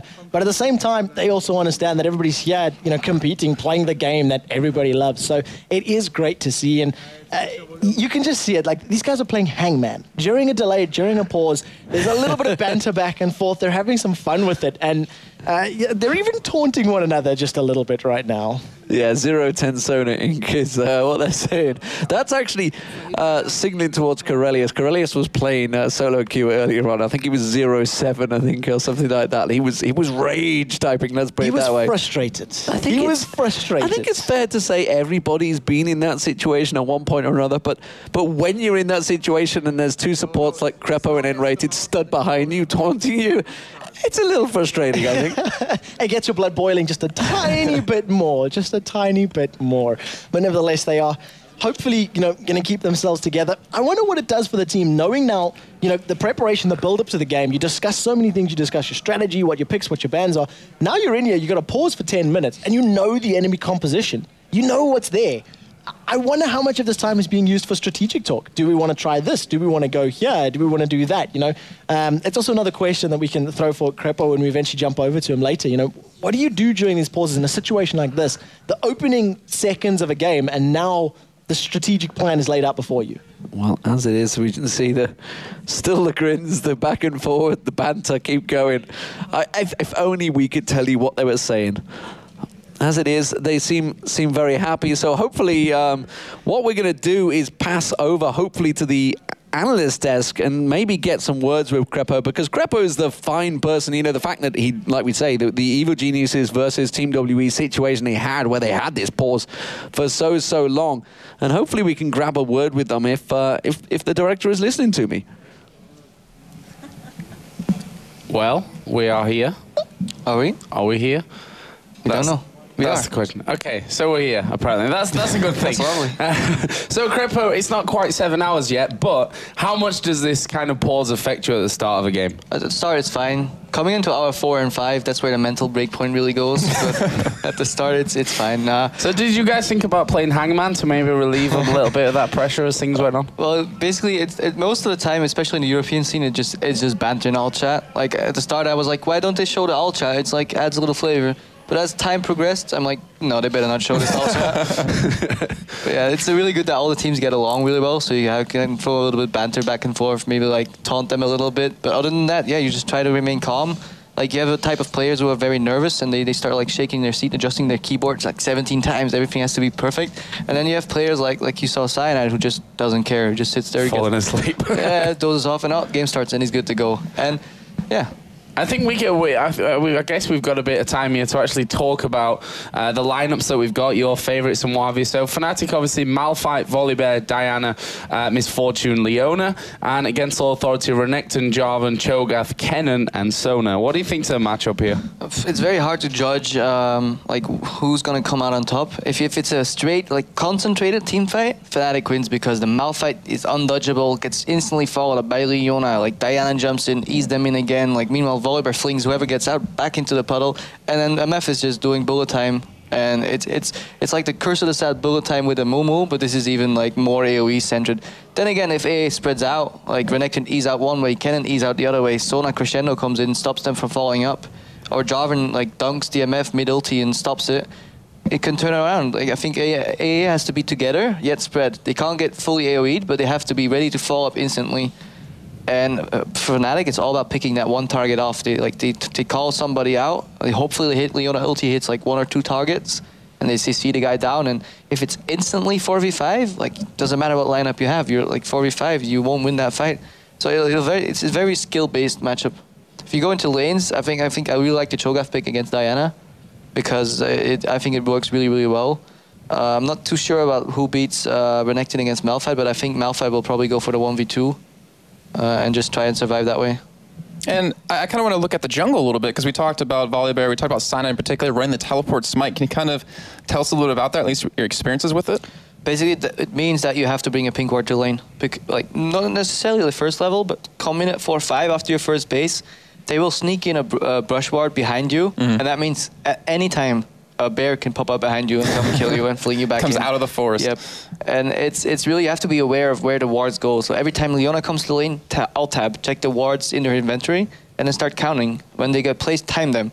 How long do they last? And then counter pink ward one spot, and then stay a little bit away from the other spot, so when he comes in, you can see the particles. On the other hand, he doesn't have a flash, so he's if he gets caught in the jungle, he might die because he can't escape. Jarvan's really good at hunting. I think the Jarvan will focus a lot on shutting the Diana down in mid, because she's melee range against the Cho'Gath. The knock-up from Jarvan might give him enough time to land that Rupture, follow up Silence, and they're both in melee range. They can whack away and kill her. So yeah, I think this entire game will be purely skill matchups. Yeah, you talked about Jarvan a little bit there, but what do you think overall? Because he kind of came back into the scene. I mean, we saw Froggen play him in the mid lane quite a bit, but now he's finally back in the jungle. We saw him playing it quite a bit. And NA, how do you feel about him just overall? It's a champion we've actually rarely played on jungle. I always felt that in the jungle he was a little weak, because he's quite squishy, and he might, if he doesn't get a good start, like, he's pretty much useless. But then again, he's good at shutting down one lane. He can get over the ledges. I think the Koreans I saw a few times as well, just using Jarvan, just going over, passing ward spots, and then suddenly he's behind you, If you land that flat combo really well, then it's good. But it's also good in team fights if you combine him with a Taric.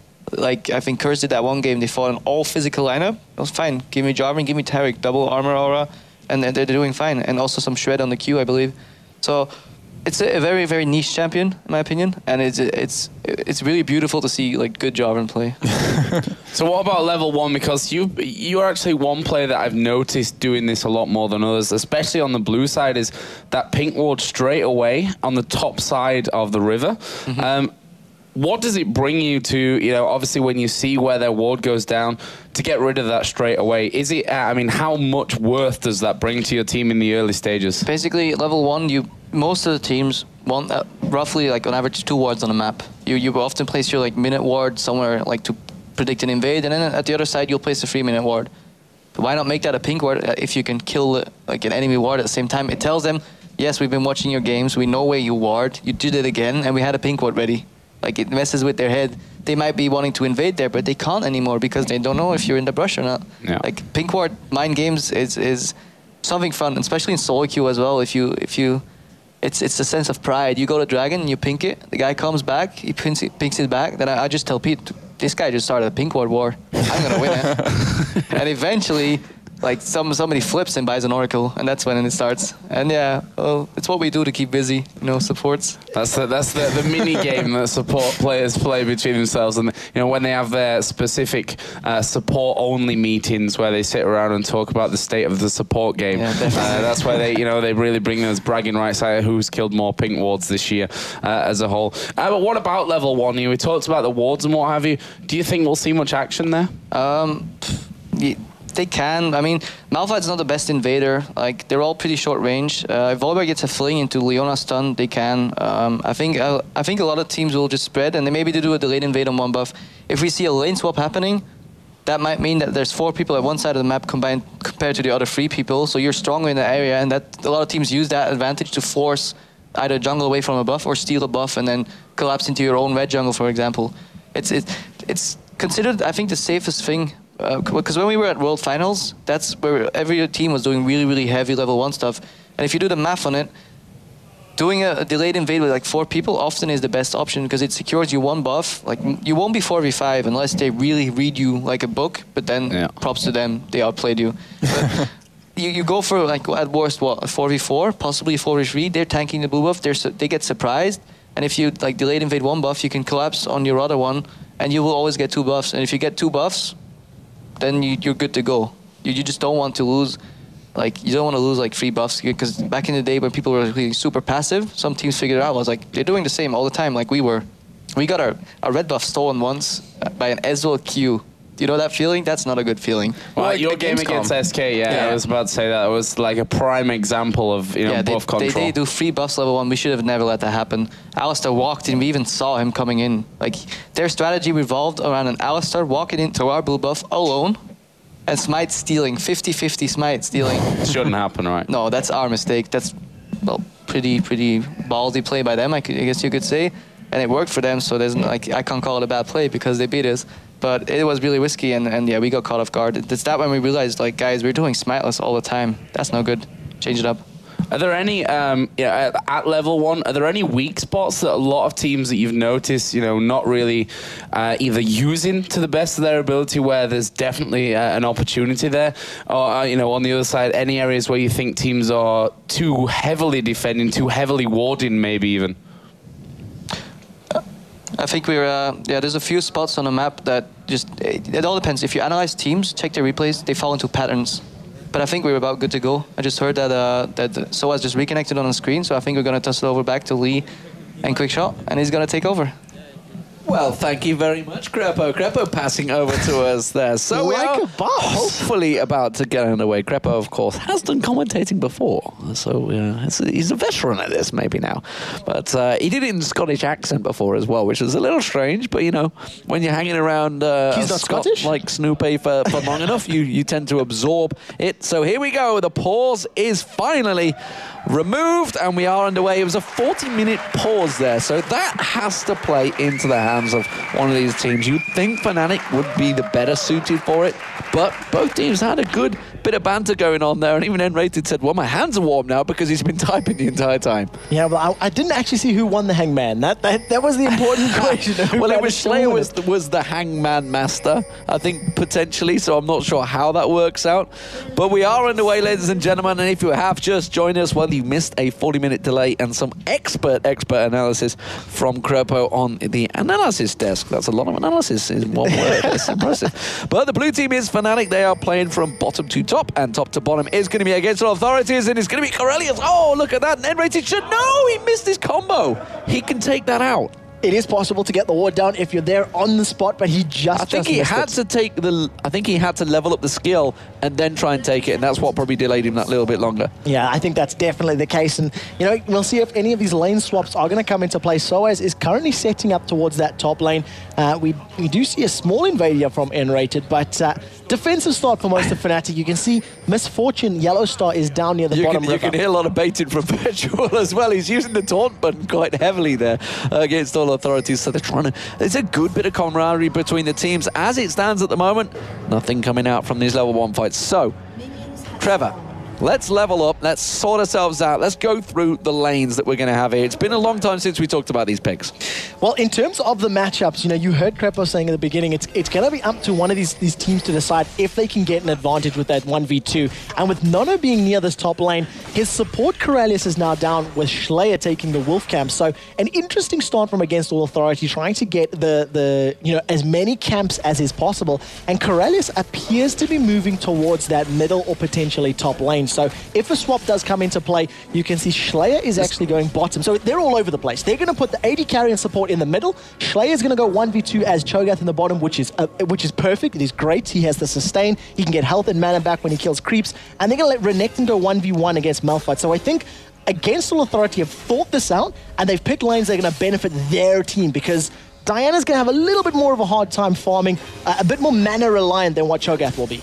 Well, we'll see how this one works out for them. As it is, though, we see Virtual diving in there. Nobody picked up currently the blue buff at the moment. It is Cyanide that's going in towards their Slayer. Maybe trying to get a look towards him. He did pass a ward, so the rest of the team Against All Authorities are reacting to this one. They're going to try and bully Cyanide away from it. You can see the bottom lane N-Rated is there as well. While this is all happening, we've already seen Virtual. He's got in, stole away the blue buff from Fnatic. So as it is, Fnatic really want to get this blue buff because his Cyanide is going to fall behind drastically. He couldn't take it. Because of the position of the Against All Authority members, he had to fall back. Sona was there along with Corellius. Kanan was relatively close by, and they had no idea where Virtual's Jarvan was. They couldn't make an estimate, an accurate guess, because if they stayed committed, it was going to be a 4 versus 2 in that situation as Yellowstar continued to farm. So a buff already stolen away. AA have the advantage right now, and we'll see how this lane matchup who it's going to benefit. Interestingly, the 1v1 in the top lane, it looks as though Freddy122 is already starting to pull a little bit ahead. He's pushed the lane very aggressively. He's got the ward there, and he's pushing Soaz under the turret. Yeah, he's definitely pressuring the top lane. Let's have a look towards that jungle. Of course, it is going to be Virtual. He is now coming back around towards that blue and looking like he's going to take it for free here, which would give him a huge advantage in the jungle. Of course, Jarvan, he needed that start early on to be working out very well. It's going to really punish Cyanide. So the question is, how will Cyanide react to this one? There it is. That's the second blue buff being picked up by Virtual. He has left the 2 small minions though, so he's going to be, delaying that respawn, whether that's an intentional, intentional decision or simply reactionary, because N-Rated and Yellowstar were going so aggressive under the tower. It does look like he's just gone back to clear out that camp with his Demacian Standard, and, it's a good start for AA. It's what they needed to do, getting off to a good position, making sure they can take some advantages. And we heard it, from the expert. Jarvan, if he starts to fall behind, it's difficult to come back. He needs to get a good start, and by getting the levels and the farm advantage, it's definitely going to help him. Well, as it is, the AD carries, they are staying very even, despite the fact they're in different lanes. You can see Peke, he's doing a good job, but as is Slayer. Slayer keeping up in that bottom lane, and Cho'Gath's one of those champions that can quite happily 2v1. Is he going to go full AP, though? He's only got 4 AP at the moment. He's obviously gone for the magic resist, and armor looks like on the runes. And he's got 71 attack damage as well, so I wonder if that might be just for some extra last hitting in terms of his rune pages, 8 and then 8% spell penetration. So we'll see how he decides to itemize, because Cho'Gath is one of those champions that you can go in so many different routes. And this is something that we see more and more often from these lane swaps. That almost babysitting jungler comes in, leeches some experience, leeches some levels, and Cyanide is sniffing out some crocodile meat. He wants a new pair of boots. Well, Freddy122 is going very aggressive here, creeps. but Cyanide is not going to go for it. Like you mentioned, too many creeps. He's also got the Fortitude pot as well, so it could well help him out, be defensive. They have no idea where the jungler is. Now they can see him. He's showed himself down that bottom lane, but he's just a long way behind now. So Cyanide going back, he's gone back to buy. And how is he really going to develop? How's he going to keep up here? It's going to be up to these ganks. The thing is, Cyanide and Virtual, neither of them have really put any pressure on a lane. You know, Virtual went in to leech some experience and just try to get to his Cataclysm state, which I think is going to have more of an impact than that of Thunderclaws. Cyanide does have teleport though, so it's these situations where good ward placement is going to help Fnatic, because they're going to be able to teleport to it. Pekka is going to get stunned up, takes a lot of damage from Nono's cannon. And on the other side of the coin, Virtual, he's going to need to land some good player skill. Get that standard and Dragon Strike into a Cataclysm, lock somebody up, and then allow your team members to pick up the kill. Well, Cyanide's passing straight over a ward, so they're well aware that he's in that middle. Moonfall tries to pull in towards Corellia. Cyanide's going to get the flip down, but oh, what a great stun straight away from Nono. Turns it around, goes aggressive, and Peke couldn't get involved in that one. He was so close to being taken down, and Nono, of course, about to hit level 6. His ultimate will be available. Soaz now having to rotate in towards this middle lane. That means that the top lane of Freddy is completely on his own at the moment to farm freely. Yeah, Peke in the middle had no health, he had no mana, so he couldn't re-engage even though Cyanide caught somebody. So as it decided to back to spend some of the money that he had farmed up, and noticing the pressure in mid lane was moving there to, you know, potentially help. He did have his ultimate, so if Nono and Corellius dive the tower, that unstoppable force would have landed and knocked them up in the air. But look at the build here from Soaz. He's gone straight armor right now, so it is going to be helping him out as Cyanide goes aggressive. Does look like he's going to get stunned up, but he gets the flash from Nono. He forced the flash from Nono. We see the ward also on the blue buff there from Freddy, so they're going to be aware of the fact that the blue buff will be spawning in a few moments. Remember, Virtual did get in there to start with, so I expect him to go straight there after this red buff. Freddy, of course, in his top lane has got that CS advantage currently building up over Soaz. Soaz going pure tank right now, so we'll see how that one develops. Freddy has got that aggression in there, has still got that Fortitude pot in his pocket. Didn't even need to use it early on. No, hasn't used it at all, has got a minor advantage. It looks as though Freddy's sort of in control of this lane, and it is sort of a skill matchup. You know, whichever champion can get that advantage on one another, it's just a bruiser versus bruiser. They are bashing away and dealing next to no damage at this exact point in time. The amount of armor that Soaz has, it's reducing it completely. Cyanide is setting up for his blue buff, but he's in full vision of Against All Authority. And they can see Peke is going to come around. Peke wants to get a look at it, puts a ward straight on top of his head. Freddy shows himself. It's going to be a 2-for-2. We also have the mid lanes coming across, and Cyanide had to smite it away there, so it means Peke will not be getting the blue buff. This makes life very difficult for Fnatic. You could see that Corellius and Nono were rotating towards that blue buff as well, so if any sort of engagement broke out, it was going to be 2 versus 4. AAA are saying we want to play the numbers game. We're going to go for your buffs. We're going to go for map control, and we're going to use numbers to use this to our advantage. So very good coordinated play from the members of Against All Authority. And we see a BF sword early on from Nono as well, so he's going to be doing a lot of damage in that mid. You've got to be careful of those shurikens hitting on towards Peke. You can see him dodging out of that one. As it is, he has got that farm advantage slightly. Had to go for the double Doran's rings though, so he's really not getting any items built up just yet. We saw double Doran's blade also from Yellowstar. He's farming out very well in that bottom lane, actually ahead in farm at the moment. And Cyanide picking up that red buff. Hasn't been able to come to help and get those ganks yet. Tried it in the middle, but failed. Freddy122 now having a switch around and coming in towards the middle. It's looking like a dragon setup. It does look like every single person from Against All Authority is moving towards Drake. Pekka is just trading back and forth with Freddy122, and some very good ward placements here from Against All Authority means they'll know when Fnatic's setting up for this. Are they going to engage? Because they've got 4 members very close by. Well, Cyanide has managed to steal many a dragon and buff in the past, but it doesn't look like it's going to happen this time around. It's Virtual that picks it up, and that is going to be the first dragon going to Against All Authorities. But Soaz trying to take advantage of this one. He's farming out in between the lanes in that top lane. Blue buff, of course, he's going to be given across to Slayer now. That's going to help him out in that bottom lane. This is very good for AAA. It shows that they've had a game plan coming into this matchup, and they're playing it. You know, they're not afraid of Fnatic. They're not letting that, that threat of, oh, it's Fnatic getting to them. They are playing for buffs, they are playing for Dragon. If you look at the ward control, they have way more vision in the river and on the Fnatic side of the jungle than, Fnatic has. So they've got much more information to work with, and they're simply playing to their strengths right now.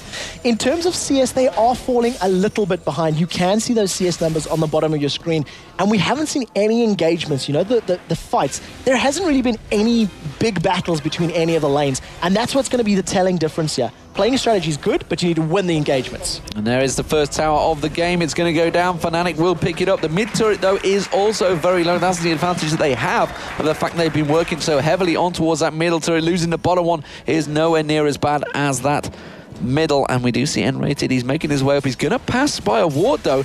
I'm wondering if Against All Authorities are going to rotate straight towards him here. They may try and catch him out. Instead, no, they're going to play it wise and back away. It's going to be a 3v3 in that mid lane. Top lane advantage currently still with Freddy, but we do see the Giants belt, Sunfire Cape almost built up by Soaz. And he's just going to be such a menace once he does get that Sunfire Cape up and running, just, pushing the wave entirely. He's going to be able to start evening up those CS numbers that he is behind. He's sitting behind enemy lines right now, not even afraid of Freddy. He's just farming it up. He knows it's going to take so much to actually kill him, and he's just going to back away, allow some of his natural regen and those potions to bring him back up to health. Yellowstar stay down this bottom lane, of course.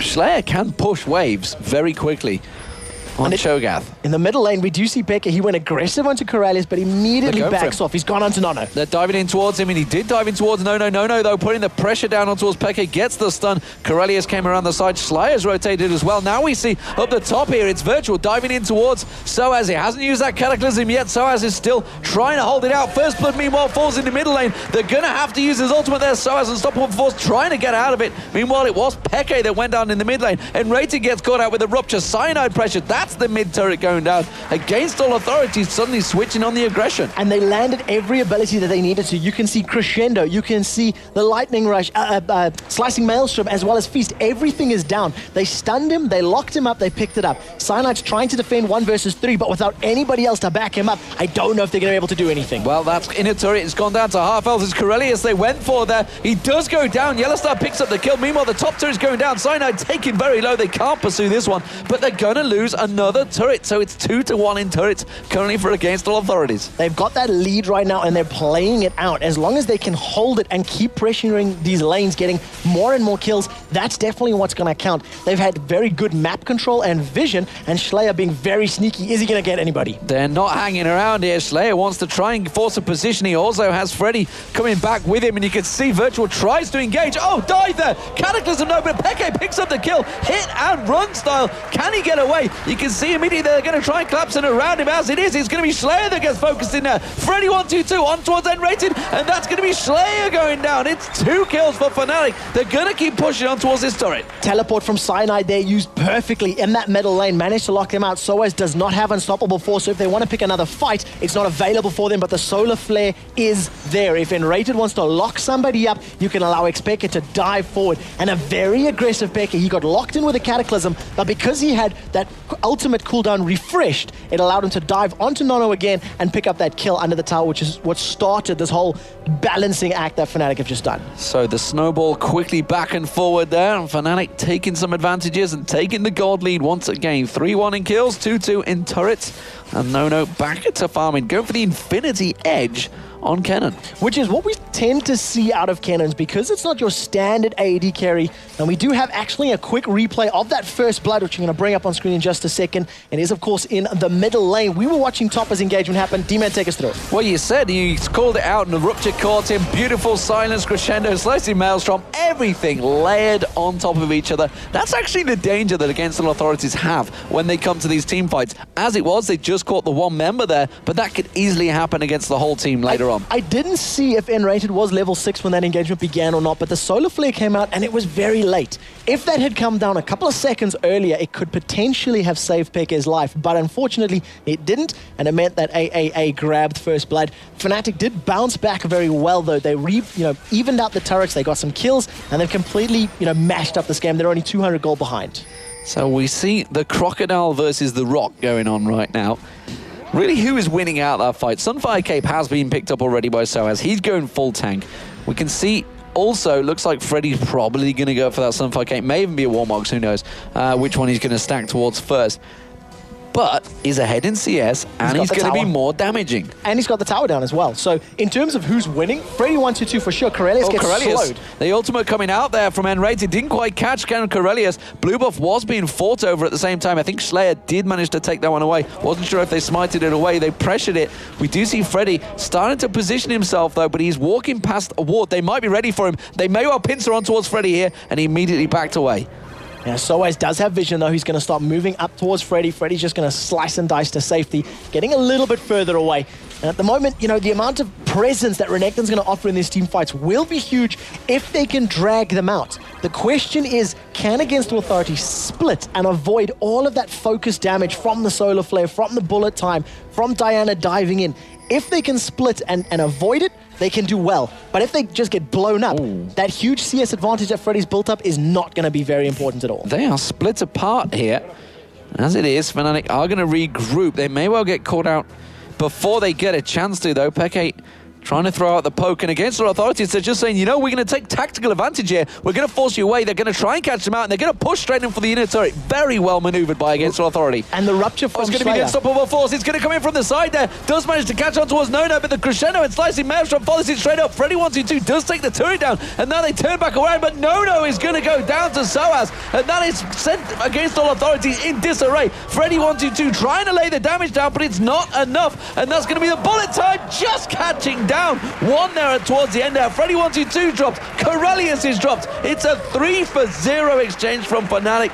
All they did, a 4-for-0, sorry. They lost the turret, but it doesn't matter. They're going to turn it around. They may even catch Slayer out here. He's going to come around the side there. Doesn't matter. Inner turret will go down. Very nicely played by Fnatic. Fnatic decide that they want this tower. They're going to shove it down, and that engagement from the side. Solar Flare landing, slowing everybody. Malphite knocking everyone up into the air. And just that focus from Fnatic was there. They picked the target. They dove onto him, stuck on him, and managed to get it. They still haven't taken the as I said that. They just finished it down. Slayer trying to run some interference, but it's just not going to be enough. And Slayer doing as much as he can to try and prevent them from backing off so quick, but it's not going to happen. And currently, that ultimate layer, and we talked about it for Against All Authority, but it's worked so well for Fnatic there. You know, like you mentioned, the unstoppable force from the side, it was kind of like the perfect position for them. It was, and initially I actually thought Slayer had done very well. He threw the rupture out, which slowed Fnatic down, but it was a couple of seconds early. They didn't have the full vision as AA have started the second dragon of the game. If that rupture had knocked them up and slowed them down like that one has, it allows them to get that safe dragon. In the previous engagement, it would have been a safe tower, but unfortunately not landing the rupture means Fnatic could engage, win the fight, and then, you know, trade mid-tower for mid-tower. So where do they stand right now? They've lost 2 big team fights. We're seeing double Giant's belt being picked up by Cyanide now. Why just, you know, stack it up right there? A couple of 1,000 gold as it stands. Freddy also well off the side here. Hasn't got teleport. If he wants to join back this fight, they're going to keep pressuring on towards the inhibitor turret, and they have a great initiation once that unstoppable force is back. And Nono's missing as well. They've seen him. He was farming in the bottom lane, so they know they've got a couple of seconds of free damage. Yellow Star's got that bloodthirster. She's got the impure shots. Is going to put about 50% of the turret damage down. The presence of Freddy from the side is enough to scare them away, and Fnatic decide to back off. But a very good play from Fnatic, realizing they had the advantage. And look at them dropping the wards. Look at the vision in and around that middle lane for the Fnatic members. And they did get half the health off the inhibitor turret in the middle already. Very nicely done, Freddy. Just simple positioning mechanics there, really, from Fnatic, playing the numbers, and they knew they were in a stronger position just to bully them out of it. They didn't have the ultimates available as well, so ballsy play. As it is, Against All Authorities, they did pick up the Dragon, which has kept them in it with the gold. 26,200 to 26,000, 7-1 though, in kills for Fnatic currently, and 3-3 in turrets. And the problem here for Against All Authority is they haven't picked a fight on their terms. They've been caught out, you know, they've been in a position where Fnatic has jumped onto them in both occasions, and they have lost because of that. If, however, they pick an engagement, they could win it. Nono's been jumped on by Soaz. He is in the top, and he's had to use his ultimate to try and stun Soaz on the turret. He was worried. He was expecting a potential dive. I'm not too sure whether he could have had enough to finish him off there, but it does burn that ultimate. And look how scared he is. He is so worried about that top. He sees the rest of the team starting to maneuver up there, immediately backs away from the turret. Well, with Soaz's full combo right now, with his ultimate, he's got maxed out ground slam, maxed out seismic shard. He's sitting close to around 800 or 900 points of damage, but the reason that Soaz didn't go aggressive is Ignite was not available. So even if he did, he would not have that last couple of ticks of Ignite to close it out. So he decided to back away. He got the Slicing Maelstrom for free, and it's allowed Fnatic to close out this top tower. And another turret goes down. It's 4-3. All of the outers now down. We see Cyanide off the side as well. He's getting his free farm split push going on down that bottom lane. He's 1-0-5. We do see the Lich Bane now completed by Peke, so we're starting to see a bit of a power up from Fnatic. And it's sort of that build. If you do go for the Lich Bane very early, you need a little bit of ability power for it to really hit home. And the Double Doran's Lich is something we see out of his Twisted Fate relatively often as well. So I want to see what he goes with next in terms of his itemization. 126 CS to the 123 of Schleier's Cho'Gath. They are relatively even. Our AD carries are even, but the big story in terms of lane presence is that Renekton. Freddy 122 clearly winning his lane, and the question is, can he convert it to teamfight presence? Well, he has got that Brutalizer in there now, so the damage is starting to stack up, and the question is, can he lay it down in the right place? Did manage to pick up some kills, but got cleared out towards the end, and again, Against All Authorities very much split all across the map, trying to pick up everything they can. Blue buff goes across towards Schleier. Schleier with that Rod of Ages and Giant's Bolt. What's he going to go with next? Is he going to go for a Warmogs, or will it be a Rylers maybe? And could be anything. I mean, he's playing AP Cho'Gath, so who knows? You know what? There's so many different possibilities that he could go. He has teleport, so if he wants to go for something like a Sunfire Cape, which is the Giant's Belt and the Chain Vest, they'll directly upgrade to. It allows him to split push and teleport into a team fight more effectively. He's got a lot of AoE with his abilities, etc., so that could help out. He could even go for something like a Randion's Omen, which is going to help against Renekton, Jarvan, and Kennen diving in, movement speed, attack speed, eventually later in the game. But it just depends on how these next few team fights go.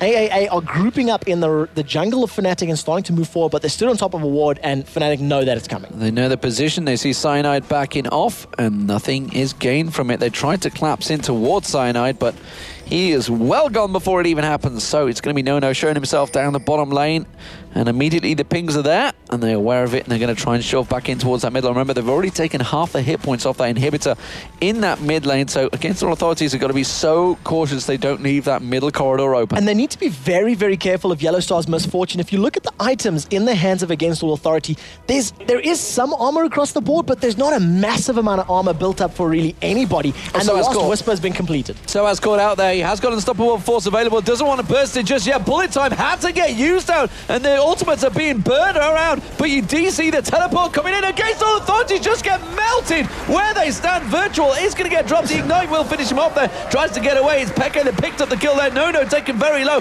He's having to run towards the turret. Yellowstar is just going to continue pursuing instead. They turn towards the turret, and wow, they're going to get melted. Peke dives in. He picks up the kill, and well, Against All Authorities, they thought they'd managed to get the situational advantage, but it was not to be. It was another 4-for-0 trade and the inhibitor. The Solar Flare caught them completely off guard. Soaz was out of the fight. He couldn't really do anything. Schleier's well out of position, and if Fnatic decide to chase, he's in trouble.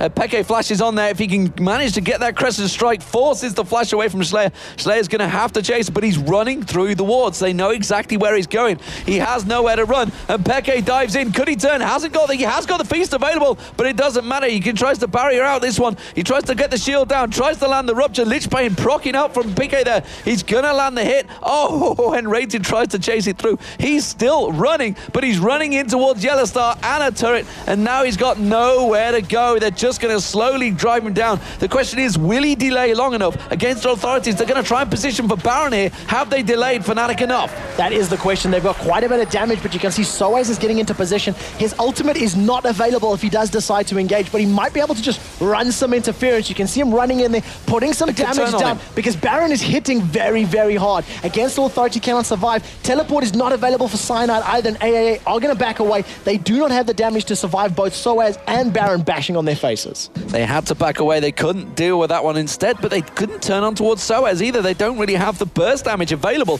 to just take him down. And now the rest of Fnatic, Unstoppable Force used up. Just try and bait them in, keep them there a little bit longer. Bullet Time around the side there, catches three members perfectly at full volume, and Cyanide now in there. Soaz has gone down. Can they turn the damage? Cyanide goes down. Against All Authorities with 2 kills so far, but Yellowstar is going to be picking them off from range. Can they dive it? Cataclysm on towards Yellowstar. They're trying to drop Yellowstar so low. No, still hangs around. He's just about survived. And rated last man standing gets one, but he can't get another. And it's a 4-for-1 exchange for against all authorities. Peke's going to come in. He wants to clean up, but he's got to run away from the big dinosaur that is Slayer. Terrible call from Fnatic. They dove in 2 versus 2. He's dealing a lot of damage to Slayer, though. Can he pick up the kill? Nobody else from AAA can really pick a fight. He's going to carry on chasing. Lands the Crescent Slash. He gets one. Can he get the second? He's going to go towards Corellius when he manages to clean out one, but they're all backing away. Nobody wants to deal with Peke. He dodges out of the Crescent Strike, and he doesn't have the ultimate reset, so Peke, he's still lingering. He wants to get the reset. He's going to get a second. He lands it on towards Freddy. He can't quite dive in. He has got his ultimate available now,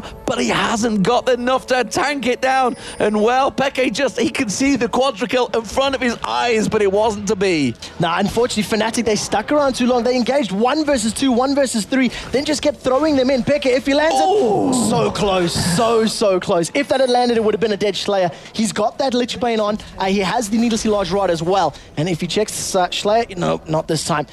AAA are holding on by the skin of their teeth. Bad calls from Fnatic cost them that massive team fight, but they will pick up Dragon. Well, Soaz really was the one that started it, chained it all off. One by one they went in there. As it is, though, we do see the Dragon being picked up here. And slowly but surely, Fnatic regain control once again. We do have the blue buff being taken away. Oh, mid lane, meanwhile, they're diving in the mid lane. If we can check that out, it was Soaz that was being chased out there. Has got unstoppable force available. For the rest of Fnatic, not going to climb it out, though. And well, No is going to show himself once again down that bottom lane. He could get caught out here. The last time this happened as well, Fnatic decided to just push that lane and try to pick up, some damage in that inhibitor turret. So we'll see if they decide to do something similar. No is starting to back off, but Fnatic aren't necessarily grouped up as tight-knit as they need to be to push any of these objectives. Well, as it stands, we do see, of course, that inhibitor was down. No is going to back off. And we're waiting for the inhibitor to respawn. It should be up soon. Against our authorities have hung on. Like you said, they've hung on. They've withered the storm. They're 6-3 down in turrets, but they are not down and out just yet. As it stands, though, I think if a full team combo were to be landed from Fnatic, they'd definitely turn this back around again. Yeah, the team fight presence is a lot stronger from Fnatic, and it's exactly like Crepo was saying in the opening stages here when we had that pause. Once Fnatic jump in and dive onto somebody, if AAA do not split up and survive... They're well out of position here. They're just going to pile straight up the bottom lane. You can see they're all backing off now suddenly. They're desperately going back, but they are too far gone. And they can just tank this one through. There's going to be the inhibitor turret down. They've only just hit the fountain. They're trying to teleport in. You can see that's going to be Cyanide in there, but the inhibitor is already exposed, and they're just going to keep pouring onto it. They're going to try and dive. It's going to be the Cataclysm. They caught out Yellowstar, but they're not putting the damage on towards Yellowstar. Instead, they're focused across. And Yellowstar's still free on the back here. He's just laying down all the damage, putting the smack down, and there's the unstoppable force. Slayer's going to get dropped down. It's a triple kill for Misfortune. Yellowstar just sat at the back laughing at against all authorities there. He picks up the quadra kill. Amazing stuff. Great play. They managed to secure the inhibitor. Going to carry on chasing onto the Nexus turrets now. As they put damage down on the first turret, Fnatic are in such a strong position in this particular game. It's definitely going to be finishing it. Once they got that advantage, once they had those team fight wins, there was nothing AAA could do about it. And there it is. Fnatic are going to take the victory. It's 19-6 in kills, but honestly, it was a much closer fight than the kill count neglects. And there it is. After such a long delay, Fnatic do pick up the win there, and it was just a comfortable team victory. They really, once it pulled into the team fights, they were so close-knit. They knew exactly what they had to do. There they are. You can see them going across against the authority. They had great banter between them. Of course, French player Yellowstar in there can talk to them in their own language, but Freddy122 won't have a clue what they're on about. And all of the ex-AAA members, I mean, this name goes back for such a long time. Really, really well played from Fnatic. Their team fight power is just that much stronger, and that's what helped them win the game. Well, we are going to get an expert view. We have Crepo over on the analyst desk along with Joe and Jason, so we'll get to see what they thought of that team composition and how it all worked out.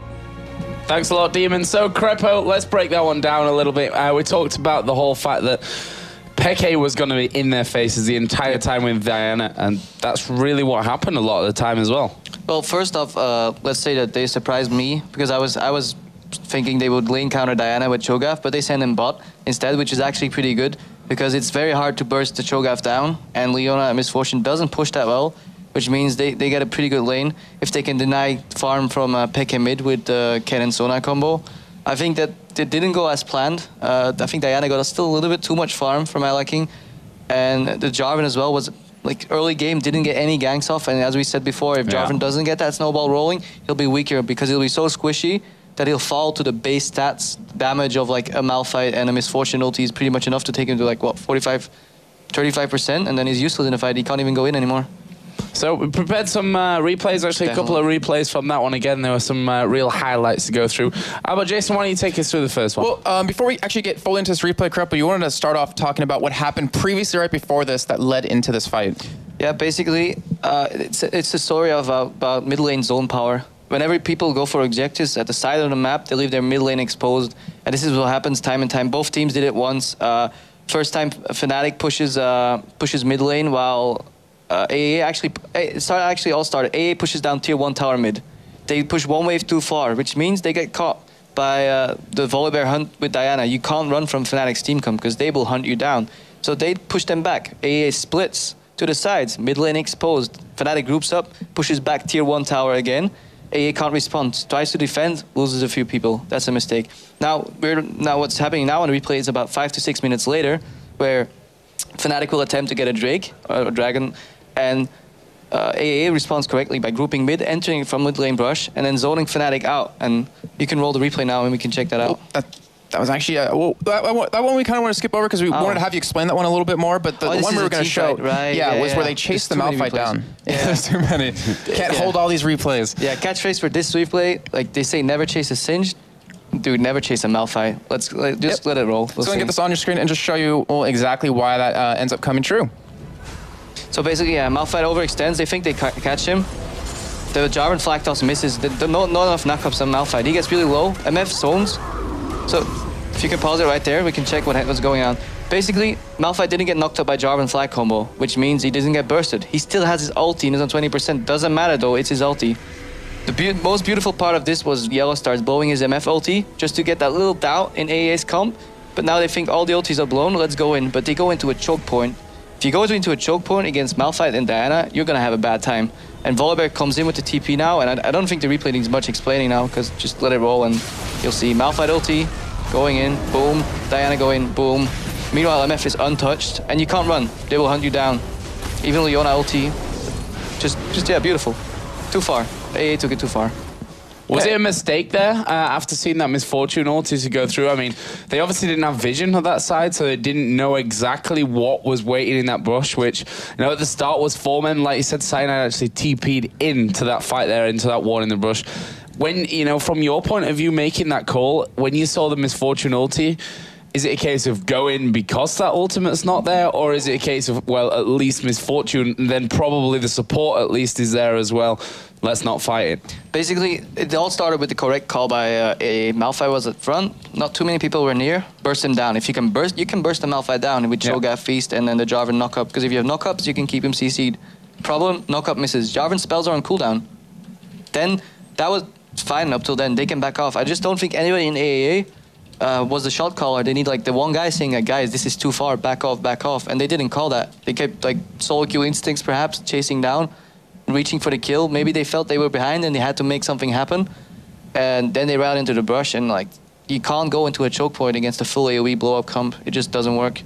So that was the first replay that we had. The other one, a little bit of a different scenario in this top lane, though. Yeah, it was right after Against Authority tried to go for a little bit of a sneaky Baron, and they're running away. And Krepo, we were watching this all together, and you were just amazed at what was happening. And we're going to get the replay on your screen. You kind of show us exactly what happens in here and why it was actually a really good fight for AA. Again, on the mindset, AA feels like they have to make something happen, so they went for the Baron. Now they're backing off, and they're low. See, you see it right here. If you pause and you get up the minimap, see where Soaz is. He's so desperate to catch them, and he knows his team is coming. His team is probably shouting in his ears like, yeah, we're following up. So he doesn't check the map, but they're 2 screens away. By the time Malphite CC is over, he's alone. And that's what's going to happen now. If you let it roll, they'll just burst down the Malphite. The knockups land, stun comes in, and then crescendo. Good. But at the same time, MF with a crazy bullet time from the side, choking them down. Cyanide thinks, yeah, we can clean this up. And then the beautiful spread. Look now, they dodging the Leona ulti. So beautiful. Like, amazing. Leona misses the E. Virtual still sticks around because he knows his team needs help. And now they calm down, 3-2-1, turn on the MF. Kennen ulti barely touches him, enough for stun lock. MF drops. Sona comes in with a little heal. Take down Ileona, just doesn't have enough damage. And look at the HPs. This is a sign you play the team fight really, really well, because they all get away on 20% HP. And really props to AA for playing that team fight so well, because it could have gone really, really sour. But the biggest, I wouldn't call it mistake, because it's easy, like if you're sitting here, yeah, the Malphite went too early. But if you're in that game, and you're playing that, then yeah, it gets a lot harder. Yeah, and then we saw Xpeke actually came back around and tried to pick up a couple more kills, but luckily they escaped mostly with most of their hides intact. Oh yeah, I want to do one more highlight to Freddy. We didn't show the replay here, but every time Diana came in and she used the arc skill shot, most people will try and dodge that to the left or right. No, Freddy, he just dodged it to the front. He just went in it and it went all around him, and that did that 3 times, and that, yeah. I can stand for the fact that Crepo was like, that's how you dodge Diana. Yep. Today I learned. I wrote it down because it was beautiful. It was really, really beautiful. Well, congratulations to Fnatic for another victory here in the EU LCS. We're going to hand it over to the stage where Shox is waiting with Soaz from Fnatic. Thank you. Yeah, Soaz. Now, AAA came into this one with a plan. They switched up the lanes, but you still dismantled them. How did you do it? Well, we asked Peke if we needed to lane swap as well, and he said it was fine, so we just play standard with normal picks, and we played our game. Did you feel that you didn't have a need for special picks against this team? The thing is, it's always risky to pick a strategy as we did against EG. Like, it's 50-50, and we prefer to play standard against team we are comfortable against, so that's it. Very impressive play yesterday with that Blitzcrank top. People were raving all about you, so we need to pick your brain for the aspiring top laners over there. What does it take to be an amazing professional top player? I guess I have many a big pool of champion, and that's what make me not play better, but I can adapt more than other top laner, maybe. And for lane swap as well, it helped. Where do you rank yourself in Europe as top laner? Who's above you, who's under you? I would say top 5, top 3. Can we get names? I would say Wicked and me are pretty close. Okay, of course, Fnatic is doing great as a team as a whole, not just you in particular. What is it that distinguishes you from the teams that are out of the top 4 and makes you the strongest at the moment? What makes you the strongest team at the moment? What quality? I think we have really good team play as a team. Our early is not that good, but we are improving since last week. And yeah, especially team fights, and that's it. Thank you very much, Soaz.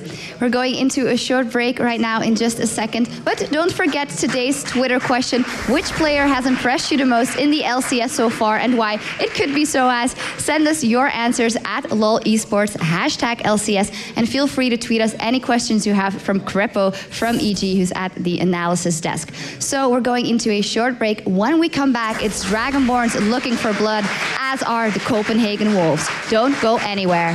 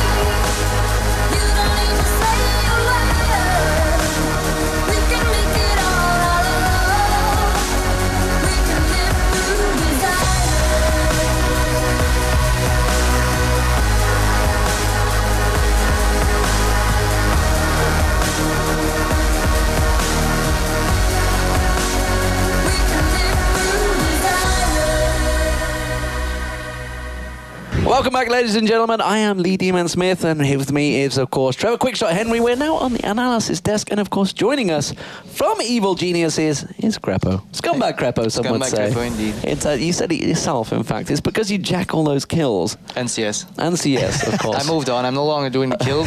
I just found out it's way more efficient to sneak in a few minion creep kills once in a while. I did notice. I'm trying to think what game it was. Was it against SK where you had about 40 CS you did at one point? Yeah, because but to be fair, that was actually good because I froze that lane alone. Well, P had to base, and I was like, well, I'll pick up this one. I've done the work. I don't mind. We kept talking about the CS differences, and we're like, oh, that's where it is. It's in Crepo's back pocket. Always look at the support as well, because you have some sneaky supports that steal some CS. Yeah, it's like, I know Edward tends to do a lot themselves. So we have a couple of questions, of course. They've come in from Twitter. So we'll start off with the first one. It's from Dustin Towers. And the question is there another support in the League of Legends Championship Series, either here in the EU or North America, that you look up to and watch closely? I wouldn't say look up, but they're colleagues of mine, and definitely I have respect for some of them. Like, I don't know everything about supporting there is. Sometimes I get caught off guard. Like the Doran Shield build, I don't know who got it to me. I think it was Edward as well again. He did it in Katowice, didn't he? Very innovative, and I was like, well, the dude's right. Like the math, I did the math, and I was like, why not? And it's really, really good. I think at the moment, like Philo Stone, Doran Shield is such a good combo, and I'm glad I picked that up. I also talked to Unrated a lot from Fnatic. Yeah. We just discussed supports. I know you guys like to, you're quite vocal, I think. Yeah, he has a little, everybody wants to be right, and he has a little different approach to laning than I do, but if I can learn, I can learn. And then, of course, Chauster in NA. How much of a difference will the composition of your team affect all the theory crafting and the building and things like that? Your team, your enemy team, does it make a big difference? I think building supports are pretty straightforward. It's either like, do I go for the Locket? Is my jungler getting Aegis? Do I want to get Aegis? You're limited because you don't have too much gold, but you definitely base your item builds on what you're facing. Definitely something interesting is that sometimes people say, yeah, why don't you get the Sightstone? And while it's very, very gold efficient, it might actually not need it. You might want to trade that Sightstone like efficiency long term for some short term like investment into like a really strong item. Say I go to lane with a Doran Shield and a Ruby Crystal, I don't have it, and I buy one ward and I sacrifice the GP10. But then I'm so tanky that if I go all in and I get a kill, that's worth more than all the gold in the next 20 minutes. So it's all, you have to plan ahead. What am I going to do with it? If I'm going to play a passive lane, I'm not even going to get hit. Sure, I'll build Philo Stone. I don't mind Sightstone. I'll just save my gold and I'll build something crazy later. And just sit back and farm it up, yeah. Well, or you're going to go aggressive, which obviously Edward is definitely an aggressive support. We've got a second question. It is from Fanchian Betiel. That's not quite so easy for me to say. But what is the most important thing? I'm assuming that's meant to be thing for a support. And what are the best champions for support in Season 3? Well, actually, that guy's actually way ahead of himself because the most important thing about support is thinking. Because see what you did there. Smart Twitter followers. Yeah. But yeah, like, you're not doing much in a lane, let's face it. Most of the time you're sitting in a brush doing nothing. So what do? You think about the game. You look around, like you browse the map, you see what are our options. What gang paths is their jungle doing? Because you can analyze that. But just because you don't see him, doesn't mean you don't know where he is, and you can help your teammates out as well. Well, you just mentioned that now, and talking about analyzing the game, looking at the matchup. How much importance is there on you when it comes to timing? Do you keep track of abilities? Last time people were seen, is that on Snoopy? How does it work out with Evil Geniuses? Both me and Snoopy do the bulk, say 95% of the timings. Froggen will just call up enemy mid laner got blue buff. I'll time it for him. Doesn't matter. Like he doesn't have to be sit there typing those numbers. I can do that. And yeah, basically we're talking the most. I'm not playing that much. Like I'm not doing that much. So I have room to talk and communicate, and that's what I'm doing. Me and Snoopy, we lead the conversation, and then we go for input. I'm like, Wiki, do you need a gank? Can you lane swap? Do you want to lane swap? Can you come down for Dragon? Or if I don't know what to do, I'll just open my chat and I look at all the timers. I'm like, let's see. The coming 2 minutes, those 3 buffs are gonna spawn. What path do we need to take? Can we take them? Should we take them, or should we push mid or the other part of the map when they go for the blue buff? Stuff like that. And if I really don't know what to do, I'll be like, guys, what's the plan? Talk to me. Yeah, and you mentioned Chauster actually. Do you feel that say the support players and junglers, they share a same type of game knowledge? They have to, the map awareness, the timers, everything? We're way more global. Like top lane is that the isolated island. Because they're focused, yeah. Mid lane, he doesn't have time. Like sometimes they don't have time to look at the minimap. Sometimes I'm like, dude, you're getting ganked. He's like, oh, right, thanks for that one. Same for me though. So if I'm going focused on a Leona play and I'm tunneled on going in, and Soapy calls, dude, back off because the guy's coming around you, like, probably has to say it 2 or 3 times, sometimes more. The bloodlust sets in. Tunnel vision. So yeah, it's all about communication. And when, as a support, when you don't have that much task on your hands, doesn't mean you can't be useful for the rest of your team.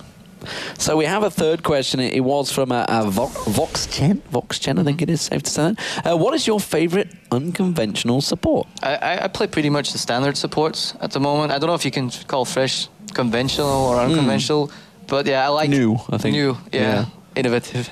I like Fresh a lot at the moment. It's probably my flavor of the month. The only unconventional support I played back in the day was Fiddlesticks. It actually was good against Nuno lanes with like a Vayne. Right. Because if you can fear the Vayne, it's really good. You have enough interruptions for the Nuno ulti, and yeah, and you can all in. I like that. But I always saw that because Elements played that once, so I only copied it from him. So I don't think I've innovated anything in the scene. I just picked up what other people are playing and tried to make it better. You were a fairly early adopter for Zyra, if I recall, as well. Yeah, definitely. Zyra I liked. You used to go Zhonya's, didn't you? Yeah. That's actually, again, I stole it from him and rated. He told me, he was like, dude, go AP. And I was like, no way, that's not going to work. But I talked to Pete, and I was like, yeah, if you give me a little farm early on the lane, I can get that GP10 rolling. I can still ward up, or you ward up. If he takes over the warding and I get the money, and then mid-game, I say, like, guys, I need 2 waves mid, and I finish that Zhonya's, I can just flash in, ER, they will go on me, I Zhonya's, and then, hey, guys, you're wasting all your time on a support. What are you doing? And you've just been popped up in the air as well. Exactly. Yeah, so, I mean, is there anything else out there that you would like to play as a support, but the team won't let you? I remember, like, way back, a number of people were saying, I want to play Leona, but the team won't let them. Stuff like that. And now Leona is kind of an acceptable support. It's kind of like a standard support. Super standard support. Yeah, I love Leona. Really, I love the aggressive support because it's way more fun. It may have been you know, back at DreamHack Summer, I think, that we'll need to play Leona and the team won't let you. It may have been me, yeah. But I think right after we used it in a tournament a few times, especially in Korea, I was like, Leona, I'll first pick it so you guys can counter pick, and they're like, fine, do it then. And I remember the OGN finals, you landed some perfect ultimates with Leona.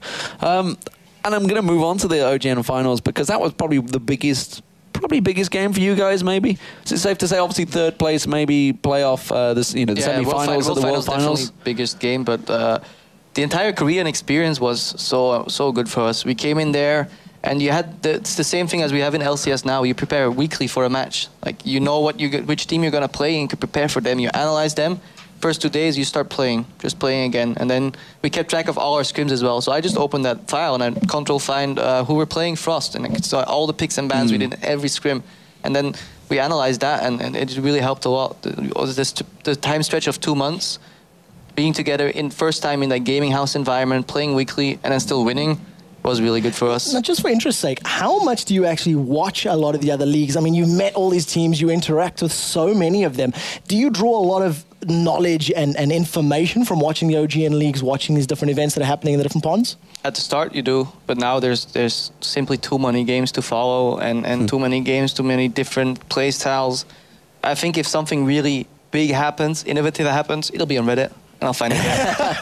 Well, I know you watch, obviously, the North American League Championship Series because generally we're in the same chat talking about it at the same time. Anything particular over there that you maybe has caught your eye that you think, I might give that a go? I haven't seen anything that really stood out there. Just surprise for me. Like, why not Fresh, guys? Big Fresh. Why not Thresh? Yeah, but they didn't get a chance to do it. But we have the next match coming up. It's the Dragonborns versus the Copenhagen Wolves. Copenhagen Wolves 0-7 right now. Dragonborns just had a tough loss, really, against Giants. They probably should have won that game, in fairness. How do you see this one going? What is there anything particularly in these teams? Because I remember coming into this game, the Copenhagen Wolves were actually, you know, a lot of people said these are actually could get top 4 easily. Yep. Basically, there's not that much skill difference. Like, they're a really good team. They just lack the experience. You see that over and over again. Like, and in this game, one mistake mid-game, like it just completely annihilates you.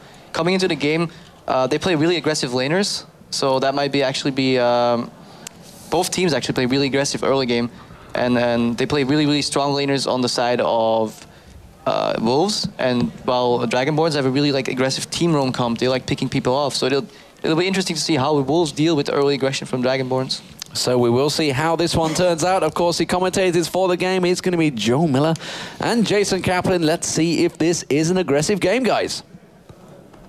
Thanks a lot, Demon. I certainly hope so, that we do see that aggressive game out of them. Of course, it is going to be Dragonborns versus Copenhagen Wolves. One team already has that win on the board. Dragonborns right now, 1 win for 2 losses. On the other side, you've got Copenhagen Wolves, the whipping boys up until now in the European LCS. 0 wins, 7 losses. Yeah, we were talking to Hosan yesterday when he was on the analysis desk mentioning, you know, no one wants to be the team to give him the first win, which is a little bit harsh, but it's a little bit true as well.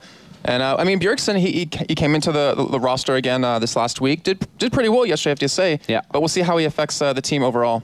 Well, let's have a look then at the 2 lineups and how they stand coming into this game. Of course, for Dragonborns, we have Spontex, Maluno, Shushe, Hosan, and Movert. And over for the Wolves, Godbro in the top lane, Sven Skersen, Bjergsen, you see right there, 17 years old from last week.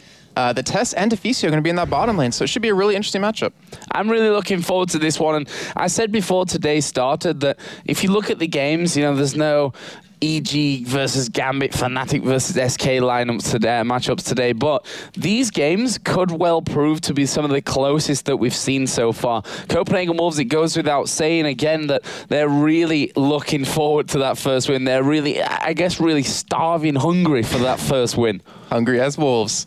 Yeah, that's very true. I mean, I talked to Deficio today. I saw him a little bit earlier, and he seemed a little upset that they haven't finally got that first win, that first break. But, you know, then again, there's also an upside to it. There's no pressure on you to really, you know, perform amazing. I mean, you can always come back, show some amazing kind of strategy and get that first win. And, you know, obviously there's 28 games in the whole season, so they obviously could be out of that bottom half, you know, 3/4 of the way through. Well, the thing is, they've not really played that bad up until now either. They really haven't. So it's just a case of fine-tuning things. Now they got Bjergsen there. Tess is obviously back after having a weekend off last weekend. So hopefully things have come together for them today is what I'm trying to say. But let's have a closer look then at the teams and have a look at those key players that we've picked out on both sides of things. First up here we have Dragonborns, and today it's Hosan. We had him on the analysis desk earlier on yesterday. Did a great job as well, I might add.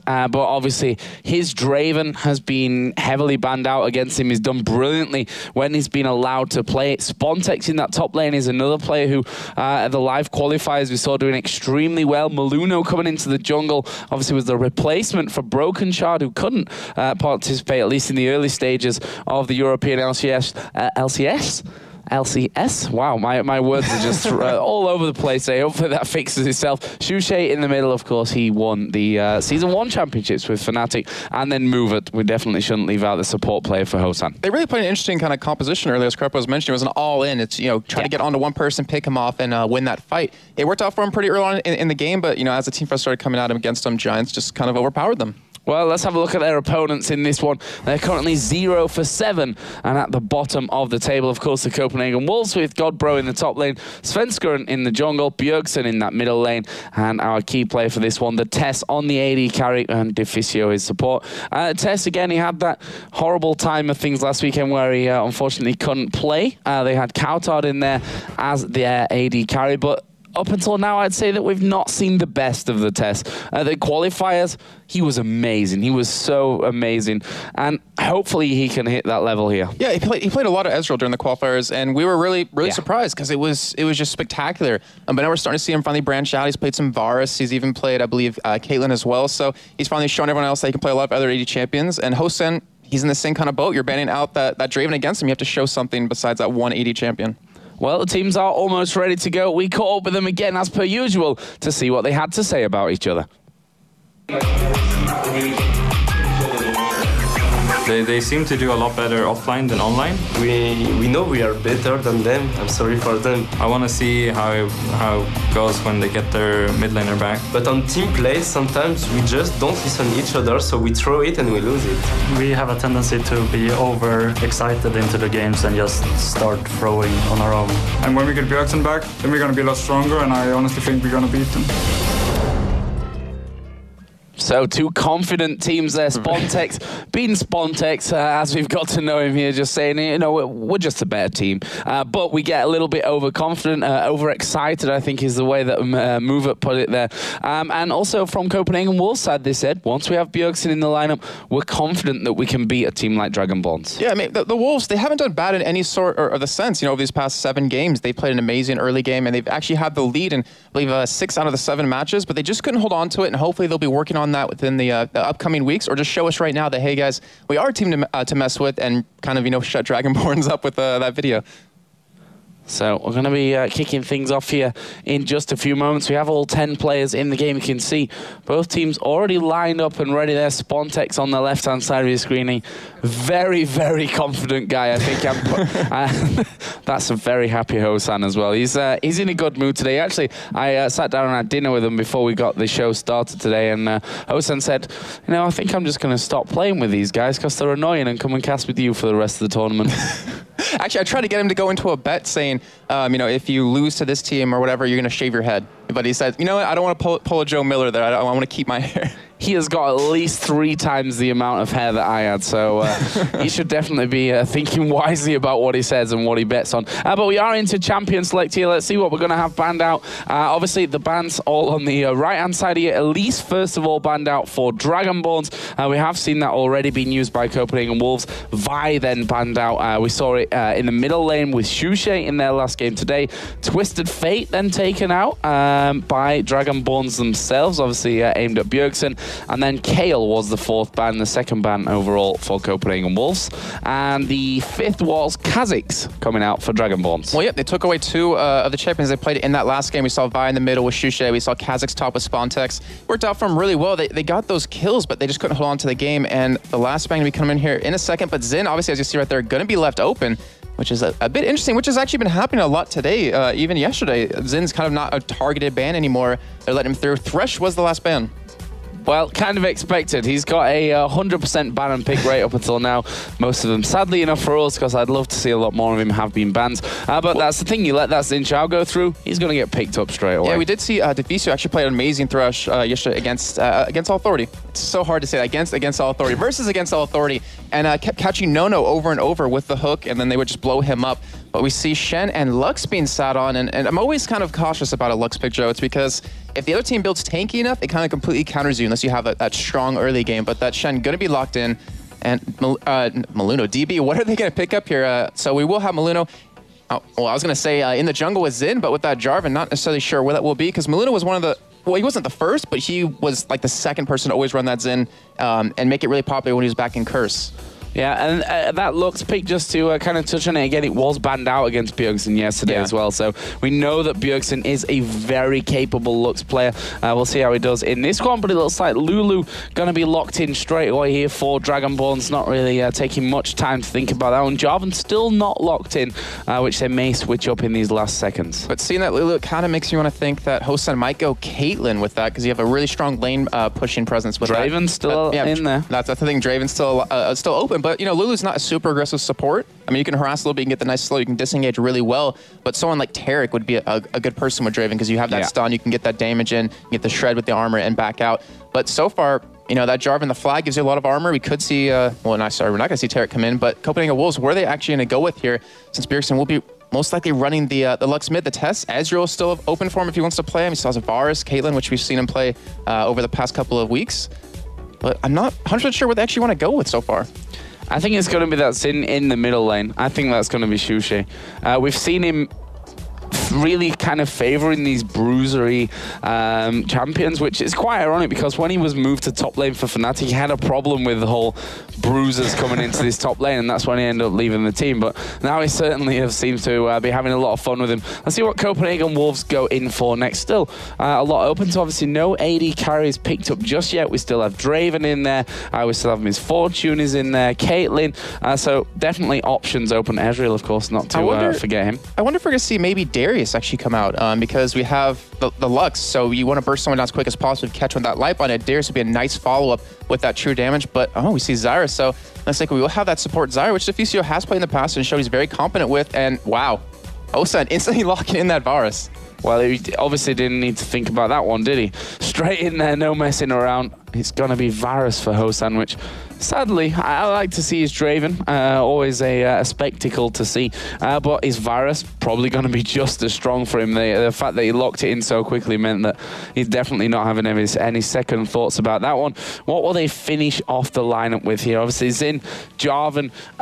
They could both be in the lanes in the jungle, and a Mumu there coming in, and they are going to pick that Mumu up. Wow, I actually didn't expect that to happen at all, but I mean, we have that nice lockdown. We have the Jarvan ultimate come in right after that as well. But that is a pretty much full AD lineup. Mumu does obviously a decent amount of magic damage, but just look at the DPSers, you're going to have a very AD-heavy team. And on Copenhagen Wolf's side, you have a very squishy team so far with the Lux, the Zyra, and the Caitlyn. So it's going to kind of show that, you know, Dragonborns goes for hard engage or something like that. Wolves really won't be able to stand up against it, but a Cho'Gath being sat on, and, well, I'm assuming that would most likely be in the jungle. Yeah.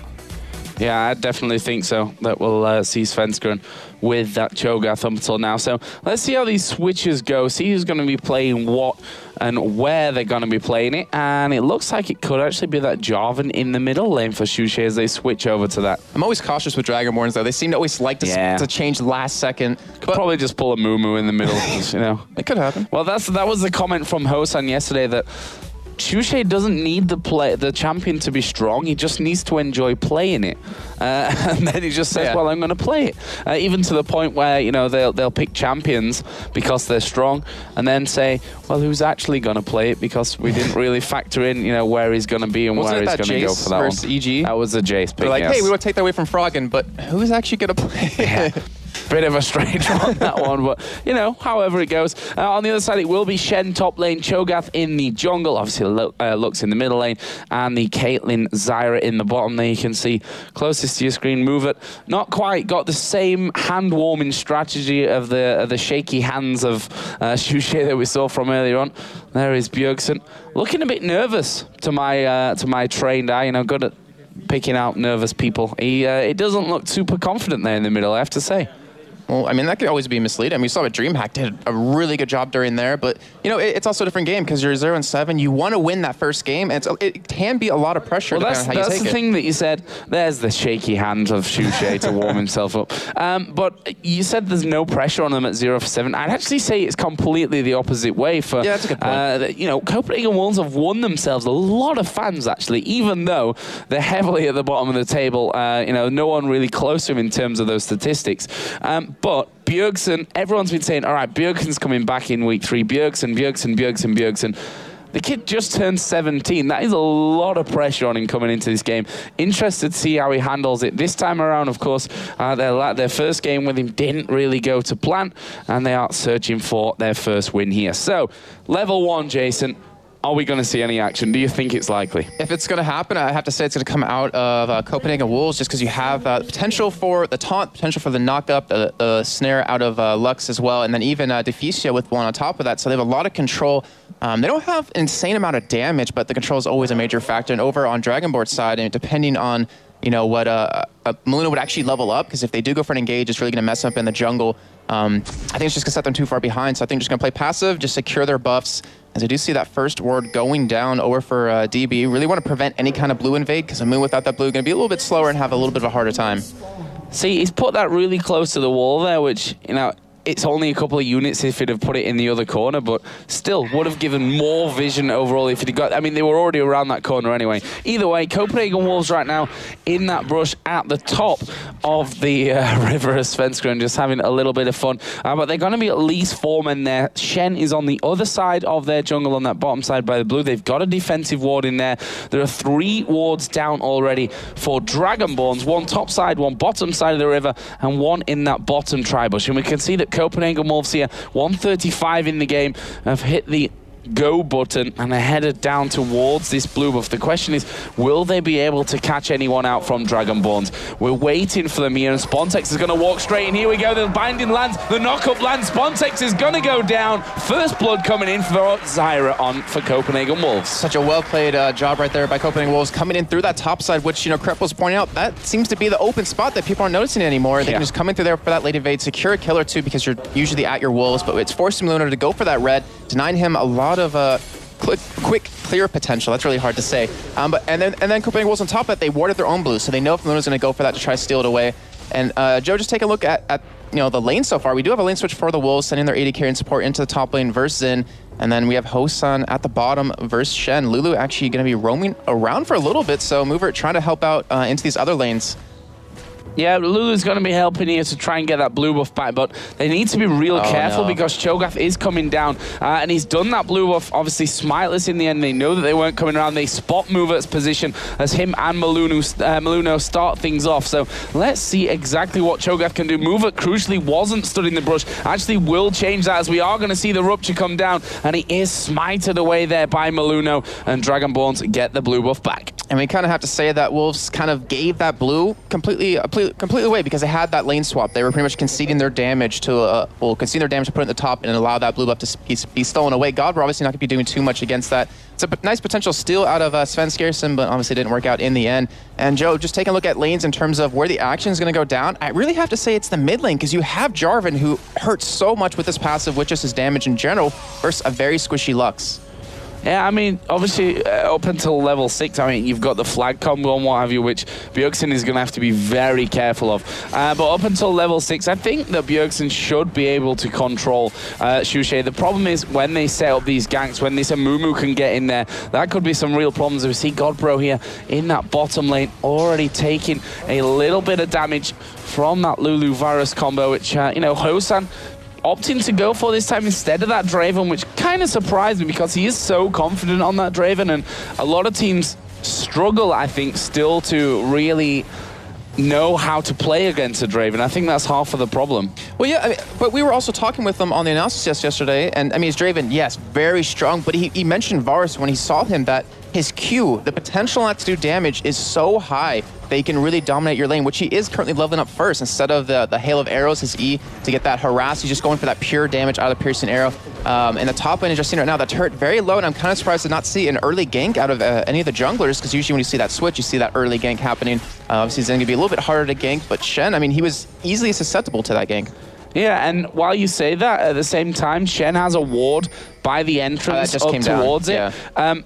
But on the other side, there is no such thing. That ward is not down for Spontex, which is almost a freebie, as we are going to see Meluno here heading into this middle lane. He's going to land the bandage toss. The knockup comes in on Bjergsen. He will be forced to flash. Will actually bind Meluno in there, who will take 2 hits from that turret. Does get away, but in the same time, Copenhagen Wolves have picked up the first turret of the game to go along with that first blood after 5 minutes. And Wolves, they have to be really careful here in terms of what they're going to do, because they have that very strong early game, but they have that problem of making it happen, or making the game progress in their way further on to kind of take that advantage and use it. So if they take that top turret, they must have something else in mind here, as a pretty strong team, very bursty team, especially with Cho'Gath with that Nom. But the bot lane, Dragonborns are just seeing to take this turret down and pretty much even it out. Yeah, in terms of gold, it's only a couple of 100 difference currently between the two sides. If you look at the early items there, double Doran's Blade already picked up for Jarvan. The 2 AD carries actually went for those Doran Blades at the start as well. I mean, neither of them got a natural heal in those lanes, but to be honest, when they're in a 2v1, they can go for that extra damage, the extra health, and that on-hit heal going to be helping them as well. What do we have on the other side? Seeker's Arm Guard, which is just a natural pickup for Lux in this middle lane. That extra armor going to help out so much against Jarvan. Yeah, very true. And we've also seen Akali's doing that lately as well. That new item being brought out with 3.0.1, I believe. Such a great item, in my opinion. For it opens up the fact that you don't need Bruiser versus Bruiser there anymore. And it makes it so you can have a stronger early game, because you don't have to turn that into a zone. Yeah. It's still a very strong item. Obviously, you don't want to go for that as a first major item unless you're maybe Morgana, but it's going to help keep him in lane, just seeing right there. I mean, not taking much damage at all from Xuxe, which is obviously very needed. I'm kind of surprised not to see a Brutalizer coming out of Xuxe just yet. It would help with that extra penetration of the armor being picked up, because Bjergsen's 62, and sorry, can't see the percent, but 76 actually with that shield up. And I mean, so far, Copenhagen Wolves, they're looking pretty strong, but the gold, it's pretty much dead even. Yeah, really close stuff. And look at this, Copenhagen Wolves headed down towards Dragon. We have got a couple of pings. Jarvan is coming down. Xin Zhao is nowhere near, obviously no teleports in the game whatsoever. So you can count that completely out of the equation. Bjergsen joining in there as well. All 5 men from Copenhagen Wolves looking for this Dragon move. It's going to be looking to steal away here where the glitter lands. Doesn't work out for them. And it is in fact picked up by Copenhagen Wolves. And again, they're looking very strong. We commented before that their lane phases have been generally good. It's later on in the game where they've had troubles as Bjergsen here going to get caught up in the Cataclysm. He used his flash earlier, doesn't have it available, but Shushi's under the tower. He does manage somehow right at the end to take down Bjergsen, but he did die himself. And that just shows the mastery of Bjergsen on that Lux, because he waited till he's under that turret to snare him just so he'd take that extra damage. And Joe, yeah, going back to what you're saying about the Wolves and having that very strong early game, the transition they just pulled it there was so perfect. They had the AD carry and support take that top turret, then they knew they wanted to go for Juggernaut after, so they called them down and picked it up, and they really are looking like a completely different team at this point compared to yesterday.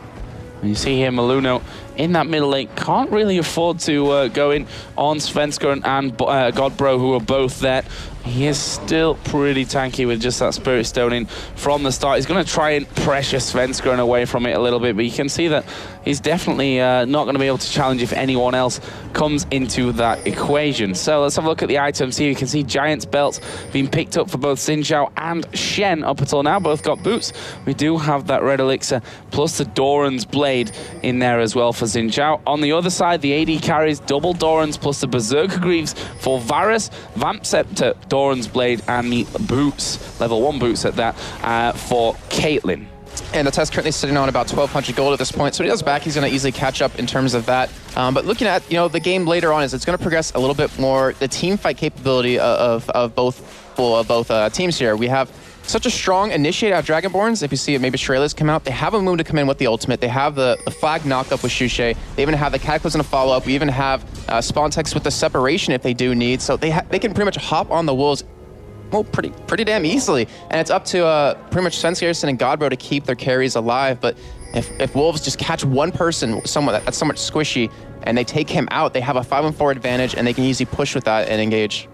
Well, again, I mean, Dragonborns have the likes of Jarvan and Xin Zhao in there who can really lock down one champion as well if they manage to get in there. The knockups. Not quite as heavy as what we saw in that last game from them, which really was an all or nothing comp. But this is certainly similar in that respect. The CS totals, which you've not really touched on here, 66 to 53 in the middle. Jarvan advantage. Bottom lane is pretty much bang on even between those two. AD carries a Shushe here. Gonna get binded up, but you can see it hardly even touches him. With that Seeker's Arm Guard, the tier in there for Bjergsen, he's not got much damage coming out, and to be honest, Jarvan with that double Doran's Blade in there, plus the Merc Treads as well for that extra magic, it's just not enough to really dent him. Yeah, they're really gonna need that Black Cleaver to pretty much work with their entire composition. And one thing I forgot to mention was Hosan's Varus. His ultimate is going to have so much time to trail through the enemy team. It's really going to come down to if he can land that, which it's kind of hard to miss at that point when you have the Mumu ulti happening as well. So Copenhagen Wolves are going to be locked down for quite a while. We might need to see them build a little bit taken, unless they're the ones to be the aggressor and get that engage. Second Giant's Belt added in there for Copenhagen Wolves, this time coming over for Cho'Gath. As Godbro just pushing out. He's actually 10 CS behind the Sin, who's, his tower's down. He's had that bit of extra time as the waves have been pushed up against him. But really, aside from the action that we've had in that middle lane there, there's not been too much to write home about in this one. Both teams playing cautious. Dragonborn still fairly early into their campaign. If you compare that over with Wolves, obviously they've played 3 games, Dragonborn's. Wolves already played 7.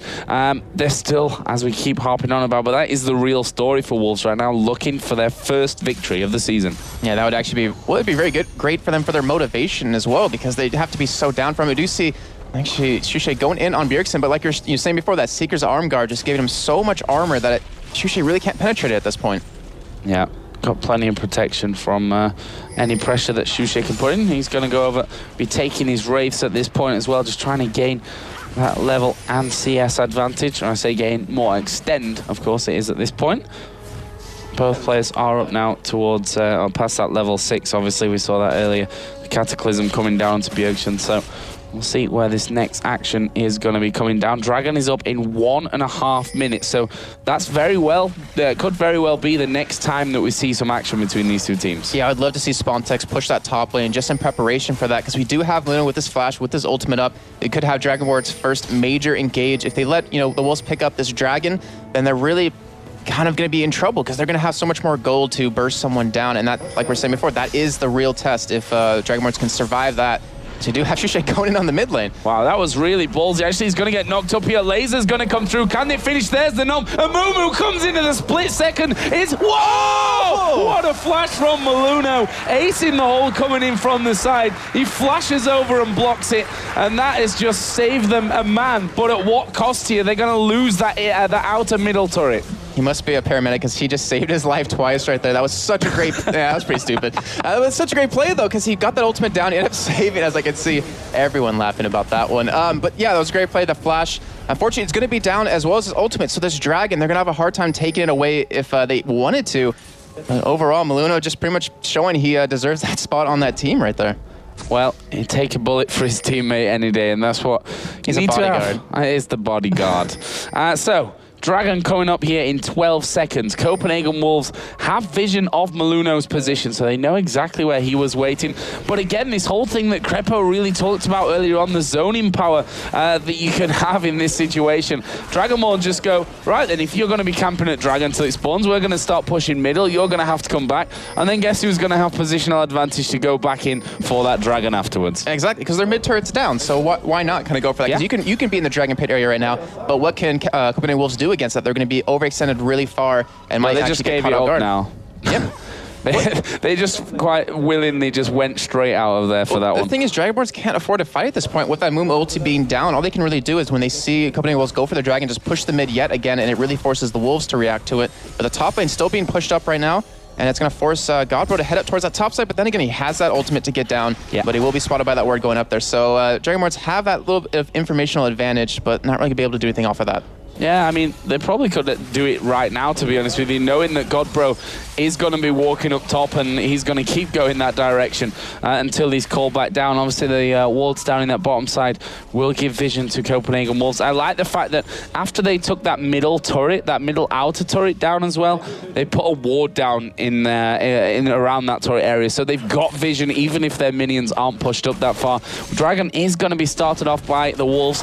There's a ward around the corner there, so not sure if Copenhagen Wolves even going to notice that one. They don't have a pink ward at all, in fact, to put down anyway, so somewhat of a moot point. Dragon boards hanging around. We've got Jarvan up on the top side of that lower river. Varus is there. Zinshao actually coming in from the bottom side as well, and just the presence of Dragonborns here seemed to have forced them away. Yeah, that was a really good job by Maluna and move it right there, just to stick around, just to say, hey, if you're going to go for that Dragon, we might engage upon you. They didn't know Shushay was getting his own blue buff, and they already get this mid turret off of that. And one thing I wanted to point out was that since Dragonborns took the first blue away from Copenhagen Wolves, if they could have taken the second one and denied that away from Bjergsen, there's really... it's really easy to have a really hard time at doing any damage, any kind of poke. And not to mention that ultimate, which is really crucial if you can keep that cooldown low. Yeah, so Dragonborns now are almost forced because Shen is pushing hard in this top lane. So they really need to get something from this, as we are going to see Varus hit the ultimate. But he's alone in that one. Shen going to come down. Mover actually getting rooted up here. Will be forced to flash away as the Strangled Thorns go down. There's the Amumu and the Cataclysm coming out. Let's see what they can do to finish off. The test will be picked off by Hosen. Svenskeren completely alone as he noms down on Lulu for the kill. And that will be a 3-for-1 with Hosan picking up the double. And not to mention they got Dragon on top of that, so they just got a lot of gold from that. And that's the strength of their team. They can lock them down and kill the squishies so easily. As long as they can keep pulling that off, they're going to have pretty much an easy win, I have to say. Unless Copenhagen Wolves picks up a couple of kills and can get back in this. But now pushing the second mid turret, only Godbro's there to really hold on to it as he does taunt Spontex, but that turret will go down. I think it was a bit sloppy as well from Copenhagen Wolves. The way that they came back towards that Dragon was just like, I want to call it half-hearted, you know? They didn't come in as a team. They were in there. One guy's like, okay, I got caught out. One came to help him then, and he ends up dying as well. The rest of the team were like, well, I'm not getting involved, I'm off, I'm not dying. So it was just not really well coordinated there by Copenhagen Wolves. Obviously, they did push this top lane out, but unfortunately didn't get the tower for it. So if we look at the gold, they are 2,300 behind right now. The individual scores, just to go through them, almost 1,000 between the AD carries in favor, of course, of Varus, and actually 5.6 to 4.7 between the two in the middle there as well. Similar kind of story overall. And the Wolves, after that fight, knowing they really can't go head-to-head against Dragonborns, they have to get that pick. They're going to just have to farm up right now because they don't really have the damage just yet.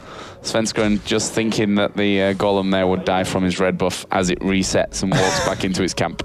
But Bjergsen doesn't have much AP at this point. He hasn't really been able to build any items at 95 at this point. That tier is still stacking up. He luckily has his blue buff. The test obviously not going to be doing too much damage until a little bit later on, until he gets that Infinity's Edge or that Phantom Dancer, or even Static Shiv, to be honest. And then the Last Whisper on top of that. So it's pretty much in Dragonborn's hands right now if they want to keep engaging, forcing these fights, which they honestly should. They should group up because they have Spawntex, who has a Warmogs already. We have a Sunfire Cape coming out of Maluna very soon, and Shusha has a Phage to help, keep that control in these fights.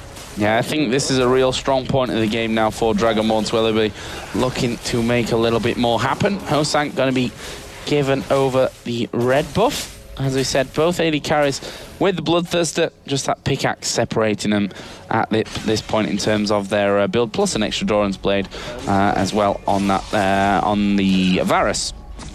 So what else do we have? Warmog's finished for Xin Zhao. Over on the other side, Sunfire Cape for Shen, obviously going to help him a lot in his pushing, as he will just shadow dash away. Doesn't even want to get involved with that Xin Zhao. But, the gold is still pretty even here. Round about the 300 mark. 3,500. Wow, Joe, come on, get counting. 3,500 mark. I was like, wow, that is really close. But of course, I did mean thousands. And either way, Dragonborn's going to be pushing this top outer turret. And they've got Hosan coming in there as well. And there's absolutely nothing that Copenhagen Wolves can do about it. I believe that's the third unanswered turret at this point for Dragonborns to pick up. We do have the test in the bottom and trying to go for that. But, going on, actually just talking about, we'll stick for that for a little bit later, as Dragonborns still being aggressive on this top lane, keeping the 4 men up there for the push as a fifth does join in. And they do get the initiate with Varus. Yeah, this could be very, very bad for Copenhagen Wolves. Nice knock-up coming out of Cho'Gath. That tower already down to half HP as the test has taken down the bottom outer turret. But this one is going to fall. The question is now, how far are Dragonborn's going to go and how far is the test going to go? He is still hammering away in this bottom lane. He's going to have another creep coming up here shortly with him, but he's going to take it down to at least half health, if not even further, before Varus can actually answer this one. The rest of Dragonborns have backed away completely in this top lane. The test really wants to get this one down. One more hit and he will do it, and that is 2 turrets from the test in this bottom lane. That is great work. Yeah, that really was. Just pretty much giving them a little bit of a saving grace with that gold. Going back to item just real quick, Wes, we're talking about Deficio. In that last major team fight, we saw a Dragon. He got destroyed pretty much instantly by the team of Dragonborn. So he picked up a little bit more health, a Doran Shield as well, just to kind of survive in these fights. And he has to soak up a lot of damage for his team to allow them to pick up, just to get someone down, because they don't have the burst at this point. So they have to go for some sort of sustained damage, unless Bjergsen can, I guess, catch a mover and prevent that Lulu ultimate from coming out. So where's the next action going to be coming down, Jason, in this one? We have, just a 2,000 gold lead. Really not that much gold at this point. 5-4 in turrets in favor of Dragonborns there. For me, looking the stronger team right now, if it really comes down to it, that combination that they've got really worked well for them up till this point. But what's the plan of attack for the Wolves? I think it's bot lane. I think Dragonborns are for Wolves or for Dragonborns?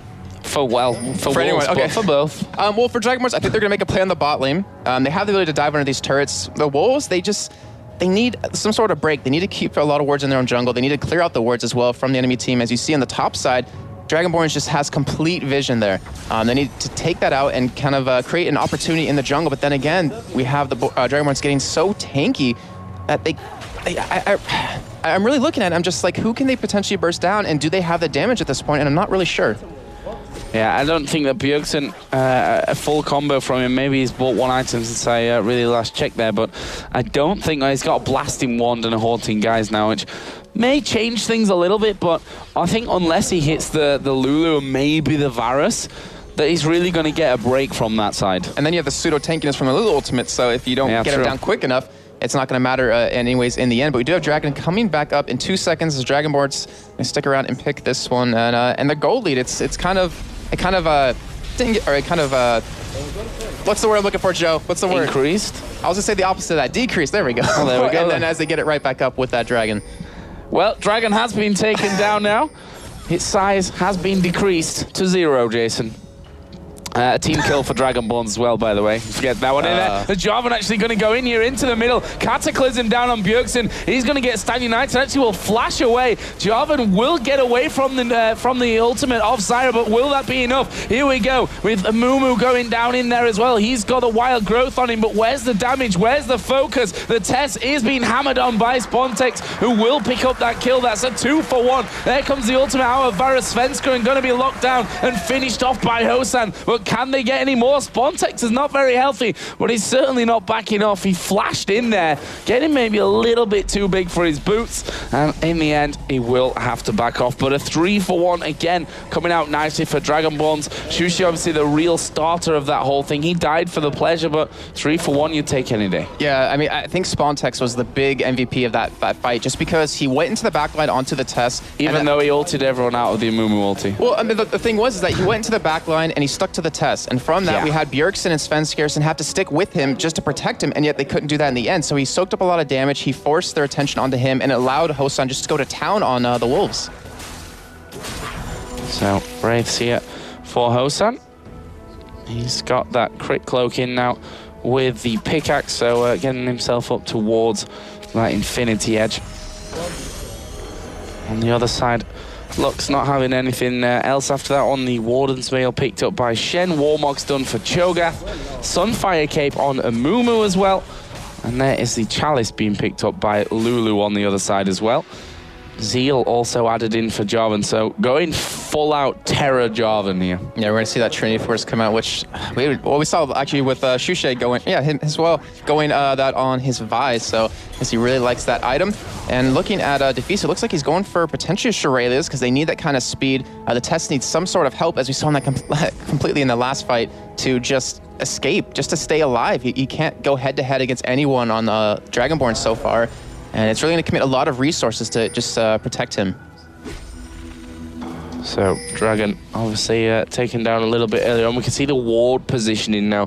Bottom side of the jungle completely being controlled by Dragonborns. They've got one ward, aside from the one in the bottom left that just timed out, but one ward in each crucial position to have complete vision of any movement inside of that jungle. And obviously with that next dragon coming up, that's going to be crucial as well. Pink ward there put down by Movit will give them control, and the second one actually as well, of this barren area and the pit itself. So they've got complete vision, nothing that Copenhagen Wolves can see at this stage. The question is whether Dragonborns will actually risk going in for that, or whether they're going to set up some kind of trap, because once those wards go down, it's fairly common to see the support come straight back in there and try and put some down afterwards. Yeah, I mean, looking for the Wolves, though, they have that Lux ultimate to potentially steal or at least give sight, and when it's on such a low cooldown, it doesn't matter in the end.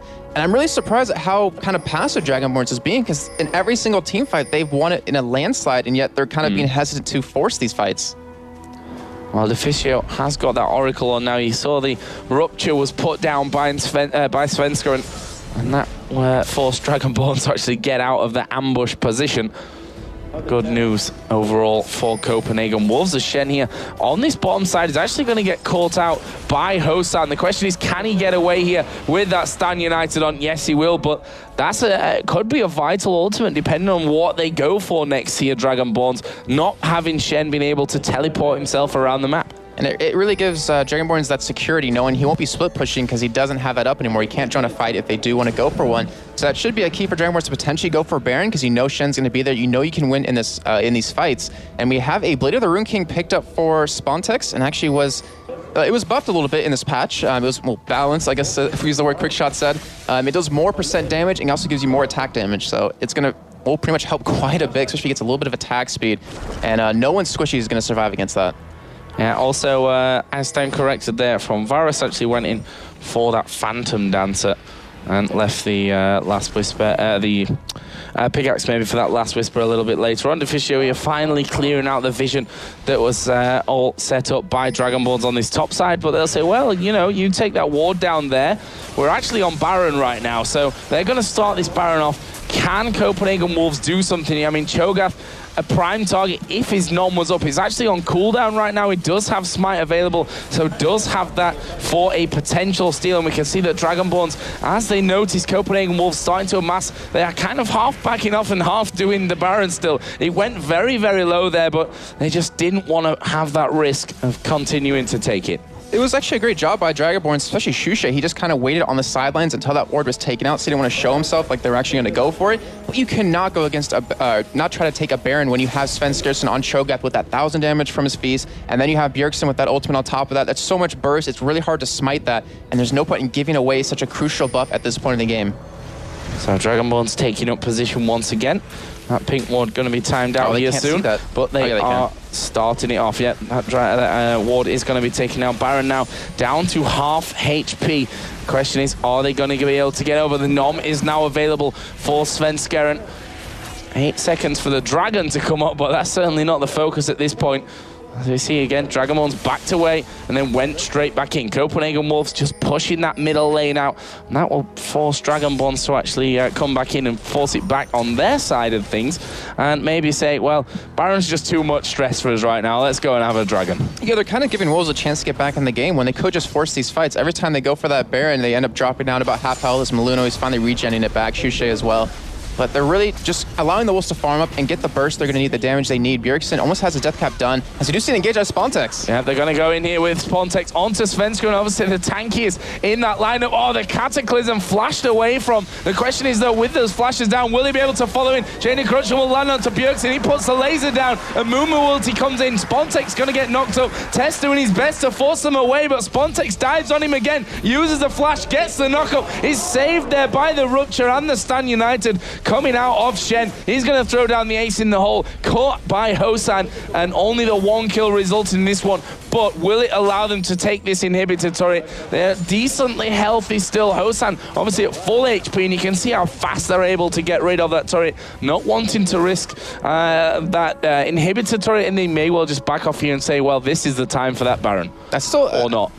or not. But Wolves, though, that was actually a really good fight for them. They got 1 for 1, obviously, but, or sorry, it wasn't 1 for 1. They didn't get anyone. But the thing was that it was a very close fight in the end. We had 3 members of Dragonborns very low on health. It shows the Wolves, and it gives them some confidence that they can win these fights if they just pull off everything in the correct order. We do have an Oracle picked up on Deficio, so he's trying to give him that sight back up, or at least clear the vision onto Baron. But Sven Skersen doesn't have that flash available anymore, has the Feast again, as he just uses it right there, and that kind of could be a sign of Dragonborn saying that, hey, we could probably take this Baron since he can't flash over that wall and try to steal it away. Well, let's see. We have that last Whisper now done with Varus. A BF sword added in for Jarvan as well. He's solid.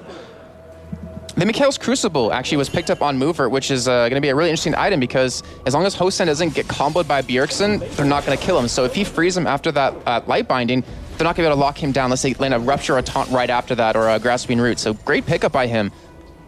But he's got to be quick as well because, you know, the combo that can come out of a Lux play is all in one go. So we'll see how quick he is on the finger there with that one. Either way, Baron started out here by Dragonborns, already below half HP. As you said, Svenskeren did use that Nom a little bit earlier on, as he is going to throw in the Feral Scream, but that won't do enough damage as they actually catch him here at the end. There was the 90 caliber net from the test to get away from it, so only locking up Svenskeren, who is super tanky. Zyra going to put down the ultimate defensively, and also we saw Shusha Cataclysm over towards Bjergsen. He actually used his flash to get away from that one, and in the end, no kills coming down for Dragonborns, but they've got that all-important buff. That's been kind of the story of Shusha, of what he's been doing. The Cataclysm's been forcing flashes out of the Wolves, and every time that happens, it's like, hey, Maluno, you have a free ultimate as well as Spontex to get it in there and just pretty much catch them. So if he's not hitting a lot of people, it doesn't matter in the end because he's burning those flashes, but we do have the inhibitor being taken down right now, and Copenhagen Wolves, I don't think they can really fight this. I think they've still got to be careful here, though, Dragonborns. Obviously, the Final Spark, I still want to call it the German name, coming in. That's got a very short cooldown at this point. Going to be doing good amounts of damage. And when they get those bindings down as well, easy combo to make, because that inhibitor is going to be picked off. Dragonborn's happy with what they've achieved for now. And they're approaching a 10,000 gold lead. They're 6-4 in turrets, 8-4 in kills in the lead. And they're going to go home and spend some of that cash that they've amassed. Yeah, and the other thing is, what can they really pick up at this point? Because they're so powerful. I mean, they have all their core items. They don't really need to farm up anymore. They can just keep forcing these fights. With that middle inhibitor being down, it forces Copenhagen Wolves to react to it. It forces them to pretty much concede any outer turrets, which, you know, the bot lane's the only one left. And it allows Dragonborns to just stall this game out, or at least get a lot of chip onto another inhibitor turret if they want to go for that, in fact. But the Tess, he's starting to get really strong. He has Last Whisper done now, so he actually can pretty much not fully 1v1, but he can survive a lot better and do a lot more damage and maybe force anyone that engages upon him, maybe spawn text to back away. Sanya being given over that red buff.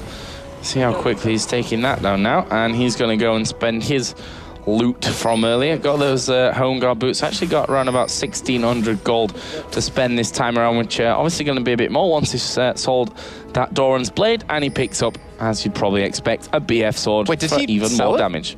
On accident?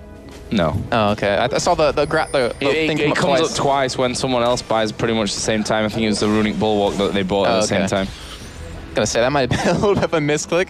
But yeah, looking at Copenhagen Wolves, they're gonna accept all this free farm that comes through that mid lane, and even the top and bottom, because minions do get stronger as an inhibitor does go down. But they are starting to head towards this bottom side. Dragonborns might be making a play on this turret, which, you know, down at half health, Copenhagen Wolves can't really defend it.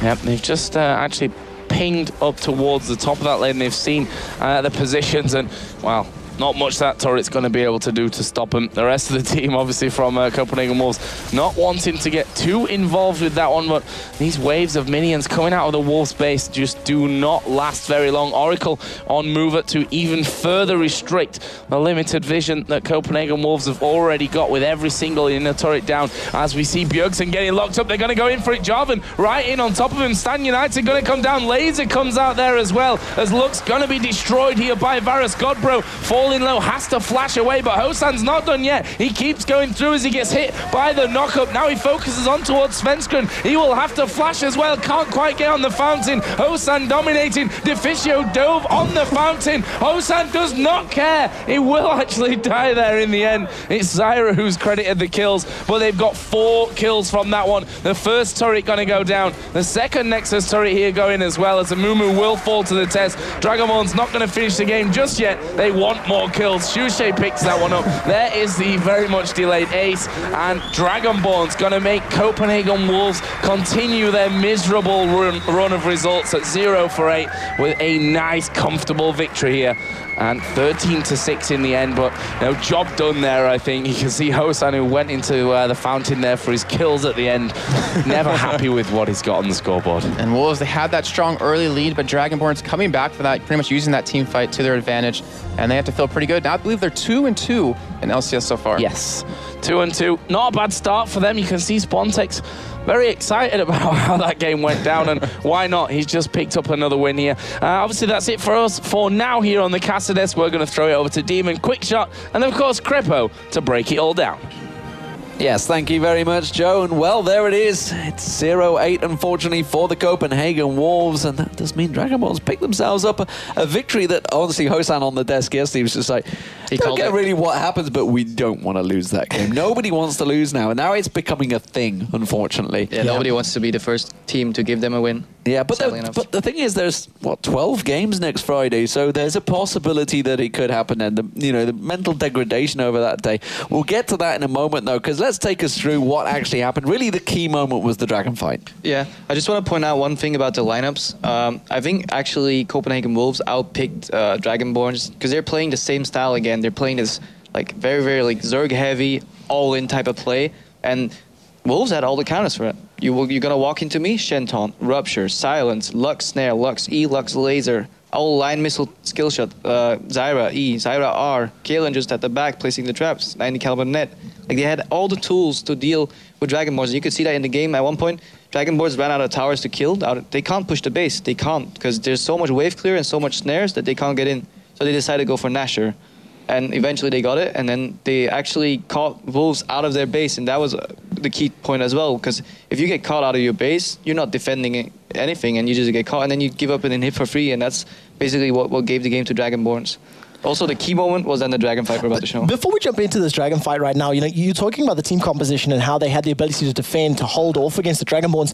How could they have actually played it a little differently? Because truthfully, the Wolves are almost always caught out. You've seen Shushay diving in, you've seen Spontex diving in, 1 versus 4, 1 versus 3, and the Wolves were never really grouped up together to get the best out of those tools. Yeah, you definitely need to stay grouped, and you need to know what zone power you have and what zone power they have, and you need to stay out of their zone and just use a long-range skill shots. I also just want to point out one more thing about the lane swap they did at the start. Like, the Wolves did their research. Like, they knew Dragonborns would leave their flank open and they got invaded, and first blood on the blue buff.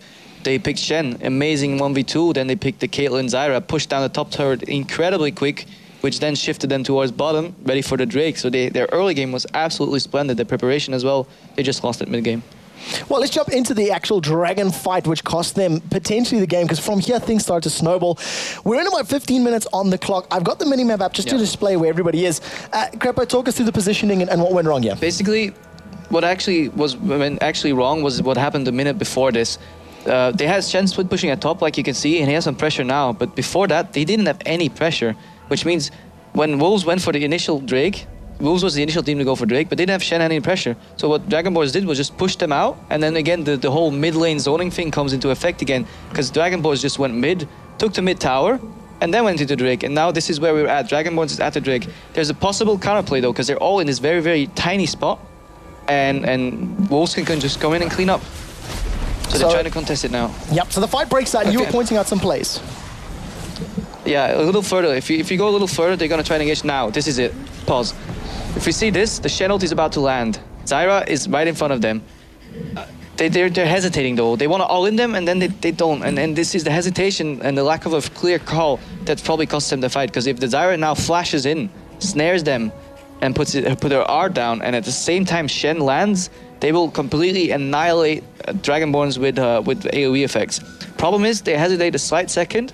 Zyra doesn't flash, Shen lands, he will miss the taunt on, as you can see, like Movert gets away, they get out of the pit, they're no longer confined. The Zyra ulti, too slow, like they run out of it and then they get zerged by this all-in heavy comp from Dragonborns. The test completely caught off guard. Like Bjergsen is trying to kite the Jarvan, but it's too late. The second they let them out of the pit, hell broke loose. So they lost the power, and it was just that momentary hesitation, not making the all-in call. And do you think that was because the Dragon had just gone down? So they're like, it's a case of should we even bother engaging? Should we just back off and then just go? And that's just simply someone not making the calls right. Yeah, it's a different approach. Like some people are like, why are we there? Are we there to fight or to contest the Dragon? Yeah. Probably part of the players were like, the Dragon's down. There's no objective to contest. Let's back off. And the other guys are like, no, like you can go in and kill them. You saw that the Shen ulti landed without Zyra taking damage, but he was like, go, go, go, go in. And just a hesitation, and it's really interesting in League of Legends that the same play, the same call, the same like motion, 1 second too late can cost you an entire team fight and thus an entire game. So it can snowball it so heavily, which is what happened. How much of a negative effect would the chain of corruption from Varus have made right at the beginning of that particular play? Because he threw it out onto Zyra, and you know that could have been the question. Oh, they're going to turn and dive on us. Do you think that could have made them be a little bit hesitant? You know, that's where the doubt comes in. Yeah, but actually that was a good idea by Hosan for throwing that out. But then again, he just wasted his AoE snare for no reason. It faded out, and then they still could have engaged. So he actually did it a little early.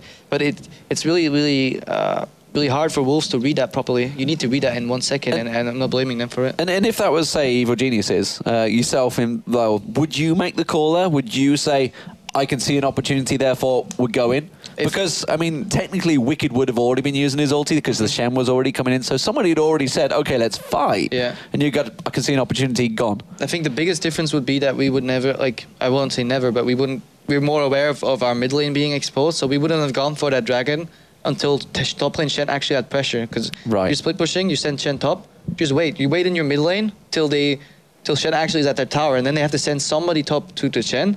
And then you can go for whatever objective you want. Make it a 4v5. 4v5, and you drag them away. You just basically tell them what you want.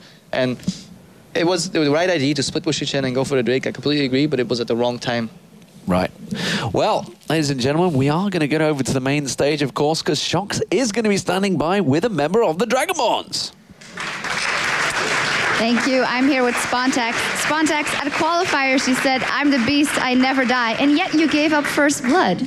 Yeah, I was like, okay, I'm doing the worst with my team, and then I'm going for the blood. So, but sadly, I face check, and I died. Like, I was, okay, I died. But then I will not die again. So I tried, and I succeeded. So.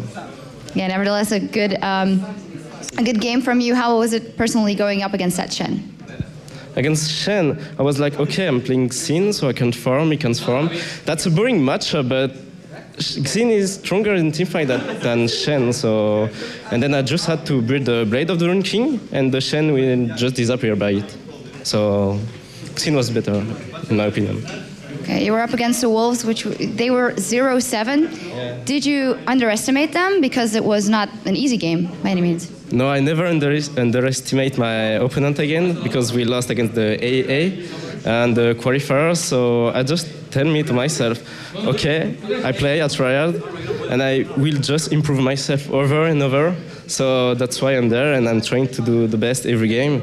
So against Wolves, we lost against Giants, a good team. They deserve it. So I was, okay, we play against Wolves. It's still a good team because they're in the qualifier. So even if they're 0-7, I'm going to do everything I have to. Okay. Talk to Soaz earlier, who ranked himself and Wicked as the top laners in EU. Where do you rank yourself? Oh, I don't really know because I didn't play that much against every top laner. But maybe the third, second, I don't know. I maybe overestimate myself, but I'm going to see on the qualifier. Absolutely. LCS. Not the qualifier. On the LCS, yes. So, final question. How are you doing here in the LCS? How are you dealing with the experience of dealing with the fans here, living situation? Well, I'm pretty fine. This is a good experience for me. Like 2 months ago, I was like a random player playing on solo queue on League of Legends, and then someone told me, hey, you want to join a team? I was, why not? And I'm here. So that's pretty cool. Thank you. Fairy Tale here for Spontax. We're going to take a short break in just a second, but don't forget today's Twitter question. Which player has impressed you the most in the LCS so far and why? I bet Spontax would answer Spontax for that, but you can tweet out answers and questions for Crepo, of course, to LOL Esports at LOL Esports, #LCS. One final break, and after this break, we'll be back with our last matchup of the day, where the Giants take on Against All Authority. Don't click that mouse.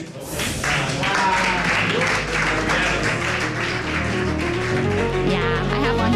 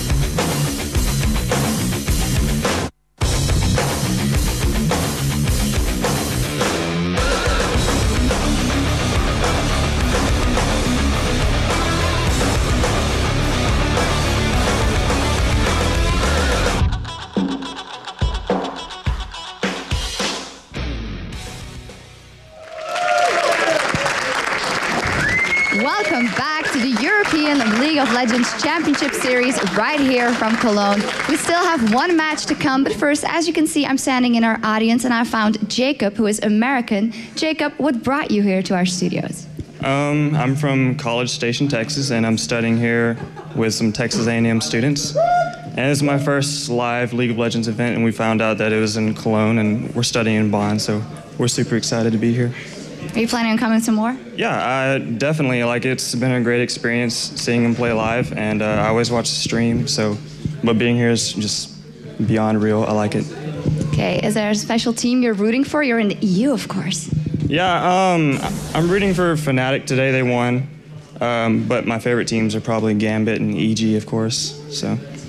As an American, can you give a little perspective on maybe differences between the NA scene and the EU scene? Well, the EU scene is definitely better, of course, but I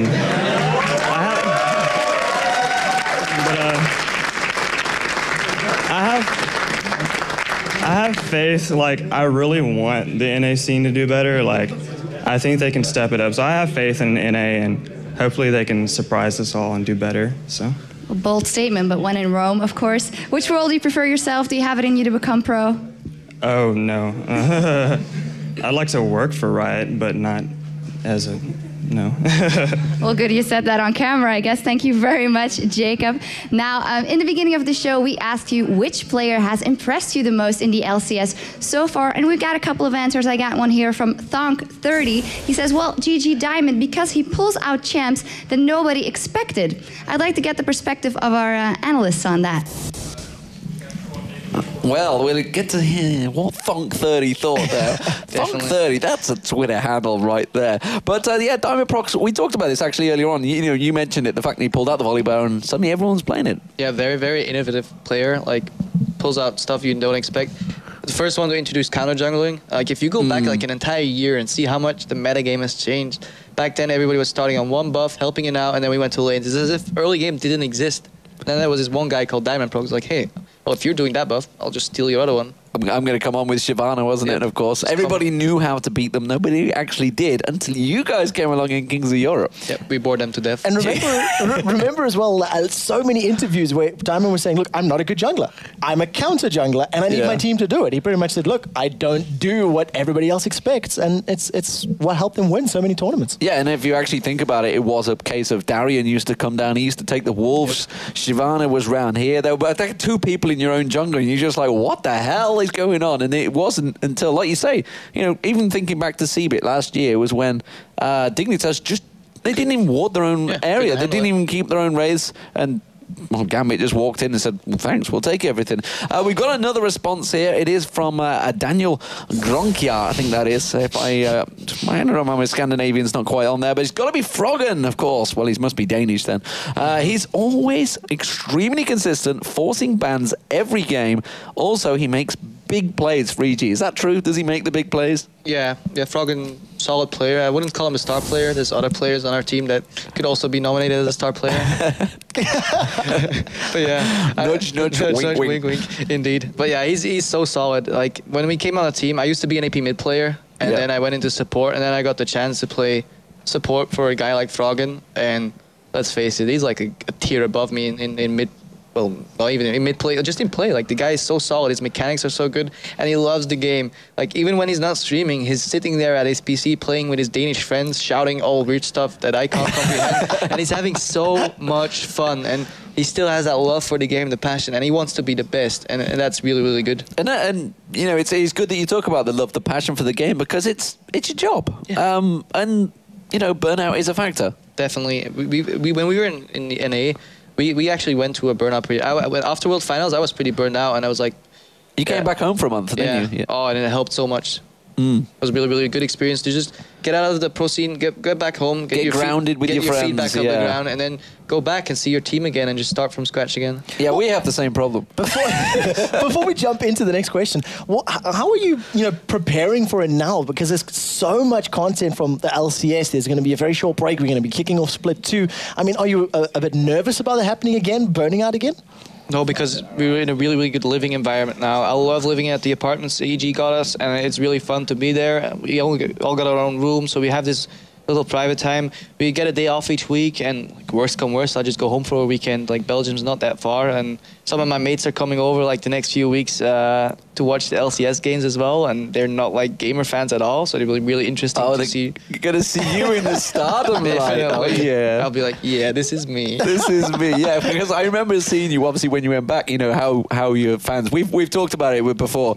Off air, like how it's different that we get back to our friends in the pub and you're not like just this laugh at you. They're like, oh, Mr. Big Time, check him out. Comes in, yeah, pay me a beer. Yeah, give me a beer. Yeah, why don't you? And it's great to get grounded like that. So it's interesting to see it like that. I mean, I had a friend that went over to season 2. He's not into esports whatsoever, and his eyes were just open to this whole new world. He's like, what the heck? You're actually some sort of big shot over there. But let me have a third answer, of course. It was from a Seed Giant 1807. Maybe he was born then, I don't know. It is Expeke, quite simply because he has been the most consistent player. You'll always expect good games from him. And that's, I guess, true. You can't deny that. Definitely agree there. Like, if you go back season 1 at the start, who was there? Expeke. And he wasn't there the first day either. Yeah. Day one missing. Yep. We were Fela was filling in. Yep. They lost 2 games or something like that. They were almost out of the stage. Expeke walks in, steals the shining show. light comes exactly. in. The hero that the world needs but didn't deserve. And well, hey, he swept aside the Americans and he managed to win it. And well, actually, to be fair, it was against All Authority. We're in the finals as well. Great performance, Fnatic. They're obviously winning that season 1. And, you know, these are players that have been around for 3 seasons now. Do you think they're going to be there towards the end of season 3? They have so much experience. I don't know if at one point there's a saturation cap on experience that you can have. Like, that there always was said that the Koreans wouldn't get there because they started so late. And then 6 months later, everybody was getting owned by the Koreans. So it all depends. If he still has the drive and the passion, like he's a solid mechanics. Like he has innovative in his champion pool, plays a lot, knows all the well. Backdoors really well, SK.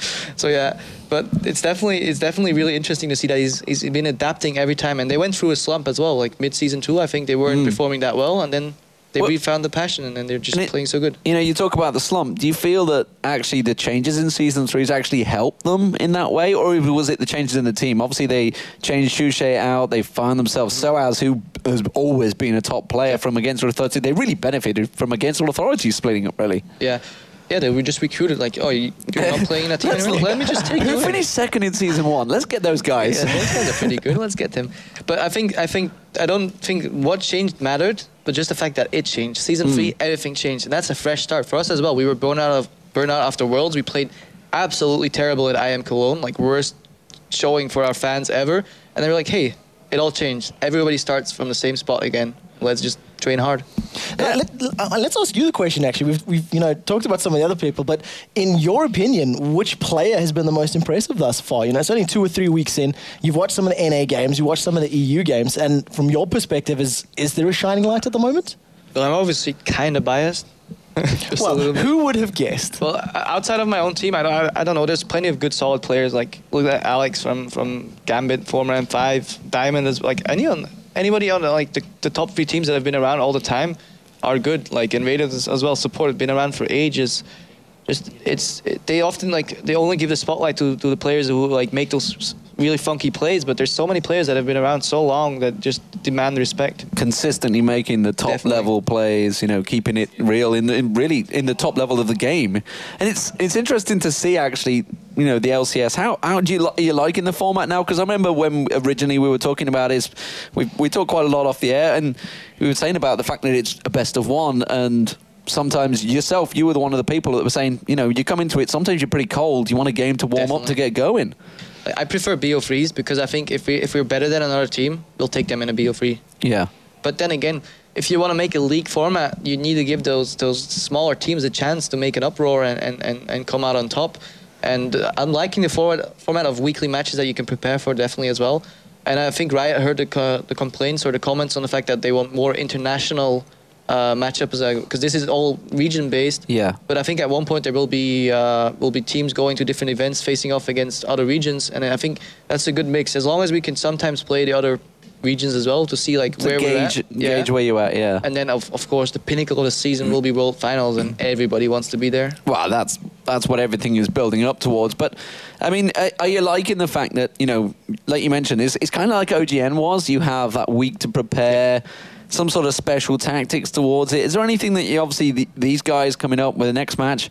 You know, how would you approach that one? I know I had a conversation with Snoopy when North American LCS was on. He was talking heavily about the level 1 play that you practiced with Fnatic. I mean, you had a great level 1 start against Fnatic. You really bullied them. They didn't get anything at the start. Yeah, basically, it's fun to go back, watch the VODs, the first few minutes, and you're like, hey, these guys are falling into a pattern. Like a lot of these teams, you won't notice it because it's only a 1 game every time. But if you line up the replays, you're like, oh, this is the ward They're doing this again. They're doing this again. This 50% chance, this ward. But hey, this is always exposed.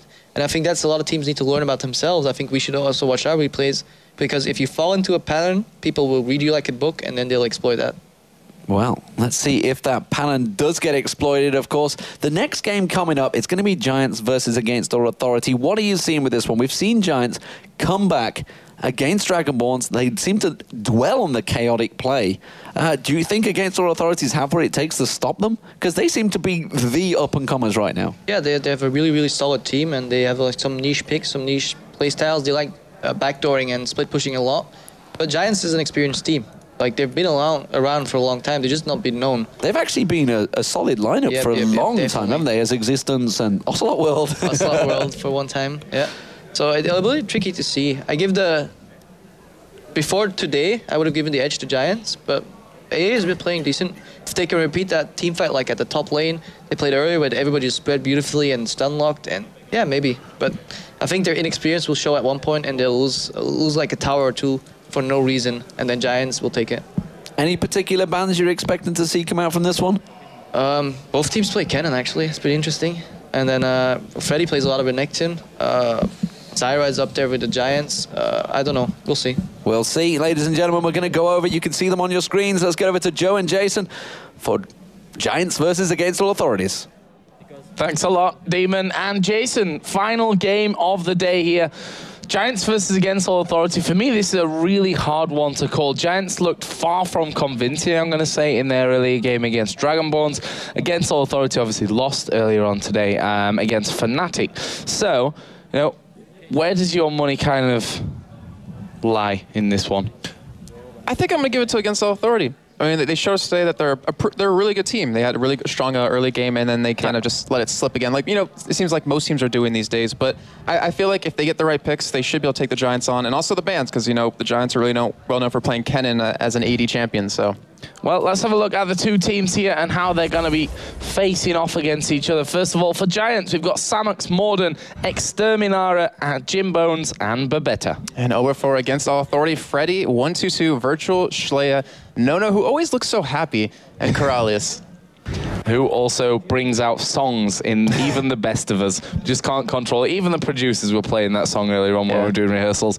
But let's have a little bit more of a closer look at these two teams and who the star players are going to be on either side. Because, you know, we've got some real big personalities in this one. This time around, we're going to be taking Virtual as the man to watch, obviously, in the jungle for Against All Authority. The newest man, technically, in this team. And then you've also obviously got Freddy, the lone Englishman here in the LCS. You know, if you take me and Demon out of the equation, since we're not playing anyway. Schleia, Nono, and Corralius. Yeah, I mean, Virtually came into our European LCS qualifiers, like, I think it was a couple of days before, to replace their previous jungler, and he really showed that he can play really well with them. And they even mentioned, you know, we seem to play a lot better with him than we do with our previous jungler. He's been doing a lot of Xin, a lot of Shen, and we'll see how he plays this game. Yeah, it has been very strong. Obviously, Jarvan was the one that we saw him playing that last time around. And as Krepos, they didn't really get too involved in those early levels, which may have cost them going forward. Let's have a look then at their opponents for this one. They are, of course, the Giants. And there is Babetta on your screen, the support player, which I still think, and I'm sure Crepa will agree with me, that the support players just don't get enough love in the community. Obviously, he's joined by Samux in the top lane, Morden in the jungle, Extermin in the mid lane, and Jim Bones, the AD carry. Yeah, I have to agree as well, Joe. I mean, supports never really get focused on, but there's a lot of things they do that you don't notice. Like Crepa, when he's talking about it, you know, we time stuff, we're talking about the next move, we're thinking ahead, you know, 5 or 6 steps where to go. And that it's a shame that we don't get to focus on that a lot. Well, we'll see how the supports come in. Maybe we can give them a bit more focus this time around. As per usual, before we get into the game, we're going to have a quick look at what these two teams had to say about this game. Dragon Balls son un equipo muy exótico, el equipo más exótico que hay en el torneo. No one knows what they're gonna bring. It was a huge surprise for us that they qualified. En medio juega cosas muy variadas y diferentes al resto. Esto también con Evil. Y juega a muchos movimientos y a presión en línea. That's the one team I'm looking forward to play because I think playing against them will teach us the most, and they can show most surprises in the whole season. Some interesting comments there. Both teams really saying that their oppositions can be some of the most surprising teams to play up against. So maybe they're not quite so sure about what's going to come out in this game. I still think they're going to ban that AD Kennen, though. Yeah, most likely. And I have to agree, though. I mean, they can be very surprising. Against Authority, we saw Freddy 1-2-2 playing AP champs. I believe he played Karthus in one game in the bottom lane 1v2. I mean, he can play AP, he can play AD, he can play Bruisers. You never know what he's going to use in that top lane. And then you have Jimbones, who, if you ban out his Kennen, he can show you new champions or new AD carries for him that you haven't seen, and you'll kind of could be on the bad receiving end if you play someone very good. Well, we're into the bans and the picks, so let's have a look then. Lux banned out first by Giants. Surprise, surprise, Kennen banned out here by Against All Authority. Thresh then taken away by Giants. He's also maintaining that 100% ban or pick ratio this in week 3. Obviously, the first week he's been available. Rise was then the 4th pick, which obviously, the 4th ban, I should say, which was obviously the choice of Against All Authority aimed at Extermin. Elise then taken out by Giants. Yeah, that Rise ban is a perfect thing to use, because Giants have been using that Volibear Rise combo really well. I mean, you fling him in, you lock him down, it's really hard to escape, not to mention Rise, who gets extremely tanky, as we saw in that last game they played earlier. It's really hard to deal with, and Exter, I mean, he's an exceptional Rise player, exceptional Kassadin. We might see that as the last ban, but with 6 seconds left, we will finally find out what they want to take away, and also what first pick is going to be. Yeah, I'm interested to see what actually sneaks through. And you can almost, with that first pick, which we actually get first, figure out what's going to be first. So it is going to be Kayle, the last ban. And I was going to say, if it's Xin Zhao, then it's probably a Kayle last ban. And if it was a Kayle ban, or if it was a Xin Zhao last ban, then it would probably be Kayle in there first. Oh, and we do have Vi slipping through, and it looks like Against Authority want to show that they can play her as well. Sona being picked up as their support, very safe pick if you're not sure exactly where the other team's going to go and you're not sure what you want to use. Not to mention that Crescendo is always so devastating in team fights if you can land it on 4 or 5 members of the opposing team. But Giants now, who do they want to pick up? They have Xin. We saw him play in the top lane last time. And Morden's been playing a lot of Volibear. He's also been playing quite a bit of Mundo, but I'm going to go ahead and assume that will be a jungle Xin. But what do they want to pick up here? I'm trying to think. Kassadin, I mean, it is available. But Extra hasn't played him in a while. No, but I can't even remember how many hundreds of times I've seen Extermin play Kassadin. All the way back to, the early days of competitive League of Legends when me and Demon used to cast the Go for LOL, for example. We always had the Extermin in there, playing a bunch of Kassadin going through those tournaments. So we'll see what they go for. Wukong is available. And he has, that's over for Against Authority, but we do pick up, looks like a Zyra and a Caitlyn. I was trying to think. I mean, Zyra is also a potential mid play out of Extra, who plays pretty damn good Zyra. But Against Authority, they're going to pick up here their, I'm going to assume their AD carry since they already have it on the other team. They want to give away their top lane, mid lane, or even jungler potentially, since they're not exactly sure where Vi is going to go. Yeah, and obviously that for Giants, we could see that Xin anywhere, pretty much, around the map. So let's have a look then for Against All Authority. Obviously, Caitlyn out of the picture now.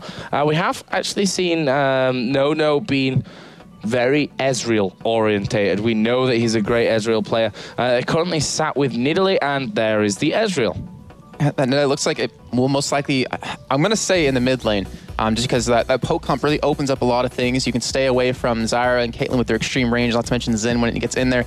It's going to be really hard to deal with since he can disperse your entire team, but with these last 2 picks, we could see a potential AP mid, we could see a potential jungler, and also could see a potential top lane.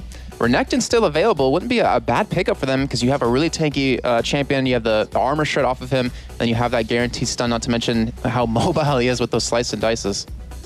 So let's have a look then. Giants got these last 2 spots to fill.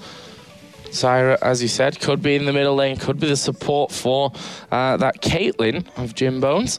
There is a Twisted Fate, of course, which has managed to sneak through here. We know that Extermin, Twisted Fate, one of his big champions to go with. Yeah, yesterday against Gambit Gaming, played an exceptional Twisted Fate. I believe there was even a video on Reddit where he teleported out of the mid lane and then turned it into a couple of kills by just going behind his team kind of thing. And yeah, that should get locked in. But as their last pick here, they're a relatively squishy team so far, so they have to pick up someone tankier or someone with a lot of CC. And it looks like they will go for the Volibear, so it will be most likely a top lane Xin Zhao. And Shen has come through completely here without being noticed. So we'll see what they go for with that one. As you said, this Nidalee, will it be in the middle lane? I'm kind of expecting it will be. Obviously, we've seen it in the top lane as well. In terms of split pushing, we saw Peke actually playing the AP Nidalee in one of his best split pushing games, actually. So it just showed that even the variety in which you can build it certainly doesn't really change that much how you can be split pushing through. But let's see here. They got 30 seconds still to lock in their final choice in this. So we've got Sona Ezreal for this bottom lane, Vi, who could still be in the middle, could be in the jungle, could be in the top lane, but that pretty much just tells us everything from this one then, as Renekton comes in for that top lane, Vi in the jungle, and Nidalee in the middle. The thing was, Freddy, he also plays Nidalee in the top lane, so you're not exactly sure if that or where that will be, but with that Renekton, it's going to be a very strong pick because you can go through the enemy team of Giants and lock someone down, potentially Exter or even Babetta. You kind of want to be the person that gets thrown into your team. You combo that with the Vi ultimate who can knock people aside. And then the crescendo, you have such a strong fight, but then you have that AP Nidalee, which kind of opens you up to other strategies. You can just poke them down for a little bit. If you hit someone squishy on the team, if you hit, pretty much one of the 3 members, so you have a really good chance of landing that 60% chance, then you can easily just go a hard engage right off of that, and Vi gives you that ability too. See, one thing that I would have said in terms of Shen being still available is, Twisted Fate. In my opinion, you still need someone to be able to counter that, global presence, or semi-global, I guess we can call it, since obviously now it's not full map. But a teleport would do the same kind of thing for Against All Authority on that front, but it doesn't look like they're going to be going for either of those 2 options. So Twisted Fate's going to have a bit of a free roam to move about the map here without anyone countering in. And we know Exter plays an exceptional Twisted Fate, but if he's going to, it's up to him to decide if he wants to split push, which he did against Gambit, or go for these fights. We haven't seen a lot of Twisted Fate action around level 6, where you're so strong you can go into the top lane, into the bottom lane, and create these opportunities. I guess we'll just see how it develops over time. He's running that Ignite, so it looks like he wants to secure some kills, so he might actually go for those early ganks. But we have Exhaust actually taken out of Schleia, which to me is really interesting on a Nidalee. Obviously, feels like he needs it at this point. And, well, I'm interested to see what Crepo, for example, would say about that one. Not going for that outright damage straight away by having that Ignite in there. We'll have to see how that one all goes down.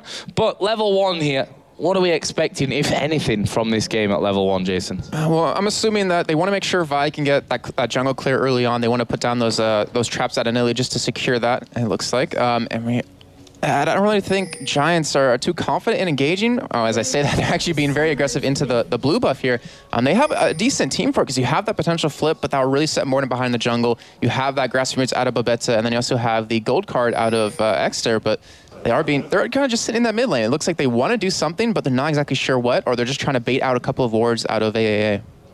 Well, right now, Giants moving to the top side here, looking like they want to get that ward down by the Wraiths. There it is, put down by the support. Babetta actually does have that pink ward available, which is actually not available over the other side. As Corralius here going in there, going to get that ward down. Morden and Exter are actually coming in onto me, and that is a very, very early flash use by a support which early on is very squishy. That could come back to bite Against All Authority in the behind. And it's really funny because Morden actually took his Frenzy level 1. He didn't have that flip available, and obviously, if you're on the other team, you're not going to know that. But with that pink ward, they denied that vision that was put down that ward. It really creates a lot of mind games. So now you don't know where Morden's going to go. He has that flash up. You have the gold card in mid lane. You have the grassroots at bottom. He could easily create an opening for him. Well, let's see then. Looks like we're going to settle into a more standard start after those early ward positions were put down. Virtual and No here going off by the Wolves. Going to be getting some help here on the Giant side as well for Morden. In the meantime, Schleia and Freddy have actually done the Wraiths on that side of things for Against All Authority, so giving Freddy a little bit of a boost going into his lane. Yeah, it's going to be very nice for him if he hits that level 2 right before Samix. He can apply a lot of early pressure where Renekton does easily excel at, especially with that red pot available. And then we have Virtual going to be taking his own blue. Didn't use that smite, so has it available. If he takes his Q, which he did not, he could have maybe hopped over Dragon Ball, stole the red buff away, but most likely would have been spotted by a ward right there. And still, looking at the lanes, Joe, usually ask me this question. I want to ask you with this one. Where do you think the action is going to go down? I think early on, after that flash was burnt, I think Giants are probably going to be thinking bottom lane is a really nice target for us. With the fact that Corralius obviously is so squishy at these early stages, if they manage to land a root when the jungler, obviously Volibear, is coming into that lane, they could have some real problems. We've just seen them better getting another pink ward down on that bottom side in the bottom lane there. So they've got rid of all the vision that Against All Authority actually had available to them, which means there are quite a few options open for the gank now. It could come straight through the lane, and Against All Authority, okay, they'll have a sniff of it, of course, but they're not going to know for sure. And not to mention, Giants being very aggressive in that bottom lane. They're pushing up into that turret, trying to deny as much CS as possible to No, who has to obviously last hit it under that turret, but with that Doran's Blade, you know, it has a lot of easier time, but look at his CS so far. 9-16, so he's not doing too well at this point. We have Freddy in the top lane, as you're seeing. He was able to boss around Samix and really control him. That's the Wraiths. You see it right there. Why not take it if you know your jungler's starting at blue?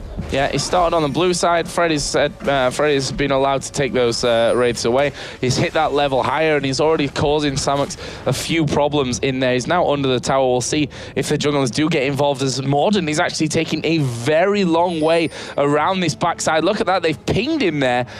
I'm not sure how they knew which ward. Okay, he went over the ward at the ramp side there. I was just looking, okay, where's that ward actually come from? As we are going to see Virtual getting into this top lane as well. So that could turn out to be a very interesting turn of events, as someone did just get low there. I heard the ping, but not 100% sure where it actually happened. Maybe no on that bottom side.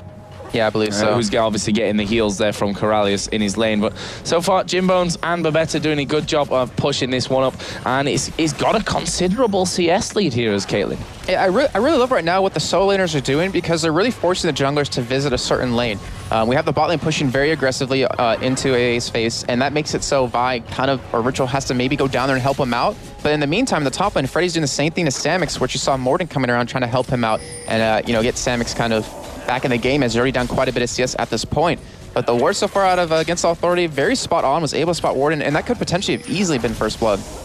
Yeah, and we just saw the ward put down there in that top lane by Xin Chao, which I still don't like this ward, Jason. I think it's a very kind of last minute. You see everything right at the last second, and I think it's a strange one to put down, as we are actually going to see Morden come charging into this one, but I'm not sure they're going to be able to pull Freddy back in here. The fear went down and Freddy stays safe. But yeah, as I was talking about that ward, I mean, you can give me your opinion on this one as well.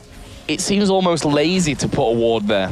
Yeah, I think I really have to agree on that point. And I mean, I have to look at it in this kind of sense of, if you run out of your lane and ward a little bit lower, or lower the Tribush, you might miss a couple CS, which in the end could be potentially crucial. But you're completely right. There's a lot of better places you can put wards on, especially with Twisted Fate. If he gives you a ward in that mid lane towards that Wraith camp, it really locks down that vision and prevents you from being really trapped. Well, we'll see if they make any kind of difference in the long run. Of course, maybe it will. Maybe it will. That's just how things go. We saw in the first game that level 1 action with Caitlyn pushing that lane very quickly. It gave them that huge advantage over to, I believe it was... Who was the first game, Joe? I'm trying to think.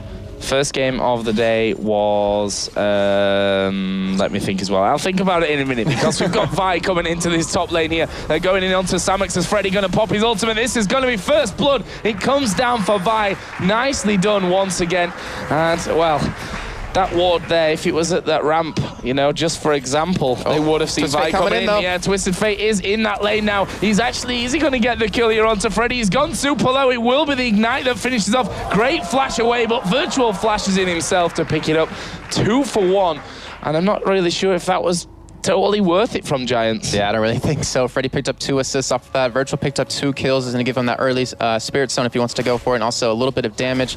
And now he's just pushing that lane up, trying to deny some CS, some experience, and gold over to Samix. But he's level 6 right now, so he's not going to be missing out on too much. But in the meantime, looks like Shlea might potentially be... I was about to say, might potentially be missing this bottom lane, but instead he decides to back out and push that middle turret. Yeah, and again, I hate to harp on about that ward, but if it was further down the river, that you would expect the fact that we see these days a ton of ganks coming right from from the middle side and straight through the tri-bush. So again, I think that could have probably saved his life in that position. But better just gone up, put the ward outside of the Dragon. 54 to 43 CS as we see Virtual once again in the blue jungle. Slayer is there as well. Blue buff has just been spotted going over Slayer's trap, and they are going to be challenging from this one. Volibear is currently doing the Wolves, which is going to give him plenty of time, especially now that Freddy is there. Morden actually inside of the brush is going to get stunned up here, and I'm not sure that he's going to be really in a great position now. They're going to ulti in onto him. Morden trying to escape, which he will manage, but Slayer now in the fight as well. The spear coming out, Virtual actually out of mana, and I actually didn't really see who picked up the blue buff there. I think it was Slayer, yeah. Yeah, that's actually perfect for them because they deny that blue buff away from Exeter, which he's really going to need to push these lanes up quickly. He has that tier though, so he's going to be able to sustain just a little bit, but the strength of Volibear was just shown right there. I mean, he was able to escape almost certain death because of that passive, that health regen, completely just kept him alive. And Shlea, I mean, look at the CS difference in that mid lane, Joe. It's pretty intense only 8 minutes in. Yeah, we see Samux here and Freddy again going head-to-head. Freddy keeping on Samux's side of that turret just to give him that extra damage, and that's something that a lot of people underestimate, the positioning in that 1v1 situation there. That if you're on that side, you're going to be doing a lot of damage. As Jimbone's also taking a lot in this bottom lane. That's actually going to force him out of the lane very possibly, or maybe he's just going to sit back here and heal up as much as he can with what he gets. That's really dangerous. Nono has 1 CS till he's level 6. If he does hit Jimbones across with that ultimate perfectly, we'll be able to pick up that kill, but instead they're just back away. They're going to be pushing this turret while Giants does it back into their base and heal. But in the meantime, we do have a Dragon actually potentially being started here, since they knew that bot lane did back. We do have Morden and Exeter coming in from the top side of the river though, Joe. We'll see what they can do with it though. Slayer actually just spotted them there, going to be throwing that spear out. Dragon already down to half HP as the wildcards completely missing the Dragon, which means it is going to be taken here. Smite was used by Virtual, and now they're chasing in towards Morden. He's going to get exhausted up by Slayer. Can they follow in? The spear just flying past the back of Morden, and that won't be any kills for now. But against Authority instantly switching over towards this middle lane. In fact, we are going to see them going back there. It wasn't too much of a coordinated push effort. Even though we haven't seen too many spears land so far, Joe, I have a feeling this entire game we're going to be doing a lot of ooh as people getting chunked down half to 3/4 health. But yeah, so far against Authority playing very strong right now. I mean, they had a great transition right there. They knew bot lane back. They used that to advantage and got that first Dragon of the game relatively early. Yeah, and obviously the 2 kills are on Virtual right now, which has given him a nice start. A nice time so far of things. Obviously, he has that double buff on right now, got the Kindle Gem Spirit Stone in there. We'll see where he makes his next impact, as Caitlyn did shove that bottom lane out. Still 80 CS to 65. Still a very nice lead overall. Samux now going in on towards Freddy. He's got that giant spell, and you can see the confidence that it's gave him instantly after being bullied out once or twice by Freddy in that lane.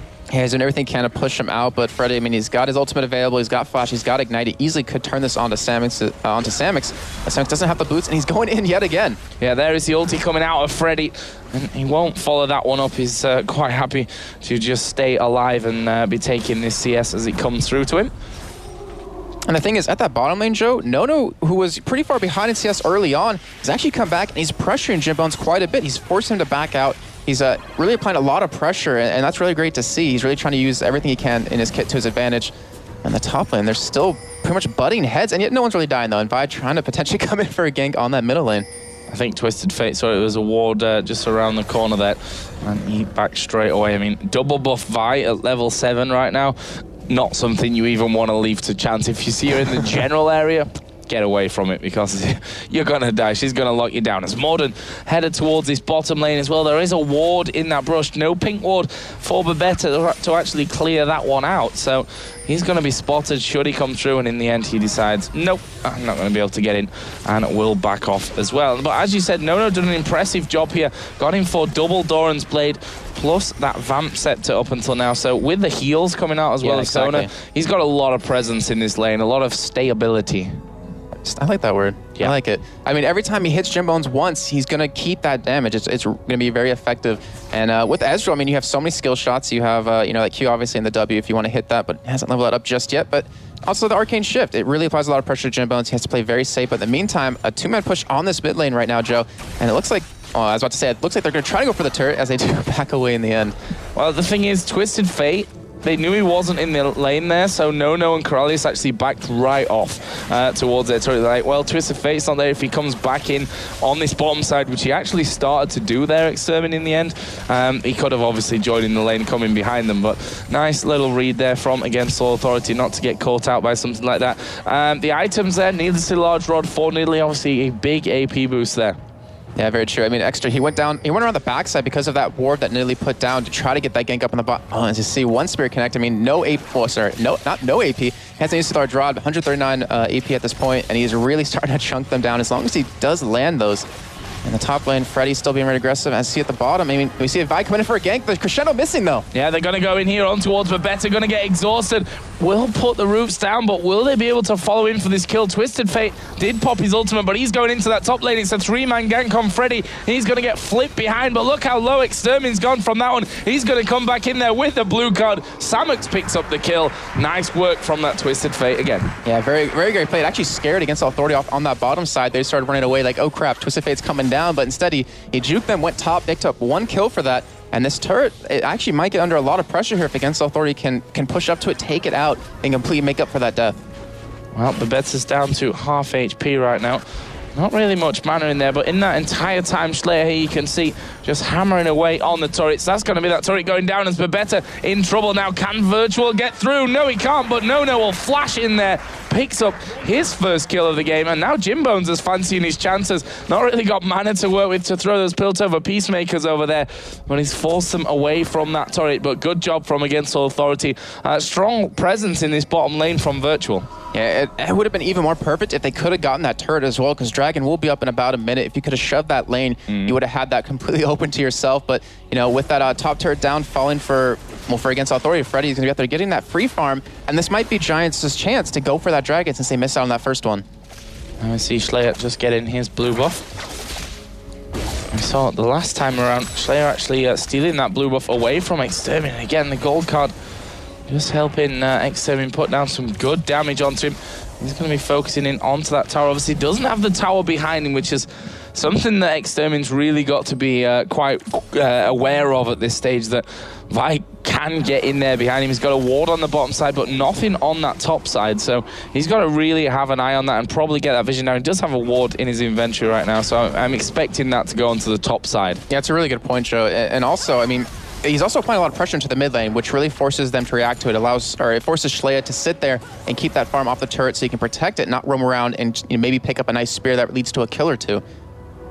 Mordant has just come up there with that red buff that he previously picked up. Let's have a look at the AD carries. 113 to 122 CS. Jimbo still got that lead as Nono there, almost standing on that trap that Jimbo's laid down. And if we look at the items between them, both got a BF sword. Berserker Greaves with the Vamp Scepter and Doran's Blade for Jimbones. The double Doran's Blade plus the Vamp Scepter and the Tier 1 boots is almost ready to go up there. And we are going to see, by the looks of things, Twisted Fate getting involved here at some point. Against All Authority are down there. Here comes Twisted Fate now into this bottom lane. They're going to land the stun onto Nono. Acing the hole comes across. They get the knock up as well, but they just don't have the damage to finish it. But that may be enough to give them the Dragon. Yeah, it was a great crescendo by Corralius right there to pretty much stop them in their tracks. But like you're just saying, that Dragon might be taken away here. I don't think Against Authority can really afford to fight this, as all 10 members are currently sitting by this, and they do decide to back out instead. And they actually are going to concede it, which is kind of interesting because of that. They got the crescendo used, they got Nono pretty low, and yet they weren't able to capitalize off of it. Yeah, see, they're scared of these spears, and rightly so. You can see the damage that they're doing with that needless to large rod, plus a blasting wand now in there as well. I mean, Morden, who's got that giant spell in, half of his health went when that pretty much full-range spear slammed into him. So that's a nice pickup for Against All Authority. Obviously, we're tied in turrets, 3-2 their leading kills, and they have a 2,400 gold lead. Yeah, I wouldn't be too surprised if they actually roam around to pick up a couple of more turrets, because they have the top available, obviously, as they lost theirs, but they have the bottom one as 3 members. Currently going to pick this one up, gives them even more of a gold advantage, and, you know, they're sitting on a decent amount of gold. Once this turret goes down, they can complete a couple of big items. That death cap should be done. for Shalea when he does go back, and that's really going to create problems if they do land that super. Samix going 1v2. Wow, this is very ballsy play from Samix, but he's got Extermin and Morden coming in the side. They're going to try and lock down Virtual. They're going to pick up the kill as well. Samix is at fault from that one. Flash in from Morden, flash away from Slayer. Both going at it with the flashes. Oh, as that spear comes in, that was heavy range, and I think Samix would have died from that one. Yeah, he probably would have. And that was good intentions out of Against All Authority to try to deny that blue buff away again, but just getting a little too cocky. Virtual paying the price for that. And still, in the end, that blue buff does go over to Exter. So he has a Shim, has a Blasphemon, and that Tear the Goddess stacked up about halfway. He has some pretty good damage, but the laning phase is pretty much over at this point. You can't make any big plays into these lanes to go for some ganks unless someone does make or go for a step out of line out of Against All Authority. Look at the vision here on the bottom side of the map for Against All Authority as well. Pink Ward at Dragon. They've gotten probably an excessive amount covering that bottom side of the river. One in the middle, one in the bush, one in the tri-bush. Not getting through there without being spotted. And then they've just covered that whole line there. One on the ramp, one right in the middle lane, one up towards the blue buff on the other side. So a lot of money down on the ground at this point for Against All Authority, but we usually see that kind of play paying off. And the timings are pretty much exactly the same for those wards because they wanted to secure that dragon, which they ended up doing. We have two turrets being, or one turret being traded each here, as Giants was able to pick up that bottom turret. Caitlyn now getting a little bit of advantage with CS, as we do see Exter going head-to-head against Freddy in that mid lane, but I mean, with that Sunfire Cape, you can't hurt him. Nope. I mean, even the AP is not going to do damage to him. He doesn't even need ability magic resist against that, but we do have Schley getting caught. Yeah, he does get caught out there, but he had Sona coming in from that backside as the spear comes across. Good dodge again from Samux. Seen him a couple of times dodging that spear, and they've thrown his way so far. But the problem that they have here, Giants at this stage, is obviously they've lost all of those outer turrets now, which automatically means that Against All Authority have got more room to, you know, slowly but surely push them up through their jungle, take away those buffs, and even those, you know, the smaller creep camps, which at the end of the day, if you do that 5, 6, 7 times in a game, you're going to be gaining advantages. Yeah, as Krepo was saying, he likes to kill them slowly in terms of gold. He's actually getting caught yet again, but Vi coming up from the side. Looks like he will just defend him or just protect him. But Joe, you know, looking at as these fights are going to progress, when we see team fights happening, the Giants, they have Samix and they have Morden to really dive in and get someone. But the problem is you're going to go through a lot of damage to get there. They're going to have a really hard time catching Schlayer, catching Nono, even Coralius, unless they, you know, pretty much let themselves be caught. And over on the Giants side, I mean, you can't really protect Twisted Fate, Caitlyn, and Zyra that well if you have, you know, some sort of burst happen, which Vi creates. She creates an opportunity for your team to get in there if you follow that up with a crescendo. Yeah, and you've got Volibear obviously to get in there to fear around, to flip, but where do you flip them? You got to flip them away from those carries and not closer towards them, which, you know, Renekton and Vi are probably be quite happy if you flip him in there. Yeah. It's just like, well, thanks for that extra bit of ground that you just made up that we don't need to use our abilities to make up ourselves. If we look at the CS right now, good lead, a brilliant lead really for Renekton. He's approaching 1,000 gold lead. Middle lane 151 to 149. That's actually nicely caught up by Extermin, who was behind that earlier on. One in the bottom lane as well, the AD carries 167 to 170, so that is also very much even.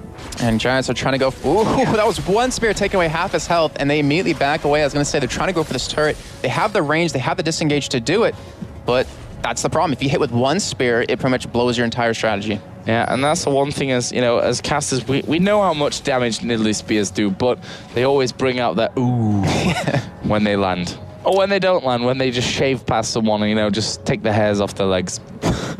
But either way, where's the next action going to come down, Jason? We've got Dragon coming up here in 1.5 minutes. Against All Authority have that gold lead, even though it's not a huge one for them. And look at this, they're actually going to go in towards that inner turret, which has not really been defended so far. They've seen Jim Bones come across, and that will be enough to just force them away. But again, it's about pushing up that middle lane as much as you can, and the other lanes, with the fight that Dragon's coming in, and make sure they're as far away from that objectives as you can keep them when it does spawn.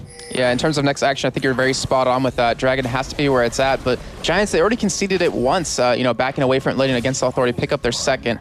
In the meantime, we do have Extra actually pushing this bottom lane all by himself, which we have seen him do against Gambit a little bit, just to get a little bit of extra farm and really create a lot of pressure. With that Lich Bane, he can take these turrets down very quickly, didn't get too much damage on that turret, but still, the damage was done. He forced Against Authority to react to him, and he knows that they're going to do that every single time he does decide to split push, and then he can ulti in, because there's no teleport to follow him.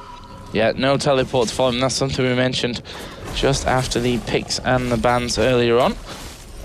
Schleyer now 10 CS behind, so that whole pushing the bottom lane has really worked wonders for Extermin on that front. As we see wards down as well from Giants. That's trying to counter that loss of vision that they've had from losing that outer turret as well, so they still know what's going on that exact central area of the map. Dragon coming up now, well, is now live.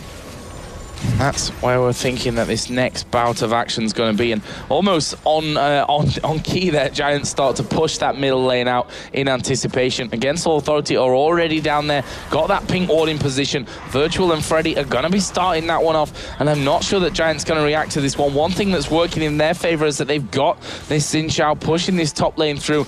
We will see Ezreal going up there to cover, but on the other side, they're not able to do it. It's Twisted Fate going to portal in as well to offer that damage up. There comes the True Shot barrage across, not doing big amounts of damage, and I'm not sure that they're going to be scared of this one Ezreal right now, but they should be, because we are going to see Corralius coming in as well. Crescendo goes down, they turn around, going to pump the damage onto Corralius. He's going to die to Extermin, who goes very, very low, but crucially not dead just yet. He tries to juke through the bush, that won't work out, and now Freddy coming in on towards Samek. Stun comes down, Freddy picks up the kill. That is a nice couple of kills coming out for Giants. And for that, they didn't even get the top turret. They picked up one kill, yeah, but it was on the support, and they lost Extra, lost Samex. And Dragon. Yeah, and lost Dragon as well, which is very huge. And they tried pushing the mid turret to kind of punish them for going towards that top lane, but they didn't get that as well. But we do have, they actually, yeah, they very easily could with the damage out of Virtual, Schleyer as well, and Freddy, who's very tanky. And a really interesting pickup on, I have to say, Freddy's part is that he has a Black Cleaver, which we haven't seen any Renekton's build just yet, but the shred he's going to give his Ezreal is insane, and that probably allows him to delay that last whisper a little bit longer, and Giants going to go for a ward on this Baron, but I don't think they're going to be able to steal it away, Joe. They can't really get close to it. Actually, they've peeled off right at the last second here. They're going to get the kill on towards Morden as the root comes in. Baron is still tagged up. They finish it off, and that was such a clinical, perfect move out of Against Authority. Yeah, very great play out of him. They don't want to give Volibear that chance to steal it away with that frenzy damage, which obviously lower health the target is, the more damage you're going to do, not to mention that Smite. It wasn't equal in levels with Virtual, but still, I mean, that's a lot of burst to kind of deal with, and you don't want to blow that Baron. I love Vi when she backs. It's the coolest animation, I think. I think her and Ezreal are the only ones that have a special backing animation in terms of like the lights and stuff. It's all about Oktoberfest Gragas when it comes to Play recall. some music. Just the music. You have to be quiet every time you house because it's just great music. So, after that then, 5,000 gold lead coming in as Crepo does the Oktoberfest Gragas dance. It's not quite a Shushei Gragas dance, I have to say. But either way, as I said, 5,000 gold lead, 3-2 in turrets though, but I have a feeling with the Baron buff on, that's going to change for AAA. Yeah, I mean, Giants, they don't have, they have actually really amazing wave clearing with the Twisted Fate with Caitlyn, but that forces Twisted Fate to be there. It doesn't allow him to split push at all if he wants to.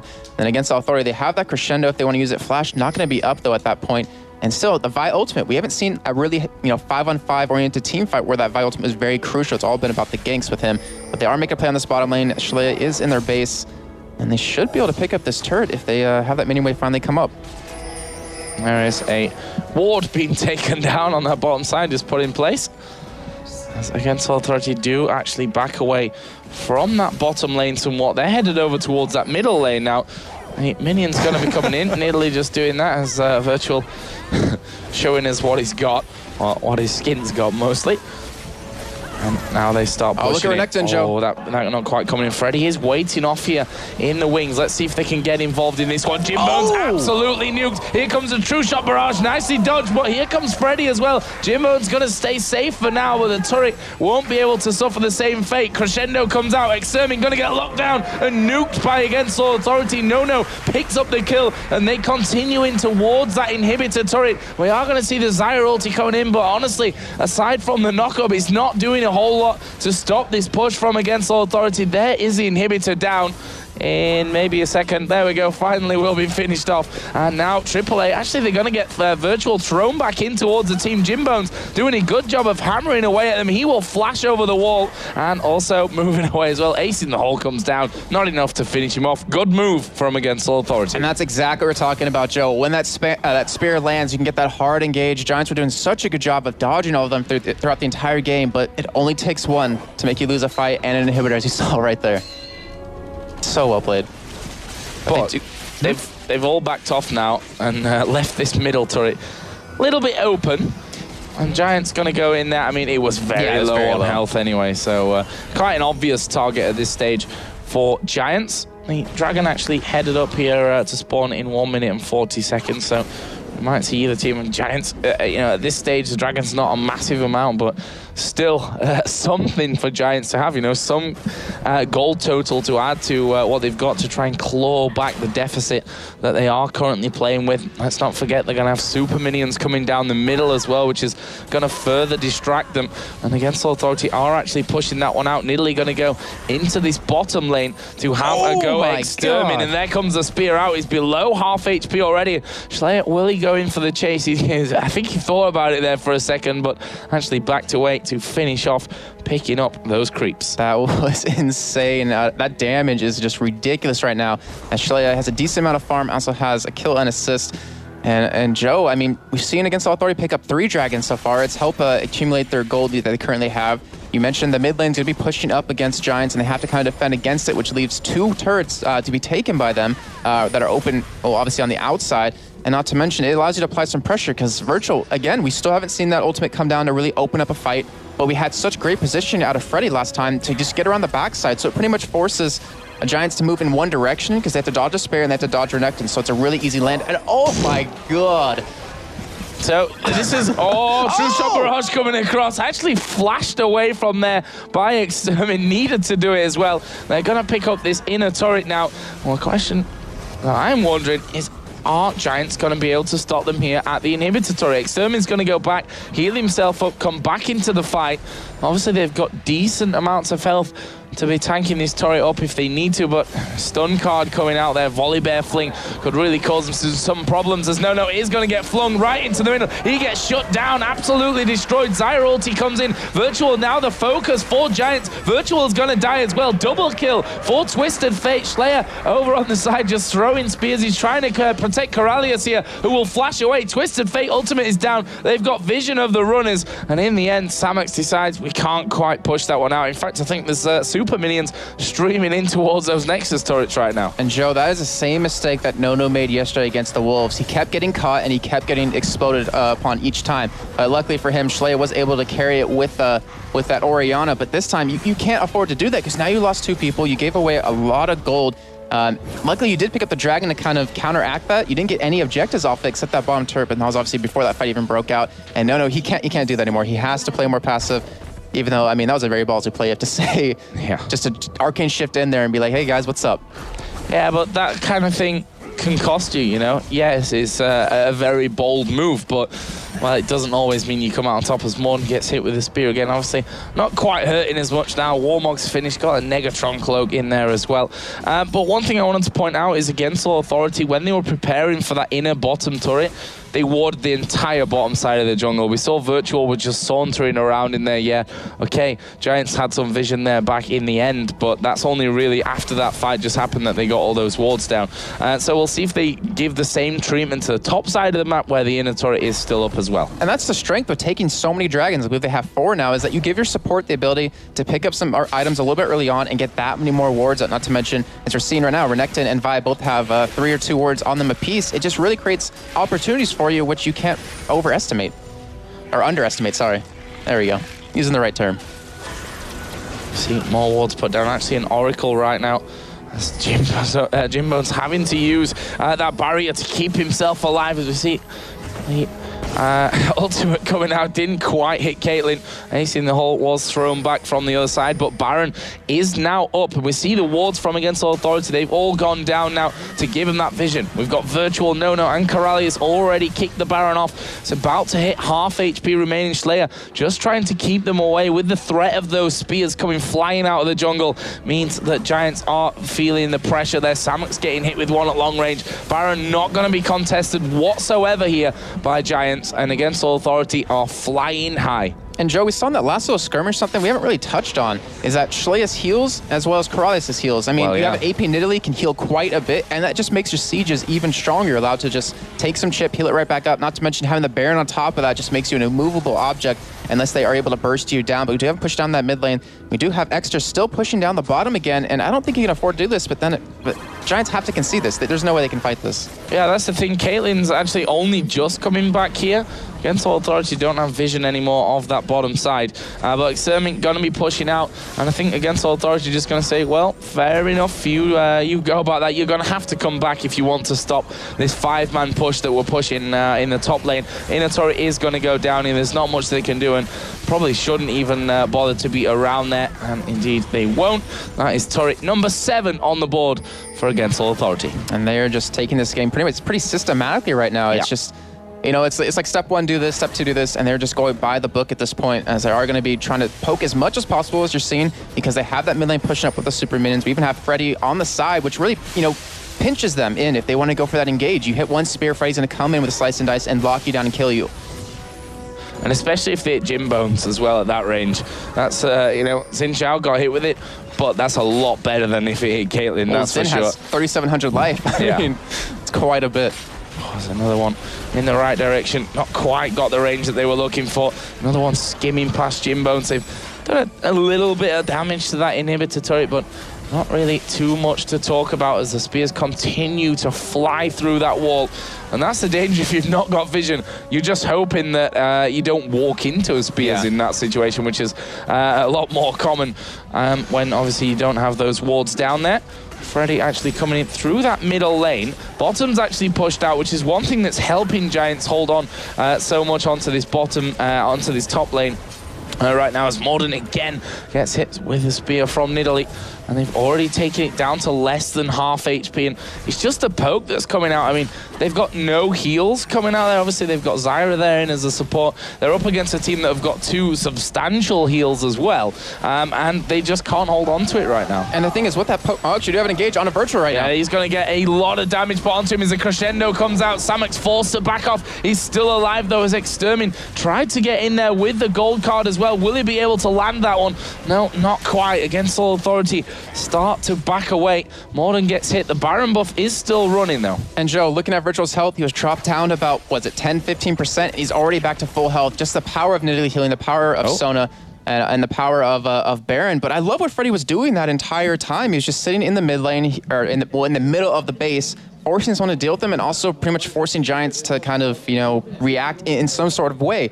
And what that poke kind of did for Against Authority is that they popped the passive on Morden. So that's pretty much giving them the idea of, hey, we can burst him down now. There's no way he's able to survive the damage that we currently have. So little pause coming in. Apparently Virtual having a couple of problems here with freezing. He's actually going to leave the game and reconnect in. But right now, Jason, I mean, 54 to 46,000 gold, 7-3 in turrets. Big poke coming out of Against All Authority, big heals coming out from them as well.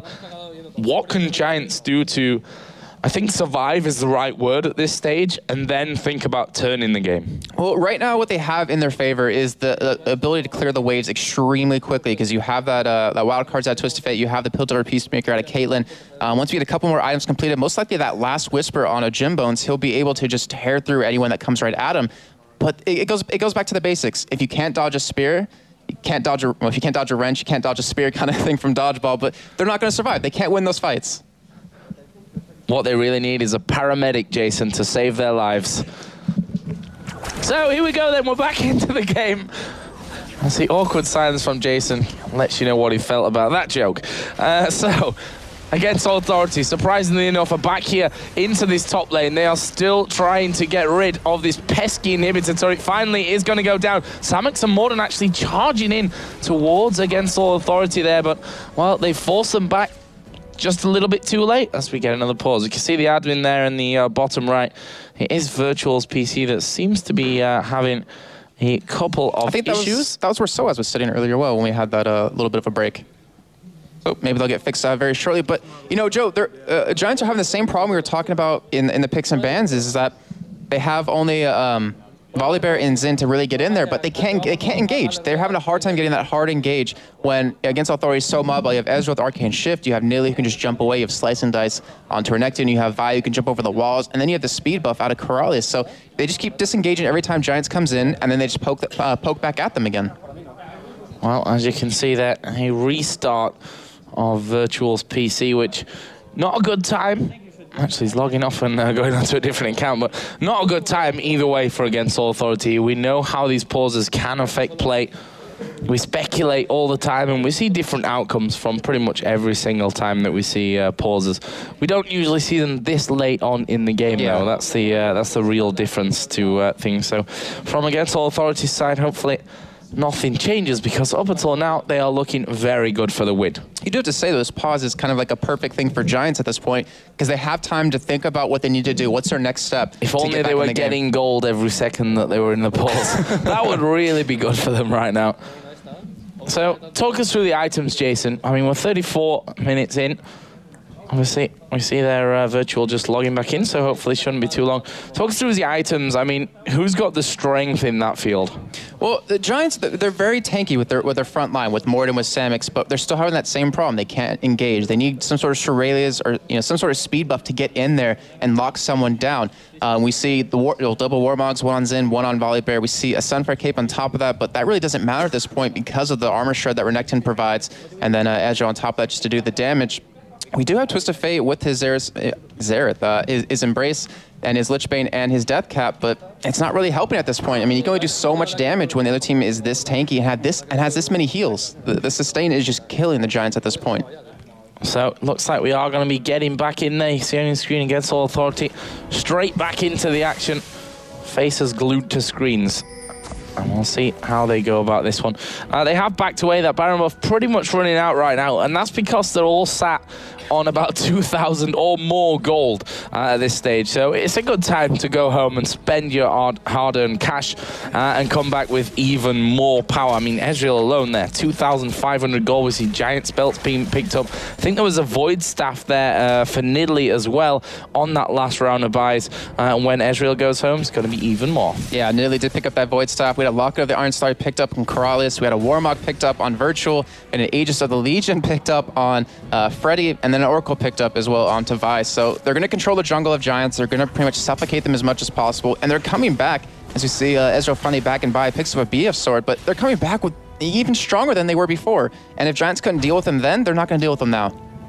No, there's a dragon to be had here for either team which cares about it. I think Giants can't really push that far out of the map right now and afford to get caught out somewhere along the way, as blue buff is going to be given over to Extermin. That's obviously going to help them somewhat when they're up there defending their base. You know, we saw something kind of similar happen. I believe it was EG versus SK, where SK was playing AP Nidalee in the mid lane. But what they did was they kept stealing away the blue buffs, which made it so they couldn't siege. They couldn't keep throwing spears as much as possible to potentially chip you down. Unfortunately, Giants, they didn't have control over that blue. It was pretty much the other way around. Against Authority had control of the Giants blue, and that's really pretty much hit them at this point, or even, well, obviously earlier, where they just can't stop Shurelya's damage, and they can't stop these spears that keep coming at him because he has that blue buff every single time. So, against Authority headed down that middle lane once again. Inhibitor will be respawning there soon. Obviously, there is that open inhibitor now on the top lane as well. That's what they opened up just that little bit earlier on with that push in the top lane. So I'd imagine they'll be revisiting that top lane as we see the wards going down inside of the base to grant them that vision. They're going to have all those positions on lockdown.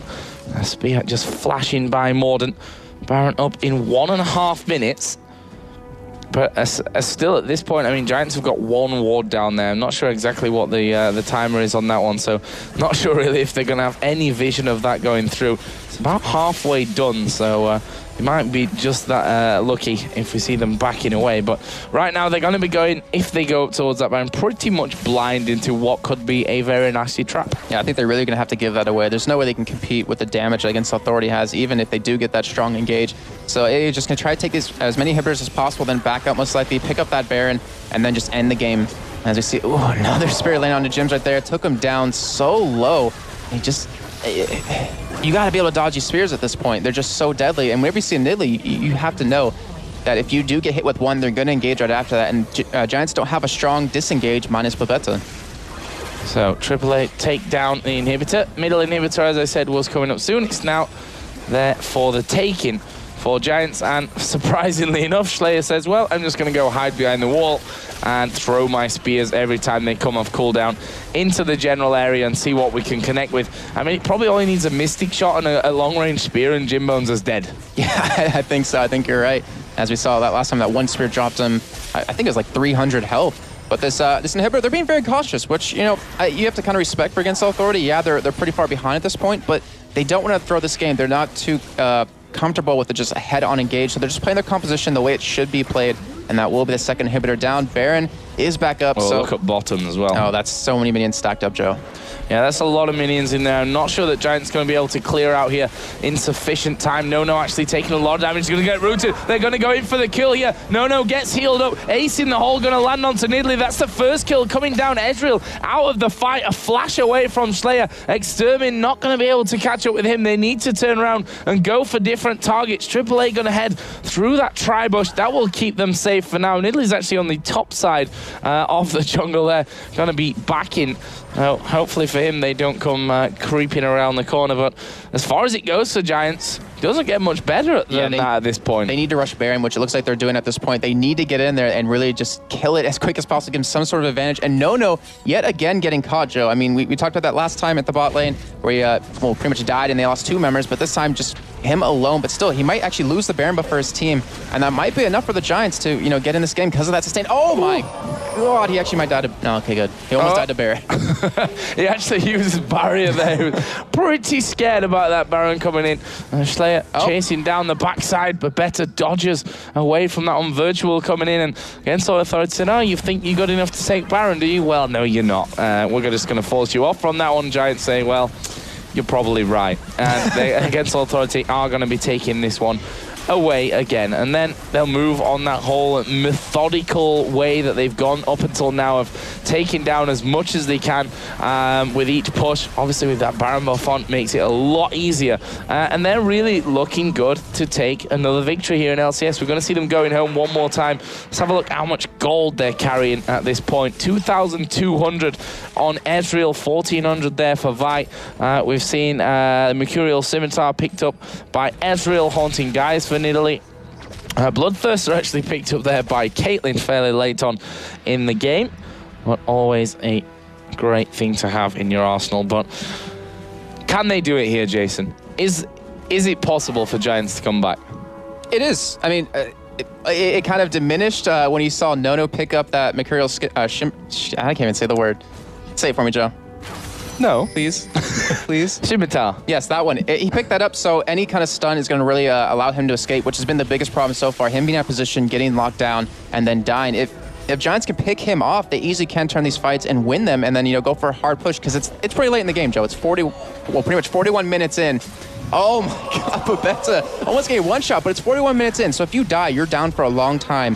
And if you lose a 5-on-5 team fight 0-5, you almost like lose an inhibitor or even the game. Did you see the route that he took there? He's like, I have to go top side, as we are going to see Twisted Fate going very low. They're in on towards Morden as that turret finally goes down. Crescendo comes around. Zyra going to knock pretty much the entire team in the air. Jimbone's actually hammering away on Virtual. He's not going to die. Corralius gets turned on. Jimbone's doing a great job. He's going to go head to head here with No. 90 caliber nets away, but he's got Freddy sticking to him, and that will be the kills coming down. It's currently 3 men dead for Giants. Giants. 1 man down for Against All Authority. This could very well be the finisher that they're looking for. That Baron regenning them up there is a turret going down. Extermin going to be focusing. He will be finished off. Second Nexus turret goes down. Against All Authority going to zone them onto the fountain whilst hitting the Nexus and pick up their victory here. A breath of relief coming out for AAA as they win another game and go 2-2 here in LCS Europe. Yeah, such a great job by them. They played their composition perfectly and have taken the victory. And, you know, yeah, like you said, going 2-2 now, making Giants have another loss. I believe that was their second of the... Actually, sorry, it wasn't second of the day. It was the first of the day. And overall, I mean, against Authority, we were talking about before, they look very solid as a team. They do look solid as a team, and to beat a team like Giants who have already beaten Gambit, for example, that's a great victory to have under your belt. That's we talked about earlier on, you've got the teams that people are expecting to be right up there at the top, and those that people are expecting to fight for relegation. So it's important that you win these kind of matches. Either way, that's going to be it for now over here at the Caster Desk. We're going to throw it over to our lovely analysis with Demon, Quickshot, and Crepo. Yes, thank you very much and welcome back. And that game was so slow and long that Crepo had to break out the glasses. Yeah, my eyes were getting a little tired and I just wanted to see those Nidalee spears take one guy down in one shot. Almost happened. Close. But yeah, an interesting team composition. You were talking about this early on.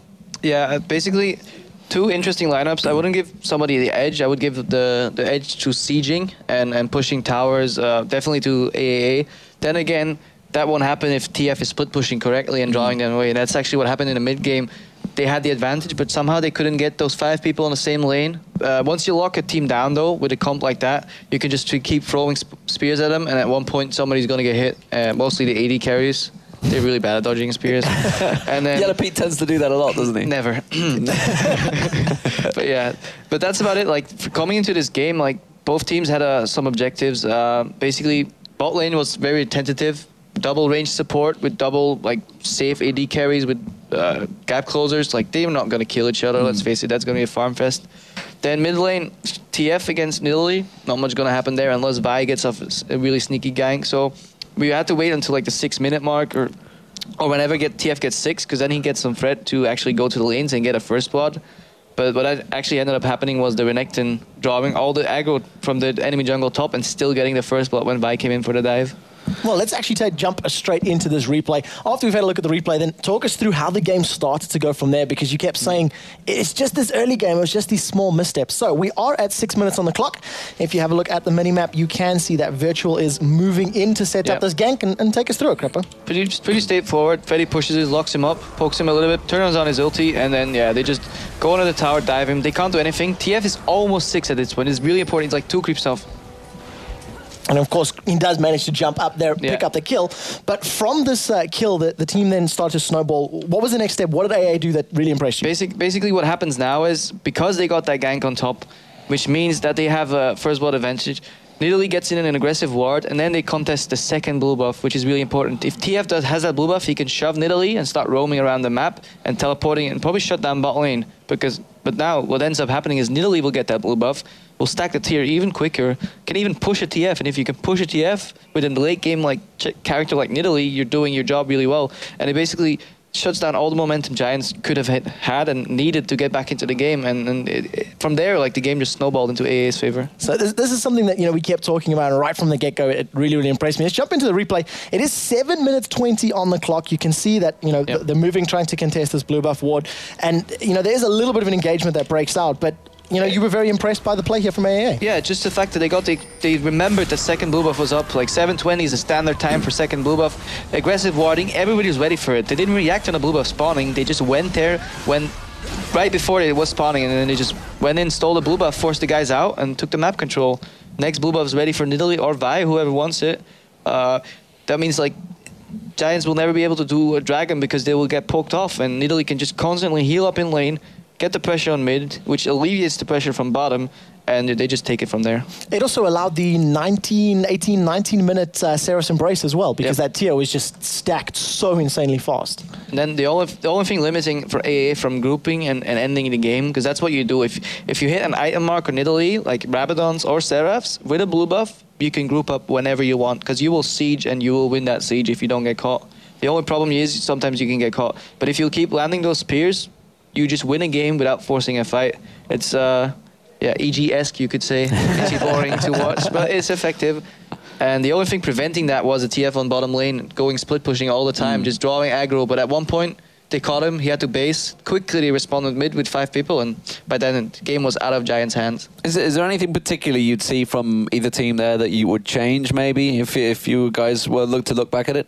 I don't know, maybe like they shouldn't allow the Renekton to get the dive in, but other than that, like it's skill matchup on bottom, pretty like even tentative matchup. It's pretty much the second blue buff. That's the key point, honestly. If TF gets that blue buff, this is an entirely different game. But AA stole it, did well. Did well and turned it around. So let's get over to the main stage. We do have Slayer standing by with Shox. Yes, I'm here with Shlaya. Shlaya, amazing game, but let's start from the beginning. Picks and bans. What were your thoughts going into that team comp? We saw they picked Xin. We wanted to first pick it, so it was Xin or V. We picked V instead. Then they picked Caitlyn and Zyra. I was like, wait, they doesn't have a big engage, so we picked Nidalee, who can put on middle and top lane. So it was a kind of safe pick for us. But it ended up being you and Nidalee in the mid lane. How did you experience that game? You picked off players with that spear so good. It was ahs and oohs all over the studio. Well, Nidalee is like Lux a bit. Like if you can hit one combo, then you are ahead, because the guy who is low cannot hit everyone because he will be dead instead. So I had to hit one spear, and then we can take objective like we did. Okay. Are you satisfied with the place you're at right now in the LCS? You haven't played as many matches of maybe some of the other teams. Do you think you have what it takes to beat some of the top tier teams like maybe EG or Gambit? Well, we lost against the favorite team like GG and Fnatic, so it's kinda frustrating for us, but they deserve to win, so we're gonna try hard and practice a lot and see how it goes. Okay, thank you very much. Now, let's go over to Joe and Jason one last time to take us through today's matches and take a look at the results and the standings. Thanks a lot, Shox. So, Jason, good day overall there. That last game, you know, long and drawn out, but against All Authority had their match plan and they stuck to it and picked up the victory. Yeah, they played that poke comp perfectly. And the thing is, if you're a European caster, you have to get used to that with EG, as Kripo even mentioned, the long, drawn-out games. But still, I mean, everyone loves seeing those spears. As I think Shox was mentioning, everyone in the audience was just like, ooh, and ah, every time a spear would land or almost land. And they're a lot easier to dodge, by the way, when you're looking from our point of view where you can see everything. That's why I made the point about the wall, that if you don't have a ward over the top, those spears come pretty quickly towards you over a short distance. But either way, let's take a look at the results here for today. We've had 4 great games. Of course, we started off with Giants taking down Dragonborns and Fnatic beating against All Authority. And then Dragonborns keeping Copenhagen Wolves completely defeated, winning that game as Ozone Giants take the loss against All Authority. Yeah, so you missed an against out of that one. I didn't want to sound weird, but that sounded more weird by not saying it. Against All Authority. So that brings us to our MVP of the day. And today we have, in fact, selected Yellow Star. Obviously played Misfortune earlier on. I see there it's KDA of 5.6, gold per minute total of 341, and an average gold of 12,000 as well. Looking very happy in his photo there as well. So congratulations to Yellow Star from that. Fnatic obviously coming out with strong performances today. Yeah, and I mean, and Yellow Star, he's been solid throughout the entire event so far. I mean, he played 3 Misfortune games in a row. One of them, he was he like 9-0 and 8 or something like that? He just wasn't killed at all. Great position by him. And week 3 was honestly pretty damn good. Well, that's it from me and Jason here at the caster's desk, and for the guys, of course, over on the analysis desk. Krepo wants to say thank you very much. I can feel that already here for us. But if you guys miss any of the games, of course, from North America and from Europe, don't forget you can find the VODs plus all the stats, the latest team info, and the recaps over on lolesports.com. And don't forget to use that spoiler button because you might need it if you've missed some of the games already. We're going to throw it over to Shox to get some final thoughts for the day. But as I said, thanks for watching. That's it from us here at the caster desk. Thank you very much. Well, Fnatic grabbing the first spot here in our European LCS. Strong performances by Against All Authority and Dragonborn. Sadly, no victory yet for the Copenhagen Wolves. But that wraps up our European LCS weekend. But remember, next week, both NA and Europe have Super Weeks. All the North American action kicks off Wednesday with the first Super Week of the season. The day starts with Vulcan versus Counter Logic Gaming, followed by Marn versus Curse, and a ton of top matchups. It all begins at 11 a.m. Pacific time, that's 8 p.m. Central European time. But of course, over here in Europe, we kick off the Super Week on Friday at 11 a.m. Central European time. And the matches are going to be top over there too. We have 12 matches, 12 hours full of action. That's something to look out for. The first match will be Fnatic versus the Copenhagen Wolves, followed by Gambit versus Dragonborns, SK take on Against All Authority, Giants versus Fnatic, and tons more. That's it for this weekend from me, D-Man, Joe, Jason, Quickshot, Crepo, and all of the hardworking crew here in Cologne. We'll see you next Friday, a little earlier than usual, at 11 a.m. Central European time. That's 2 a.m. Pacific and 5 a.m. Eastern. Thanks for watching, and goodbye.